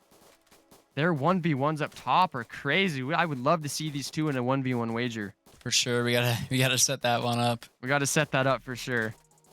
Yeah, Pow taking a shot. Don't know where that came from. I think it was from Skirt. And Sandy Cheeks just trying to get a shot off on player. Oh, that battle at the middle. Sandy Cheeks loses it. Is now 2 bullets from dying. Has to back off. Player from Valentino is going to continue holding that middle. Knows he has the advantage on Sandy Cheeks. Oh, but players one shot. Lobster, yeah, they're pushing forward, trying to do any sort of damage. Wangs takes a little bit of damage, just half health now. Pow trying everything he can to get Skirt down, does some damage to Skirt. Once you lose Skirt, that's a game changer. As Bikini Bottom, you do not want this to go to game 5. Nope. Because momentum is a real thing in sports, esports, wherever you're playing. If you have momentum, you can be the worst team in the world, and a high momentum, you have a big chance against a good team. Not saying Valentino's bad, but you know what I mean. Yeah. Personally, I wouldn't take momentum that. is just, yeah, momentum is just crazy. And I think Valentino can absolutely get momentum if they take this game. The Bikini Bottom is being a lot more aggressive, very pushy. So we're seeing some changes in the formation. SpongeBob almost takes out Skirt. They try to do another combo against Skirt, SpongeBob, and Pow. Skirt could go right here. He's out. SpongeBob is taking out everybody. Like, what's happening? This could be the fall of Valentino, and it looks like it's going to be. And Bikini Bottom has officially qualified for GSL and is going to the championship and awaits Oh my matchup goodness. that we'll be seeing extremely soon. Oh, that was just crazy. That I'm gonna play the end of that matchup right here. You see SpongeBob just moving forward. Player goes out, skirt goes out.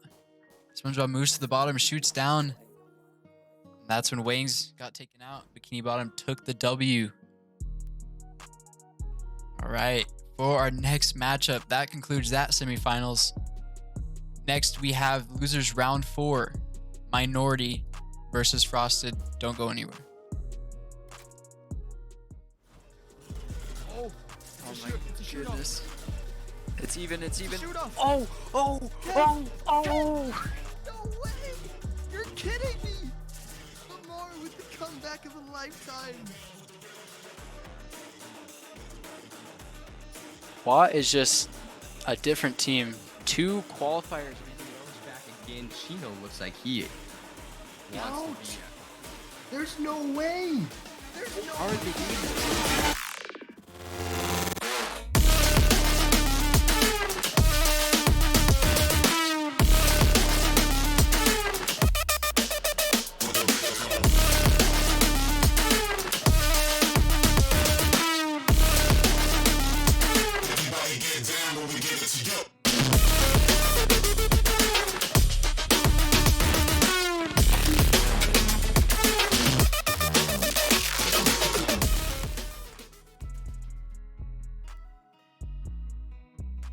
I may have found the key to fixing Graal, and it might not be what you think. Now, I'm going to backtrack a little bit to the phrase I just said, probably not what you think. I'm mentioning this because I know what a big majority of you guys are going to be saying the key is to fixing Graal. And also, let me start by saying this. Graal is not broken, it's not bad, this is just a discussion video. Let's go. To prove what I'm just saying, let's take a peek inside the average one of your guys' heads. There's nothing. Now, on a real note, I know exactly what the majority of you are going to say. Better servers and 60 FPS. And trust me, those are going to be extremely useful, but we're going to save that video for another day. Let's get into it. In my opinion, the key to fixing Graal has to come from the root of the issues that people have. Before I explain furthermore, let me show you where this idea came to me. So I was walking my dog Milo when I stopped suddenly by the sound of angelic music. There was this glowing dirt pile in the field, so I pulled out my shovel from my inventory and went to digging.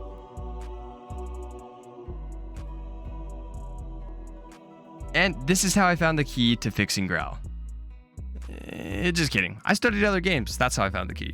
Something I've noticed about most of these games are their leveling systems.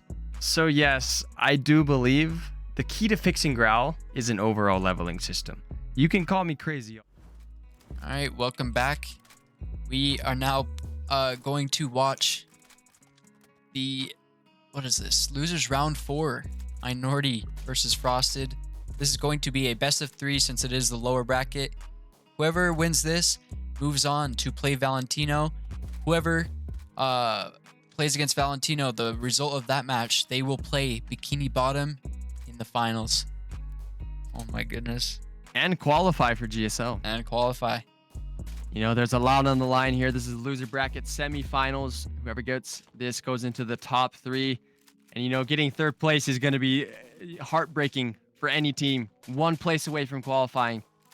Man, there's so many good teams left. Here we go.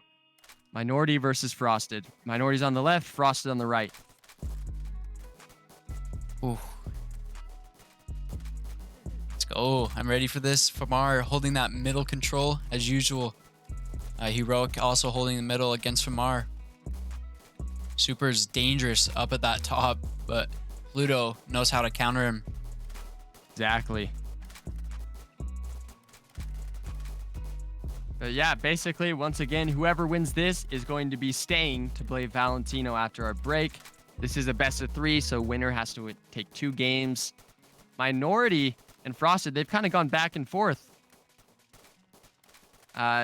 Pluto is signaling to Famar, hey, switch me, you go top, you fight Super.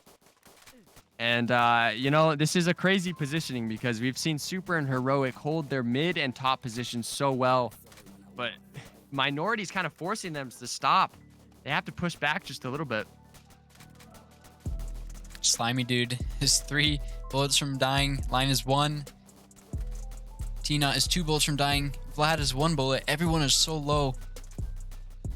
All it takes is that first 1 or 2 kills. Slimy dude goes down from Frosted. Whew. This is crazy. I'm surprised, like, with the amount of damage that's been done so far, I'm surprised there isn't, like, a 1v1 at this point. There's so much going on. You see Line there at the bottom left.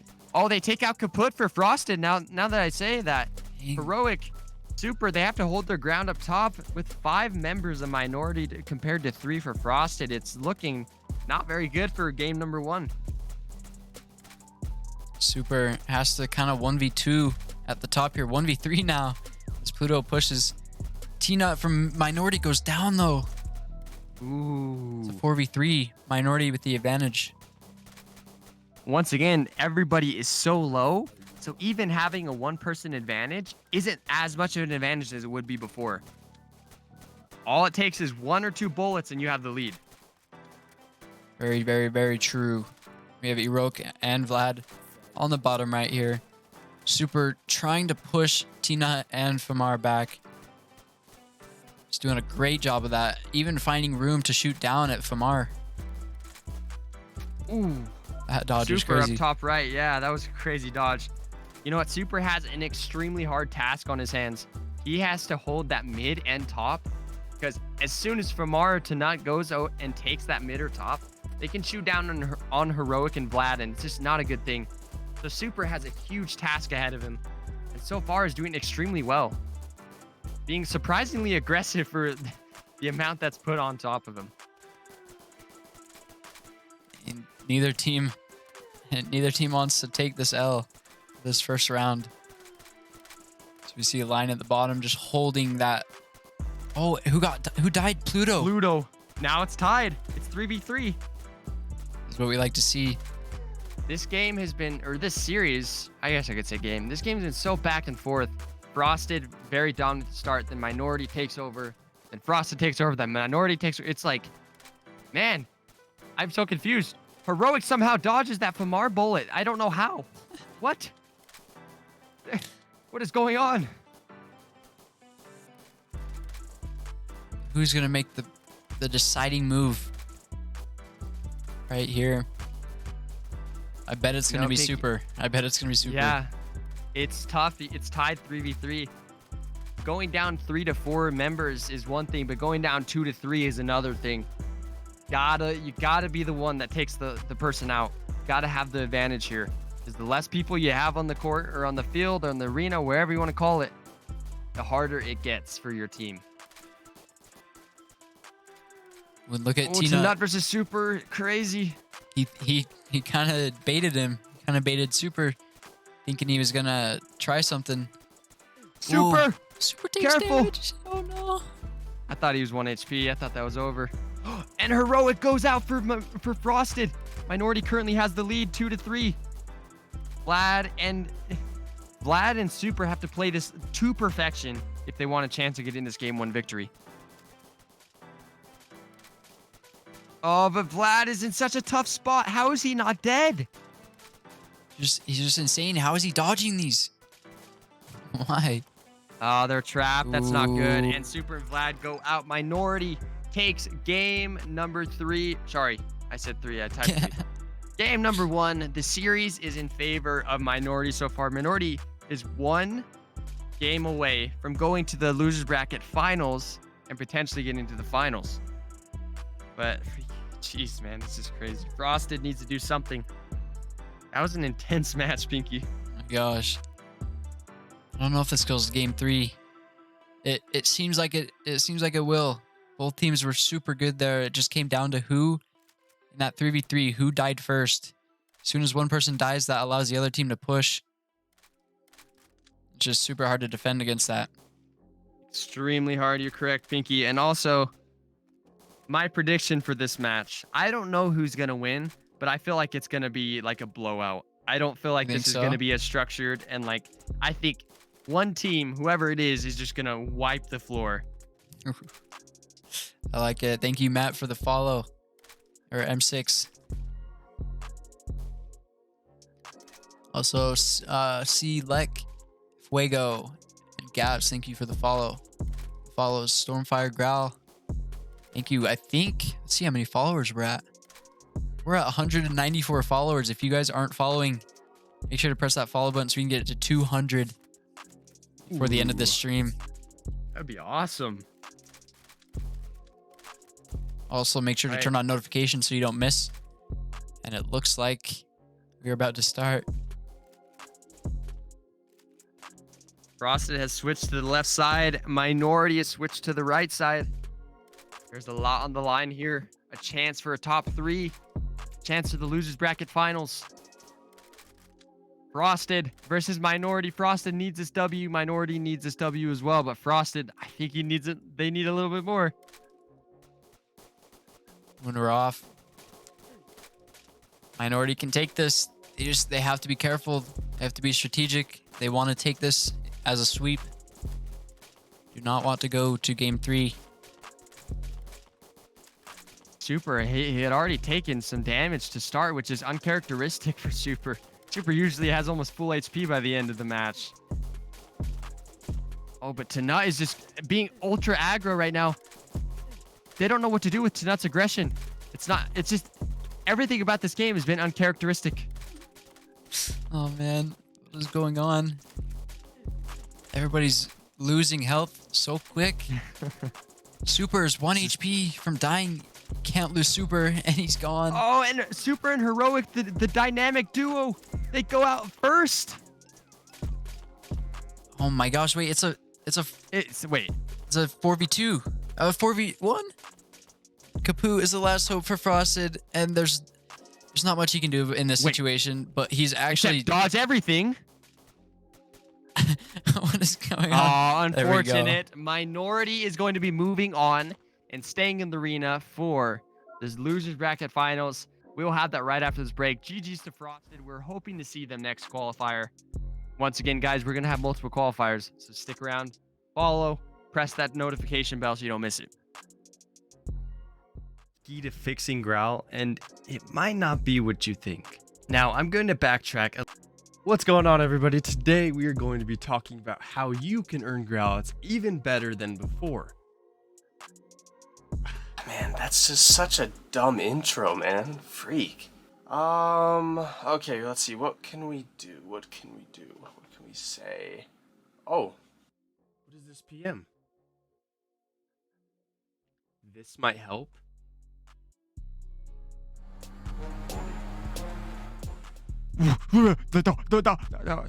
One, 2, 3, 4, 5, 6, 7, 8, 9, 10. I'm a billionaire. Come on, get that money. Money. Money. Money. I don't come the money. Money. Money. Money. Do it all for money. Money. Money. Money. Let me stack that money. Money. Money. Money. Come on, get that. Money. Let me stack that money. Money. That's it? Who joined? Yo, bro, you want to play some Rocket League? Hey, dude. How'd you join the call? So, oh, geez, there's no easy way to put this. Okay, before I answer that, can you send me a picture of how many growlets you have? What, dude? Okay, whatever you say, dude. I don't know what's going on. Alright, there you go. Oh gosh. Okay, little buddy. Listen, dude. I'm sorry. You're just not rich enough to play with me. Peace out, loser. Gosh, broke boys. Come on, get that money. Switch it up. Yo, we're back with the final match before the championship of this qualifier. This is once again going to be a best of 3 since it is in the lower bracket. Whoever wins this will move on to face Bikini Bottom in the finals. We have Valentino on the left side versus Minority on the right. Ah, man, this is tough. Valentino has looked extremely well, losing to Bikini Bottom, pushing them to a game 5 or game 4. Minority's also looking really well. We have 2 titans of leaders, Famar versus Xenon. I'm excited to see this. I love when the best of the best go off against each other. Let's go. Here we go. 3, 2, 1, and we're off. Wang's going back with that aggressive bottom mid positioning. And they're pushing forward. They're not giving Minority a scent of room to breathe. Tina is just trying to hold that top position. He takes some damage from Skirt, but decides it's worth it to just stay there. Tank a little damage, hold that top control. Pluto, yeah, Crazy, man. this is just insane. It's like, you know, I was thinking during our little break, you know, I wonder if Minority's going to come out here and just wipe the floor because they're warmed up, right? Or if they're going to be exhausted from that series against Frosted and struggle against a very good Valentino team. So far, I'm not really sure. It's kind of been both. However, Minorities, they have like little aggressive pushes to New. Pluto, Tanu has that insanely good top position though. Is forced to go back, but unfortunately for Valentino, Skirt is gone. Xenon is gone. What is happening? Minority. They just got a sweep. I did not expect Valentino. that. I did not expect that. They just put Valentino on match point already. Within like a minute. That is insane. Holy. What? I did not see that coming. Oh my gosh. All right. Well, guess we'll get the teams back in here and see if we can go to a game 3 or if this will just be a wipeout. I don't even know, Pinky. I don't know what's going on. Minority. I guess they're warmed. As Commander said in chat, Valentino is checked. That's true. That was a shell shock. That was an eye-opening experience for Valentino. Because with Valentino's members, you know, you would assume it'd be extremely close, or maybe Valentino even has an advantage. What do you think they got to fix, Pinky? I don't even know. There was like...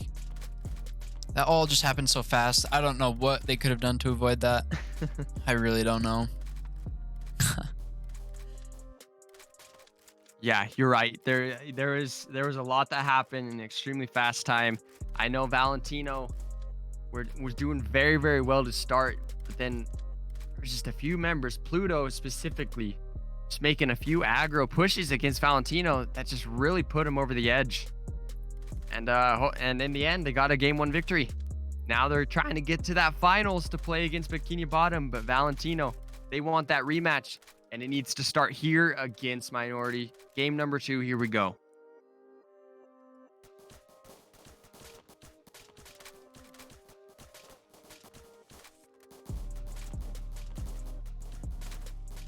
Oh, and Player already taking half health. Look at Player, he's dead from Valentino. What? The other player from Valentino is also 2 shots from dying. Minority just with this aggressive push at the top. That's what Valentino needed to stop. But they take out Xenon too. Just doesn't seem like it's gonna happen. I think Valentino is already on track to lose this match. My gosh. What? Just like that, Minority is moving on to the finals, and they are the 2nd team to qualify. Ooh. What? I don't even know. That was not even close. I'm gonna say it. That was not even close. And I thought it was gonna be closer. But crazy showing from Minority. They will move on to play Bikini Bottom in the finals. We will be back after a short break. Do not go anywhere. You do not want to miss this final matchup. Everybody, today we are going to be talking about how you can earn Graal.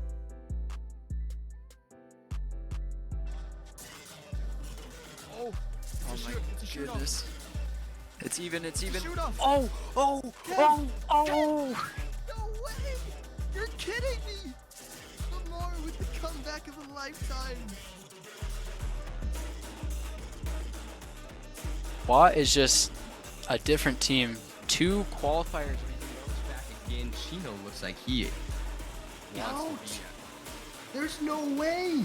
There's no How are they doing this?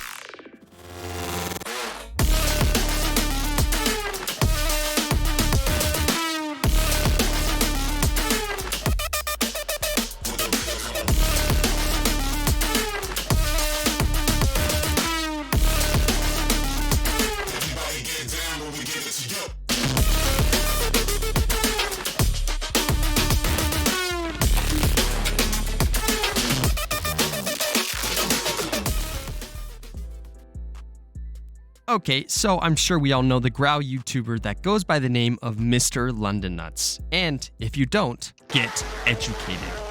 Just kidding. Well, sorta. Mr. London Nuts was a YouTuber who made Graal era animations. Mr. London Nuts' videos started to surface in the early stages of 2014. The earliest video on his channel is his 100 subscriber special with 13,000 views. The rise of Mr. London Nuts was nothing short of amazing. Growing at rapid rates, he quickly became the face of Graal Online YouTube, gaining over 19,000 subs. Mr. London Nuts' future on YouTube seemed to be very, very bright. But what happened to this GraalTube phenom? His last video he ever made was a video titled Graal Era Milk and Cookies Prologue, which was uploaded March 10th of 2018. That is literally almost 5 years ago. A lot of people have since questioned where he went, but I am here to ask the question, what if Mr. London Nuts did not quit YouTube? Now, this is pure speculation, we don't really know what would happen, but let's just play around with some concepts here. So, once again, Mr. London Nuts' growth was crazy. His most viewed video got almost 200,000 views. Not only was this beneficial to the channel and his growth, but also towards Graal Online as a whole. His videos would reach out to all sorts of new players. Graal at the time probably wasn't advertising, but Mr. London Nuts was. Whether you realize it or not, people who make content for a game are essentially advertising for the game. His content reached further than active players, and I know that for a fact. It was a hook for players to come in and try the game out. He was even on the Arago billboard, so he was literally the face of Graal if you think about it. Now, let's think about what would it be like if Mr. London Nuts didn't quit YouTube. I do think if he kept going, he would have been well over 40,000 subs, if not more. And I do think the game would be in a better place in terms of the player base. His influence on the game went beyond his advertisement and his channel. It also served as an inspiration to others. I know that so many YouTubers were started because of Mr. London Nuts. I know for a fact if his channel didn't exist, then neither would I. And if that happened, you all wouldn't be watching this video. Wait a minute. Obviously, the more content creators the game has, the more natural advertising it puts out, and said game benefits from all that. His channel growth since 2020 has dropped quite a bit, losing over 400 subs since, which isn't all that surprising since, he hasn't posted in 5 years? But regardless, Mr. London Nuts, if he had continued making YouTube, would have continued his GOAT reign on the Graal YouTube scene and probably would have been highly successful. Truthfully, no one will ever do what he did on the game. That is the ultimate GOAT right there. A lot of people have asked, where has he been? And to be honest, no one really knows. I'm assuming he found what he wanted to do in life and is pursuing it, which in that case, I wish him nothing but the best. I've talked to him a few times here and there in the last year, including this message. Wait, cut the camera, cut the... But other than that, he has moved on, and I'm super grateful for the inspiration he had on all of us. Thank you for joining me in this discussion. Consider hitting that sub button, because you know what? Why not? And I'll give you a big hug. Hee. I'll see you all next time. Peace.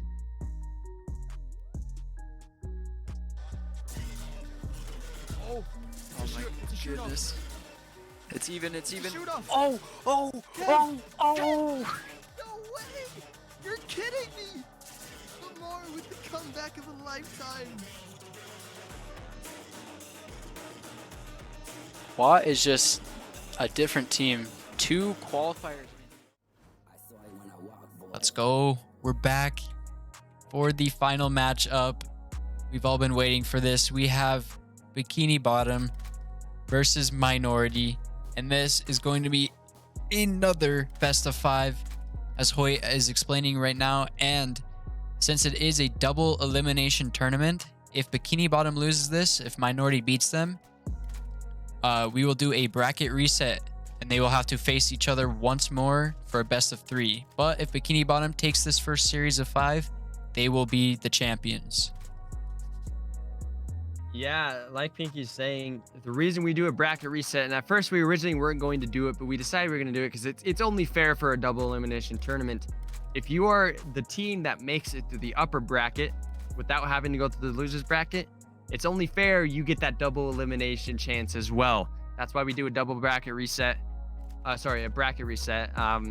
And we're making it simple. It is a best of 3 reset if needed. So if Minority wins 3 games, then they have to go, then it's reset to a best of 3, so then they have to win 2. So in theory, it's not as bad because it's not a best of 7 reset, which would be crazy. But yeah, that's why we're doing it. And also, I don't think we talked about this, the prizes for our winners, because both of these teams, they both qualified, they're top 2. They are going to be getting prizes, both of them, which is awesome. Our first place, and also let me just preface this before I start, the prizes aren't going to be maximum prizes because it's only a qualifier. This is just little benefits for winning. First place, each member is going to be getting 6 event coins and 15,000 growlets. Crazy. Each member. Second place is getting 4 event coins and 10,000. So just for winning a qualifier, just for sparring, putting your skills on the line, getting some EC and some growlets, which is awesome. But obviously the final week, there's going to be a lot more prizes. So anyways, I think we're just waiting for Hoyt's approval. First Growler, there's the first Graal Spar League 2 qualifiers coming to an exciting conclusion. Tune in. I love that. Thanks. Shout out to Hoyt, man, for the server announcement. And for just helping out. He has been the rock of this stream, literally holding it down. Would not be here without Hoyt, so huge shout out to Hoyt. W Hoyts, guys, W Hoyts. W's in chat for Hoyt. Yeah, the stream's been going for almost 5 hours. Going crazy. All right, guys, the finals of week 1 qualifiers, season 2 of GSL starts in 9 seconds. Bikini Bottom, they want that victory, but Minority has a hot streak right now, and they're ready. Here we go. And we are off.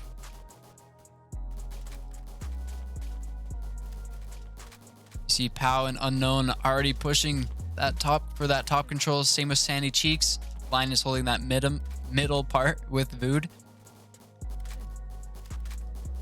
Pow, I'm sorry, what were you saying? I was just gonna say Pow, he's already taken 2 bullets of damage.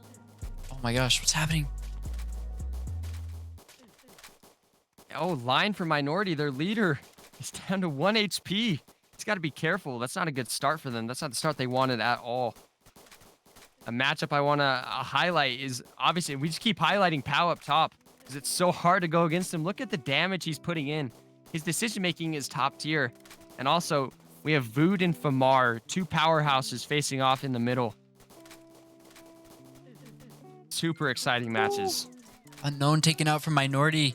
5-star farmer for Minority is about to be taken out. He's, I think, 1 or 2 bullets from dying. Yep, 1 bullet from dying now. Bikini Bottom just pushing, and Minority doesn't stand a chance. Bikini Bottom is on another level. They want revenge for losing last season at GSL, and it's looking very, very likely. Man, that was a power game for them. They didn't lose a single member. Pinky, what do we got? What do we think that Minority needs to do in order to get this W? Bikini Bottom is just so good at capitalizing. Once they get a kill, they have no fear. They just push and the other team just doesn't stand a chance. And I don't know what you do against that. I don't know. I'm not a ex-professional staff GC champion, which Well, luckily I'm surprised I am. you haven't brought that up yet. As your yeah, expertise, you know what? what's your opinion? On what? Oh man. On what needs to be done? Yep. You know, it's really tough when you have a powerhouse like Bikini Bottom. You have just the glue of the team, right? You have Vood in the middle, who's just helping out. Sandy Cheeks supporting him. You have Kev or whoever's taking the bottom, just holding as much as you can. And then you have Pow, who Vood and a few other people have told me is the best 1v1 spar in the world. That's just tough. You have 5 members who are 5 top tier players, and also a fan favorite, Zik, in the chat. Yeah, everybody's a fan of Zik, so the glazing's tough. You just have 5 superstars on a team. It's a super team. This Bikini Bottom is a super team, and they wanted to come up. They wanted to defend Bikini Bottom, save Bikini Bottom, whatever their logo was.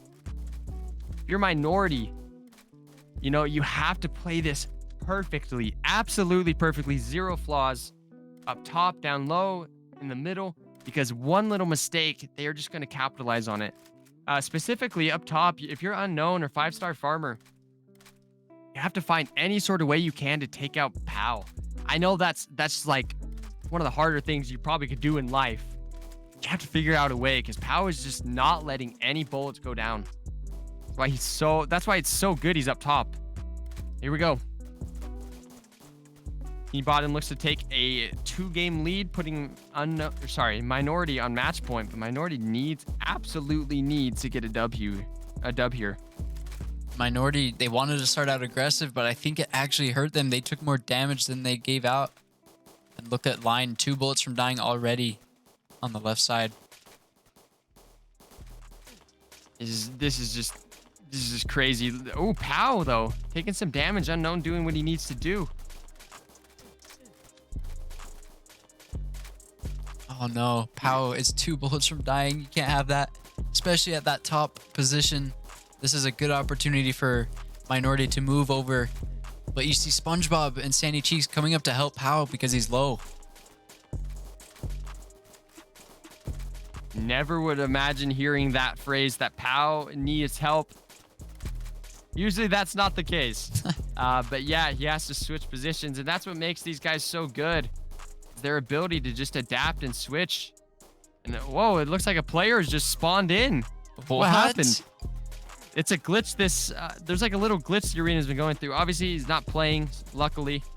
Let's just, hopefully he gets killed, he gets out of that.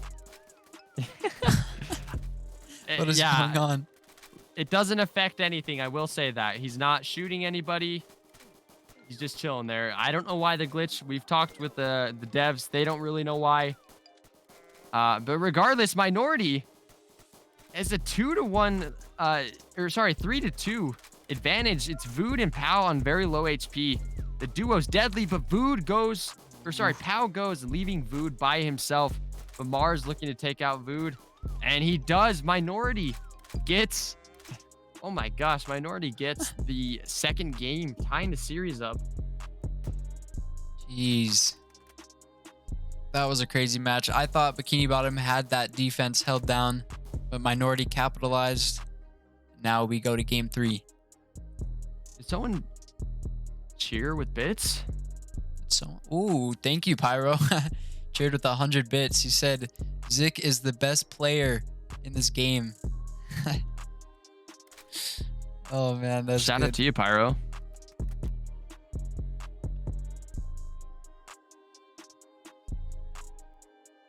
Goodness. Screen froze for a second. It scared me.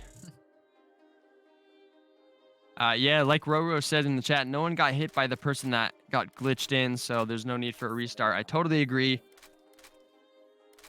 There's just no need.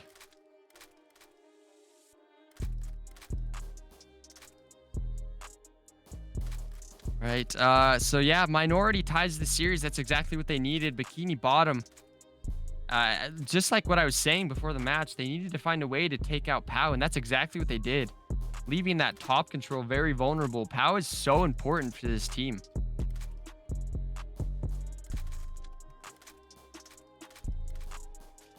Looks like we're just getting ready, getting these gangs ready. And I love seeing these players in this GSL hat. It's crazy. Looks I know, so good. the hat is awesome. Shout out to Commander once again. Go to GFX artist. Facts. Looks like we're about to start game 3. Minority on the right, Bikini Bottom on the left. 10 seconds.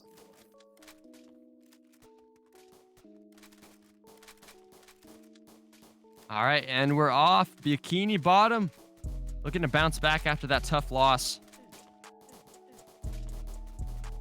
Vood and Line are already trading shots. Vood's down to two or three shots. He's got to be careful here. That's not what you want.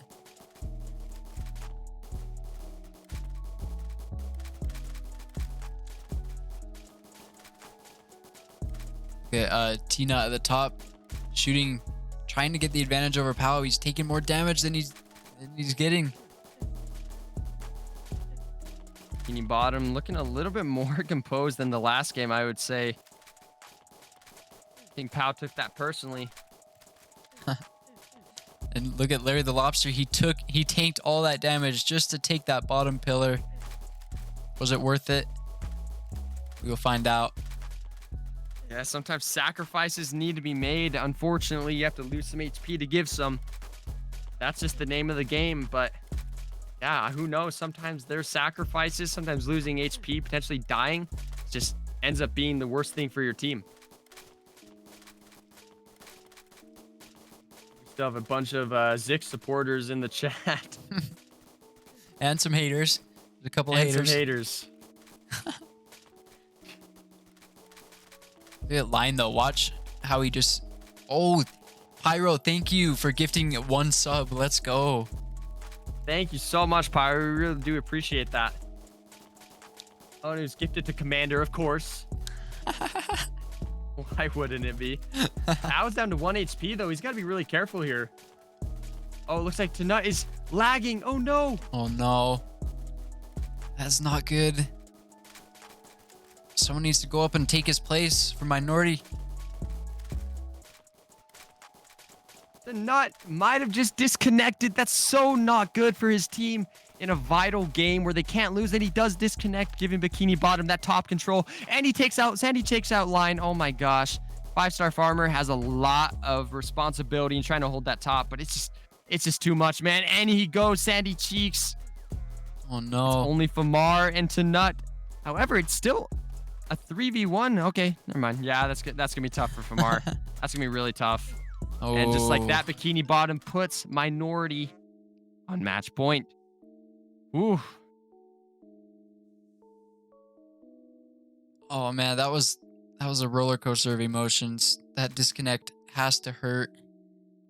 And then if it was at the beginning of the game, we would restart, but that was pretty far into the match. It's just really unfortunate.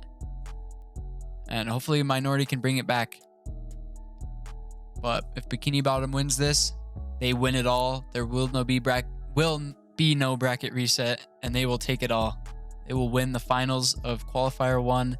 We'll see if Minority can stop them.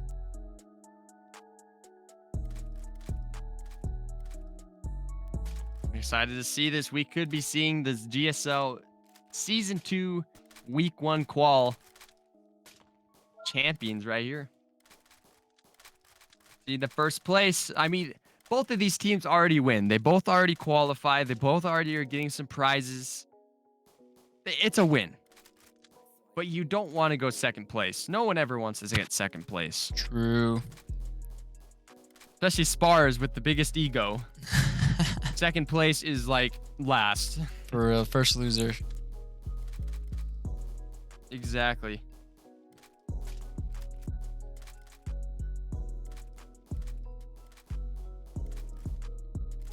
But yeah, I think we're just waiting for some Minority members to switch things up. Maybe get a sub in. Take a little break for a second. Oh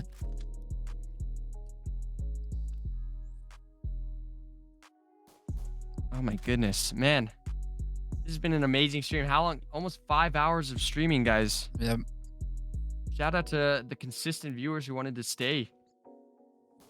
We really do appreciate it. And also, once again, shout out to Pyro for gifting a sub to Commander. You're the first person. We just barely got affiliate, so you're the first person I think who's ever gifted a sub. We appreciate it. So technically, Commander's our first sub. Oh man. Of course. That's crazy. Freaking course it is. Pyro says shout out to Zik. Shout him right now. Okay, yeah. Shout out to Zik. The chat's favorite spar in the world.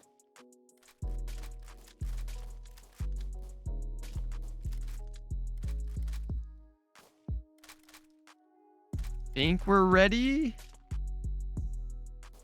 Yeah, Pinky. Bikini Bottom is 1 game away. Oof. This could be it for them. They could be getting the W right here. I think they will. You think so? I think so. I kind of do too. I think the momentum's right in their favor. It's literally in their hands. They just got to take it. Yeah, because like you said earlier today, you do not want to put a team in a game 5. You don't want that. Definitely not. You want to give a team game 5 momentum. All right. We are off. We could see a champion right here. Line for minorities, just switching sides. What are they doing? What is going on? I don't think Bikini Bottom was ready for this like crazy. Oh my gosh. Wait. What is happening? It's working. It's working. But I wait. think so. Wait, Bikini Bottom just switched it around. Wait, what just happened? What is happening? Oh my gosh.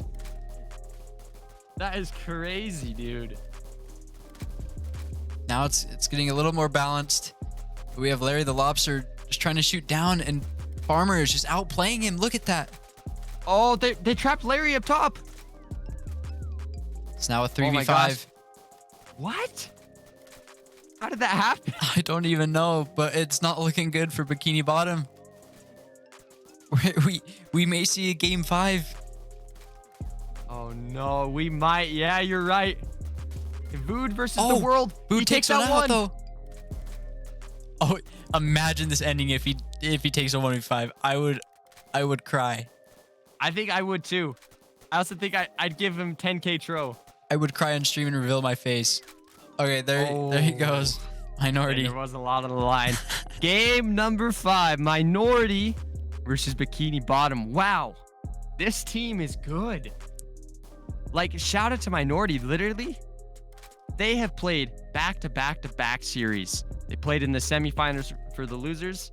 They won that. They instantly played in the finals for the loser bracket, won that, and then now they're playing in the finals against the tournament favorites. That is just crazy. Shout out to Minority. Game 5. We have we have another 300 bits. Sorry, we have another 300 bits from Pyro shouting out Zik every single time. Bro is Zik's #1 fan. That's good.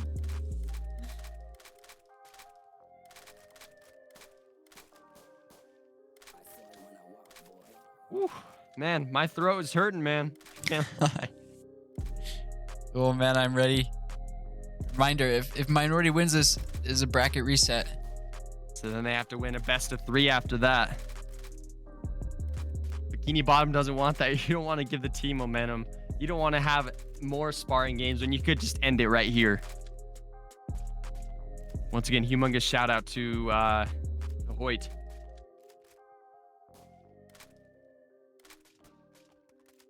All right, I think we're ready. Minority's looking ready. Bikini Bottom's looking ready. 10 seconds to decide if we have a bracket reset or not. We either get a bracket reset or we get a champion for week 1. I'm you can't down for write either it one. any better. You can't write it any better for the finals, man. Definitely not.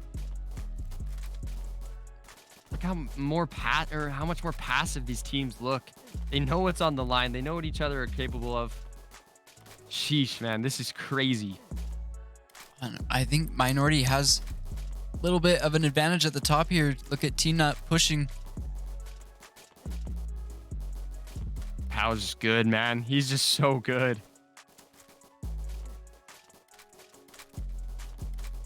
Players are Vood. starting to adapt to these like obstacles.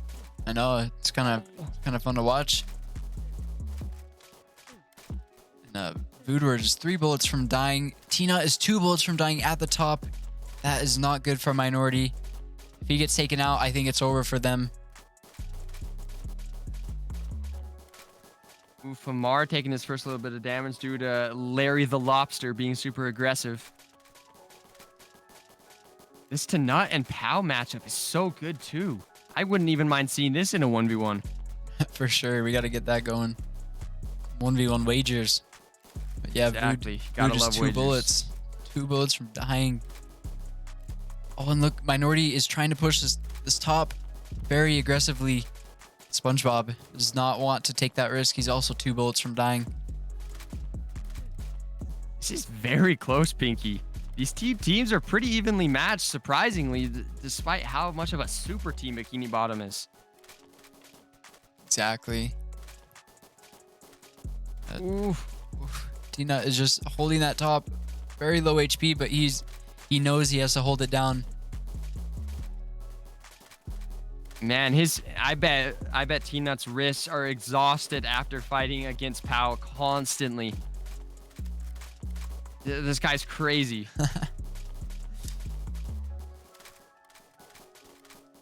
Man, I don't even know what's going on here. Nobody's taking damage despite all these bullets. As soon as I say that, SpongeBob is 1 HP from dying. 1 bullet. Oh my gosh. That gives Lion the opportunity to move up, take bottom. Not take bottom, take mid. Oh. This is crazy. Oh, look at that bottom. Oh. Look at that bottom. No one died. They challenge each other in the same HP now. But Roy decided to stay. Wait, yeah, hold up. People in the chat are saying Pow got healed. Hold up. That's true. He did go to 50 HP. Wait, what? Did he? Yeah, he I went to 50 didn't catch HP. it.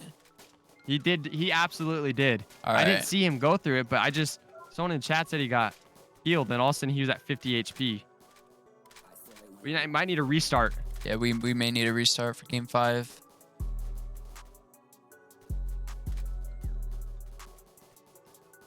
Healing's enabled or disabled in this. I'm not really sure.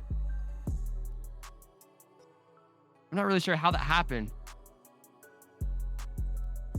I don't know. That's really weird.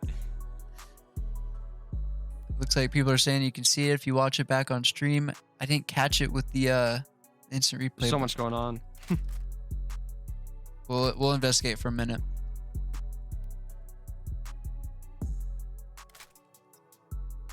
That's such a weird glitch.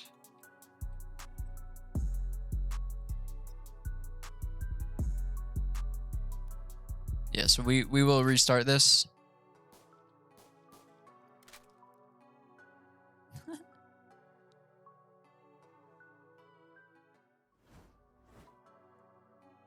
That is so weird, man. I didn't catch it. Like I didn't see it happen, but Well, it's just so weird that like healing is disabled in this arena. yeah, that's odd.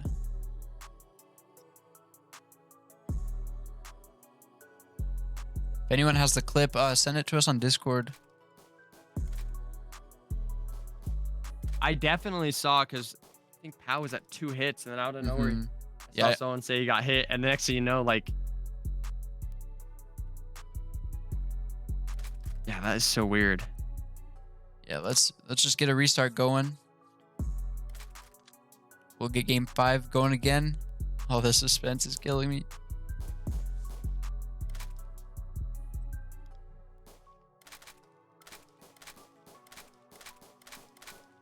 That's so unfortunate for the minority members because they were winning.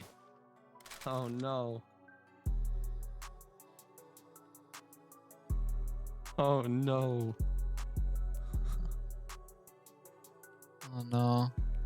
Fire says if Zik wins, he'll send another sub. Oh shoot. Dang. Bet.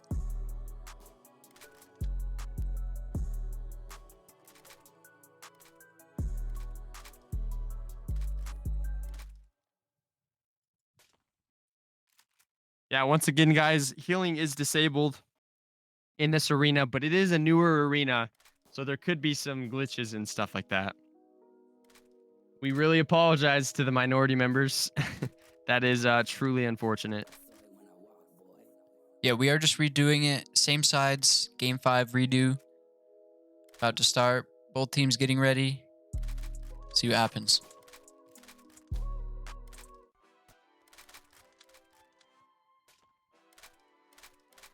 All right. Once again, whoever wins this, the series has a big deciding factor. If Bikini Bottom wins this, it is over for week 1. Minority wins this, then they go to bracket reset best of 3. All right, here we go. Hopefully no glitches happen this time. It's unfortunate because we were getting so close to a conclusion of that match, and these players were getting so low. There's just a lot that could have went down. That's unfortunate. For sure. But we'll see what happens here. Yeah, we ball. Sandy Cheeks and Vood take that middle control, pushing T-Nut back and Farmer back. It's not looking good for Minority at the top. It's a 3v2. But you see Line shooting up just to make sure that Bikini Bottom can't push any further. Yeah, Line holding that mid is so crucial for Minority right now. And he's being very aggressive, finding any sort of openings he can get.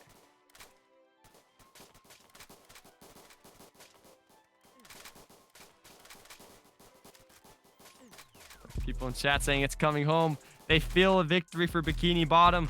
Oh, but Sandy Cheeks. Ooh. T-Nut just decides to be aggro. Goes after Sandy Cheeks. Puts him down to 2 HP.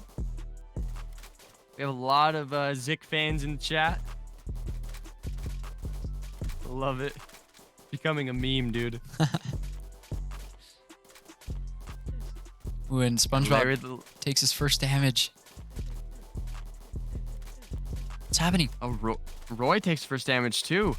I can't tell who has the advantage in terms of damage. The damage advantage. Ooh, that sounds good. Ooh, kind of rhymed. Look at this. Rhyme. Bikini Bottom is in a rough spot, man. Minority shooting from the top. There's no way to defend against that. And this is about to end. Oh my gosh, it's a 5v2 right now. Minority versus Bikini Bottom. What? Oh, for some reason I thought Bikini Bottom was like clutching up. Oh, ball don't lie. Ball do not lie. There was a glitch. And then it's sending into a bracket reset. Now we go through a best of 3. If Minority wins 2 games, they win. Oh my. This is crazy. Woo. Right, It was crazy, man. Oh man, we just gotta. I can't wait for this best of 3. If Minority take this, coming from the bracket, the lower bracket, oh man, that would just be an insane comeback. But if Bikini Bottom takes this too, that'll be crazy because they've been super dominant in this tournament. Nobody can defeat them. It looks like they've met their match, so we will see what happens here. Yeah, it's crazy because like obviously we want to we would love Bikini Bottom to win because we love Bikini Bottom members. But man, we love to see a losers bracket run to win the finals. Woo. And also, guys, we are just about at the 5-hour mark. Would really, really appreciate if you press that follow button if you haven't already. How many subs or followers are we at? We are currently at 196 still. We need 4 more followers to get to 200. Come on, guys.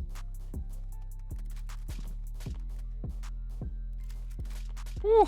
All right, best of 3. The field has been leveled. Whoever wins this series, the best of 3 series, wins it all. Woo. Bikini Bottom no longer has that bracket reset to fall on. This is both of these teams' second elimination series. Ready. Got both teams ready. We're ready to go. 10 seconds. 5, 4, 3, 2, 1, and we're off. And let's see what T-Nut just chasing down Sandy Cheeks and Vood. He's done it multiple times and it's worked so much. Pao has to figure out a way to stop T-Nut's aggression and just his positioning, his placement. And Vood is trapped in between two minority members in the middle. And T-Nut is 2 shots from dying. But he's pushing, he gets taken out. His aggression was too much and Lion goes too. Looks like Lamar goes. Bikini Bottom might take this. It's a 5v2 right now. About to be a 5v1. Ooh. Nice. Bikini Bottom gets a flawless sweep against Minority. That turned so fast. Like, as soon as that happens, like, I don't know, someone makes a play and they just push. That's what Bikini Bottom is so good at. And honestly, I want to see Minority's aggression here. Their aggressive pushes. There's been a couple times where they just pushed like super aggressively from the start and it almost works out, but somehow the other team is able to come back. But I think they need to perfect that because the other team never expects it. Wow, can you believe Bikini Bottom is on match point again? Oh my gosh. This is wow. insane. I'm out of breath, man. I'm not gonna lie to you. 5 hours of commentating. That's crazy. Gosh. Someone in chat said, how do you get this GSL hat? You can get it by participating. You just have to sign up your team. And this is Qualifier 1. We will have signups for Qualifier 2 up pretty soon. Just watch out for that. Watch YouTube on Graal Studios. We'll have an announcement. And we're about to start. Game 2 of the bracket reset. Minority up 1 game. Opposite. Or, sorry, Bikini Bottom up 1 game. It's okay. 5 hours of this. I got some brain fog. Or damage. Both. Yeah. Oh my gosh, Lion is so aggressive. Bikini Bottom, they just don't like this. They don't like when Minority pushes up and just like goes against the norm in terms of positioning. Also, look at Pao. He's down in HP compared to T-Nut. Woo. And Line holding that middle, T-Nut holding that top, just trying to push Bikini Bottom back. Their defense is just untouchable most of the time, but they're being pushed to this left wall. And Sandy Cheeks gets taken out at the top. Gosh. Bikini Bottom, they were not expecting this level of aggression. Something I really like from this Minority squad is almost every game they have a different strategy. I don't know if you've noticed that, but like every time they play a match, it's like they're a different team. You don't know how to predict these guys. Wait, what just... Minority's about to win. Oh my gosh. No way. Game 3. Oh. There's no way that just happened. We're gonna go to a game 3. Minority versus Bikini Bottom. You know, if you're Bikini Bottom, you really, really need to watch Line specifically, and a little bit of Tina, but specifically Line. Just push up at that mid, do some damage, get you out of your position. That is crazy. Now we made it to game 5. Reset. Now we're game 3. This is like literally picture perfect for a finals. Both of these teams are extremely well matched up against each other. Getting Bikini Bottom summoned in here. Summed? Yeah, summoned. Minorities summoned in here as well. For game 3.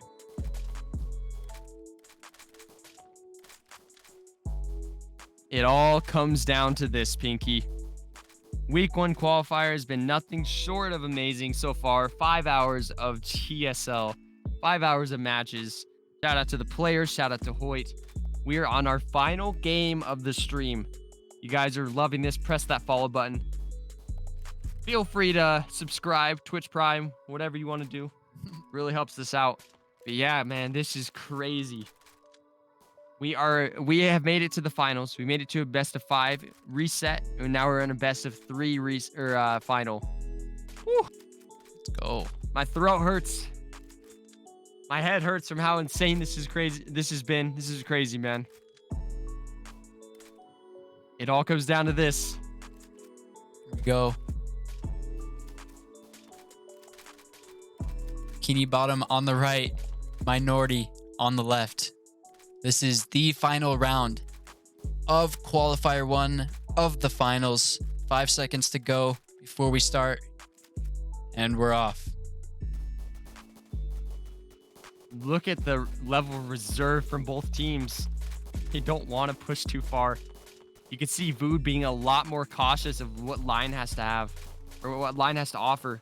Oh, I thought someone was pushing. Never mind. I'm just an idiot. Ooh, T-Nut takes some damage as well as Pow. Pow takes 2 bullets. They're just tanking this damage to keep that top control. Pow, half health.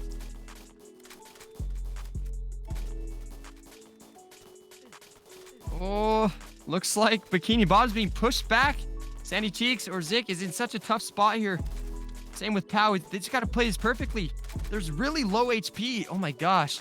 Minority's game plan is just working so well against Bikini Bottom. The SpongeBob. tournament favorites. SpongeBob dies. Foodward. Who just died? 5-star farmer. There's no way. What? Bikini Bottom just got swept. We just witnessed the craziest comeback of a lifetime. Shout out to Minority, the greatest freaking lower bracket run I've seen in a long time. That was They just bracket unreal. reset the tournament favorites. Oh my gosh.